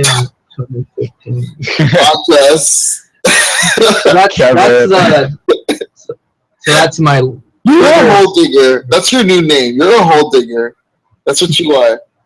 What does that mean? You just dig yourself holes, and then you realize you're in that hole, and you just try to skim her out of it. End up falling deeper. My apologies. What? I don't mean to be. He understands what I say. He understands what I'm saying because he knows what I'm saying. You get what I'm saying? I get for the most part, yes. Okay. Because there's some is there some truth into it? What I'm saying? Is there some truth into it? Yeah. I don't know. It's hard for me to. I don't know. Okay, wait, hold on. I have a public message from Brian though. Everybody on our different social media platforms, follow Brian on Twitter at Brian2015 capital B. Andres. Yeah. Star Crew. Of course. And unmute him. There we go. Can you hear me?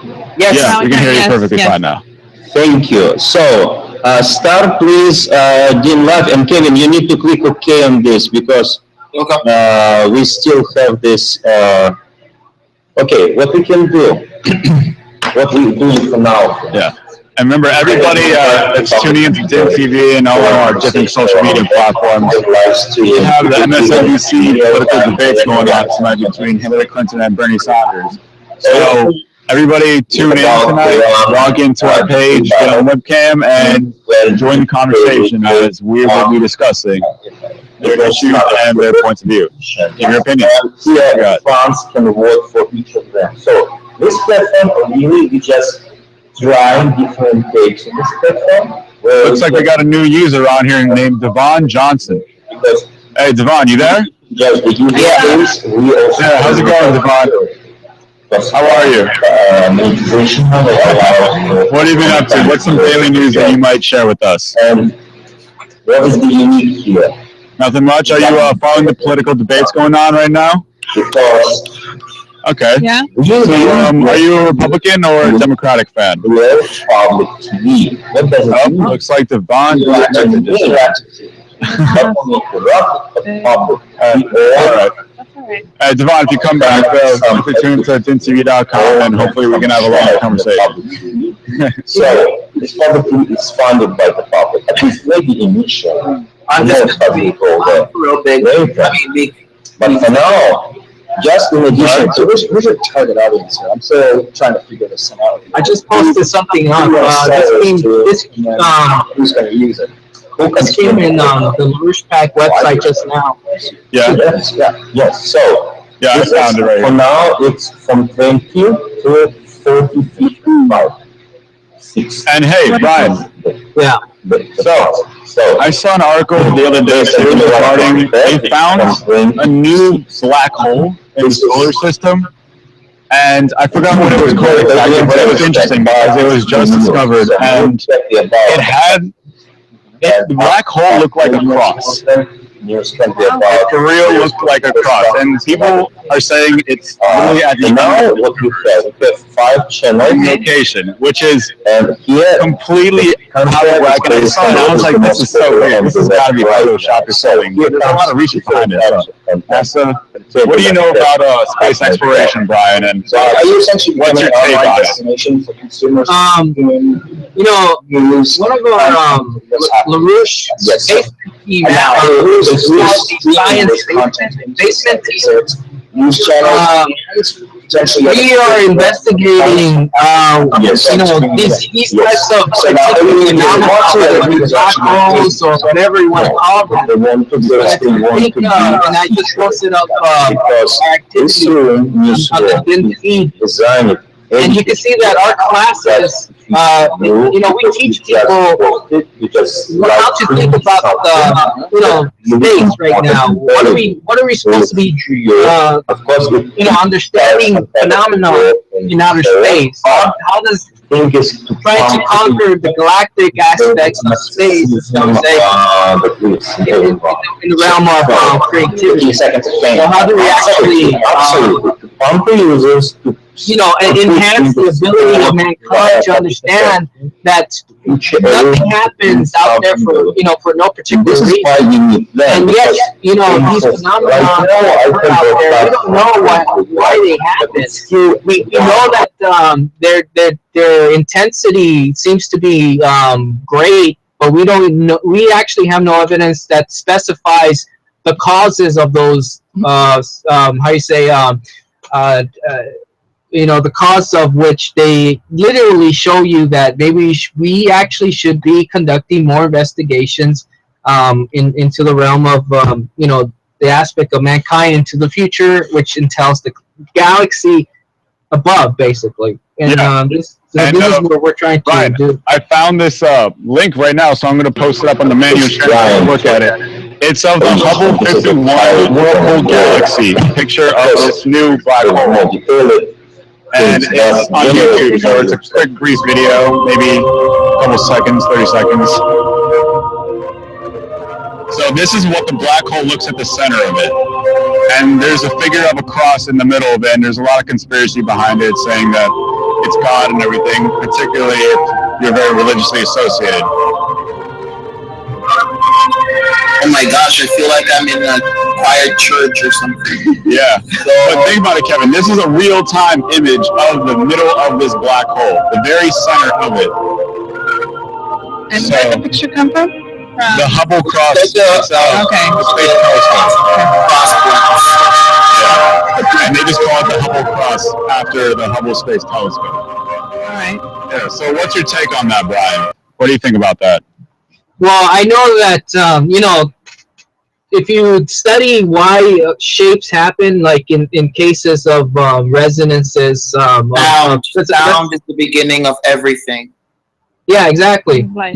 Sound. So what I'm saying about resonances is I guess.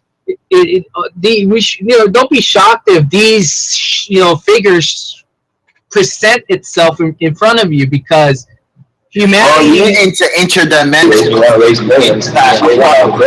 like download genetic like genetic like mutations that's like in digital code, and like decoding it, and like how like numbers, how like technology and like organics are intertwining in a sense. I feel like you're kind of leading into like a Matrix kind of zone right now, Kevin. Is that like is that the idea? Yeah, I know what he's getting at. In the realm of metaphysics. In other words, it's not a look. Let me just explain one principle of mankind. Yeah. That the realm of what you would term realms it's not necessarily realms. It's the universe. In other words, how does mankind know that science and art is the same? Actually, in other words, how do you tell people that a symphony with all those notes actually are working together? Illuminati eye roll. In the Whirlpool Galaxy. It's the Illuminati eye, Kevin. You got to acknowledge it. Great. Anyways, guys, it's coming to the I believe in interdimensional beings. I believe in them. Yeah, I do too. I always believed in the supernatural, and just because I've actually seen I feel like case where someone was possessed with higher beings of higher intelligence. That But everybody on DINtv.com, Periscope, Meerkat, and Blab, I will be logging off now. So my name is Andres Konowalski. I will post my social media onto Meerkat and Periscope. So this is me logging off, guys. Have a good one. I'm going to give you guys off to Vanessa over here, who was our new host. Okay. Bye-bye. Bye-bye. So, Brian, I saw you posted something about an analogy of black holes. This actually, what I posted was our Galaxy Project number 6. Hi, everyone. Yeah, hello. Of the galaxy? Make sure that this, anytime you see it like this. Brian? Is Kirill trying to talk to you guys? You see him put headphones on top of his ears. You bring somebody, listen. Can you hear me? I'm hearing you. Make sure like when you put some earphones on, you're sounding like the best conversation ever and trying to so like right now he has the earphones on. Okay. So if you like trying to sound smart with government, He's trying to talk to you guys, Kirill. We can hear him. He's. I don't know. Can you clear the media here and make him something?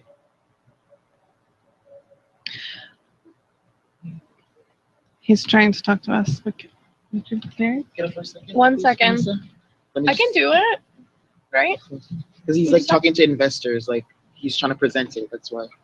Like, Hello, Carell. Thank you. Okay, now Tell I me, can hear you. please, why you always keep muting me? No, because the background noise is like we can hear everything that's going on. Okay, if you mute it, so keep quiet, be responsible. If you muted someone, be responsible, but people just anytime can require your attention. Yeah. If you mute it and walk around, and when to walk around, it's not a good thing. No, it's just like it's not like I'm walking around. It's just that people are transitioning in. So I'm looking as an idiot because our investors just came near to me. Okay. And I'm trying to draw your attention, you just ignoring it. Okay. Thank you. Okay, I just wanted to ask, are you ready for NBC? Yes, we're ready for NBC. We have sound from there and everything? Yes, we have sound. I can test it right now. Let's try it. Can you start this, please? Oh, but it looks like it's loading. it's reloading. Oh. Kevin, just make sure that all tabs that we don't need, they all close. All tabs, I mean, not at home. Even maybe some applications that we don't need. Okay. Some iTunes or whatever, they can be open. Okay. We just need to keep TeamViewer, many comes, and this browser, 2 tabs there. Okay. No, okay. All right, then I'll make sure it's set up. Yes. Okay. And by the way, guys, when debate start, just restart please YouTube. So we will have on different video clips, we will have this investor clip, and another clip we will have political. So just yes. I'll go ahead and do that. That's what I've been doing, but okay. Okay. Thank you. All right, no problem. You see why I get on you guys? Like, all right. Just make sure you guys are seated. Make sure that this is like, sit down. Audio is off. Make sure you keep an eye on it. And if you're seeing it in space, it's something I'm doing. Okay. I'm gonna make a question right now to see what you want. And then once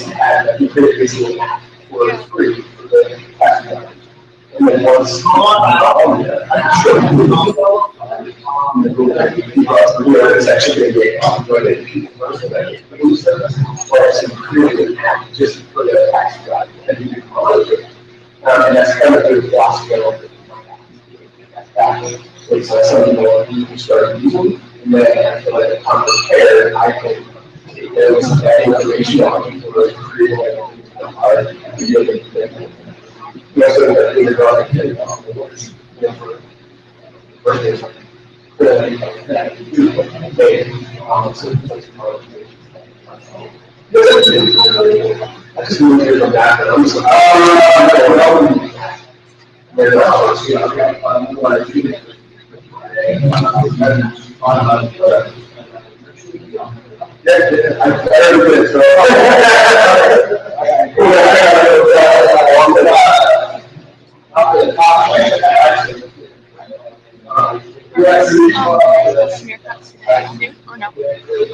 Yeah, my phone's downstairs. So.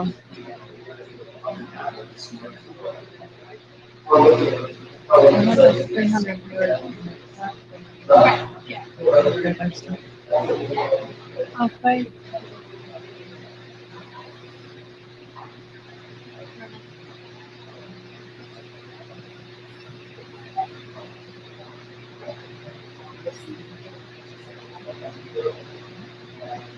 Okay.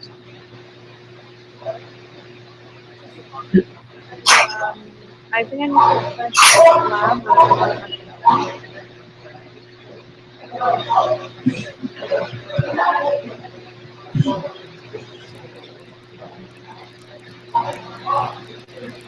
Let me know if we can end up logging in or not.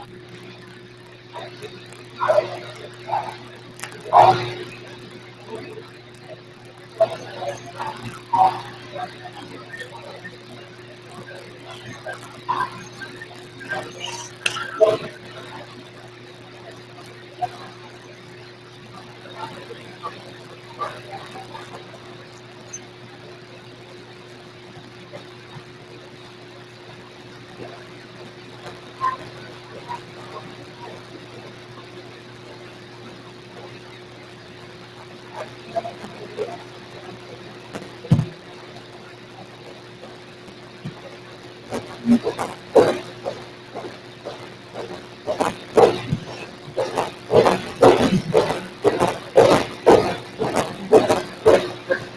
hi Periscope Internet users, we are broadcasting the Investors Festival here where we're DINtv in Santa Monica, California, and we're interviewing the investors earlier, and now we are on day two. It's kind of winding down out there in California, but come to us and tell us what you're doing. We're waiting to start the Democratic Day 999. So tell us what you think about that.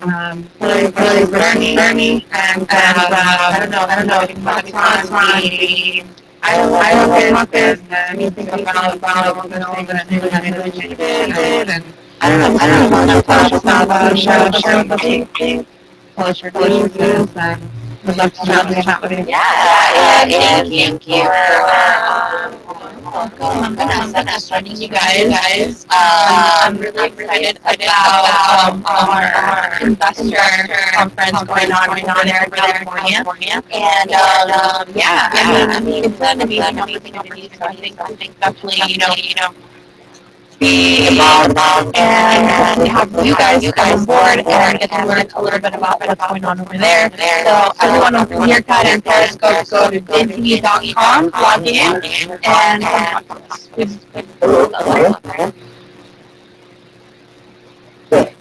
I'm messaging Victor. I need him to re-sign in Amanda into the. Re-sign in. Brad, are you still there? Yeah. Hi. Sorry about that. We had to fix our technical thing. So you posted something. Do you want to share that with us now? Well, I think the post was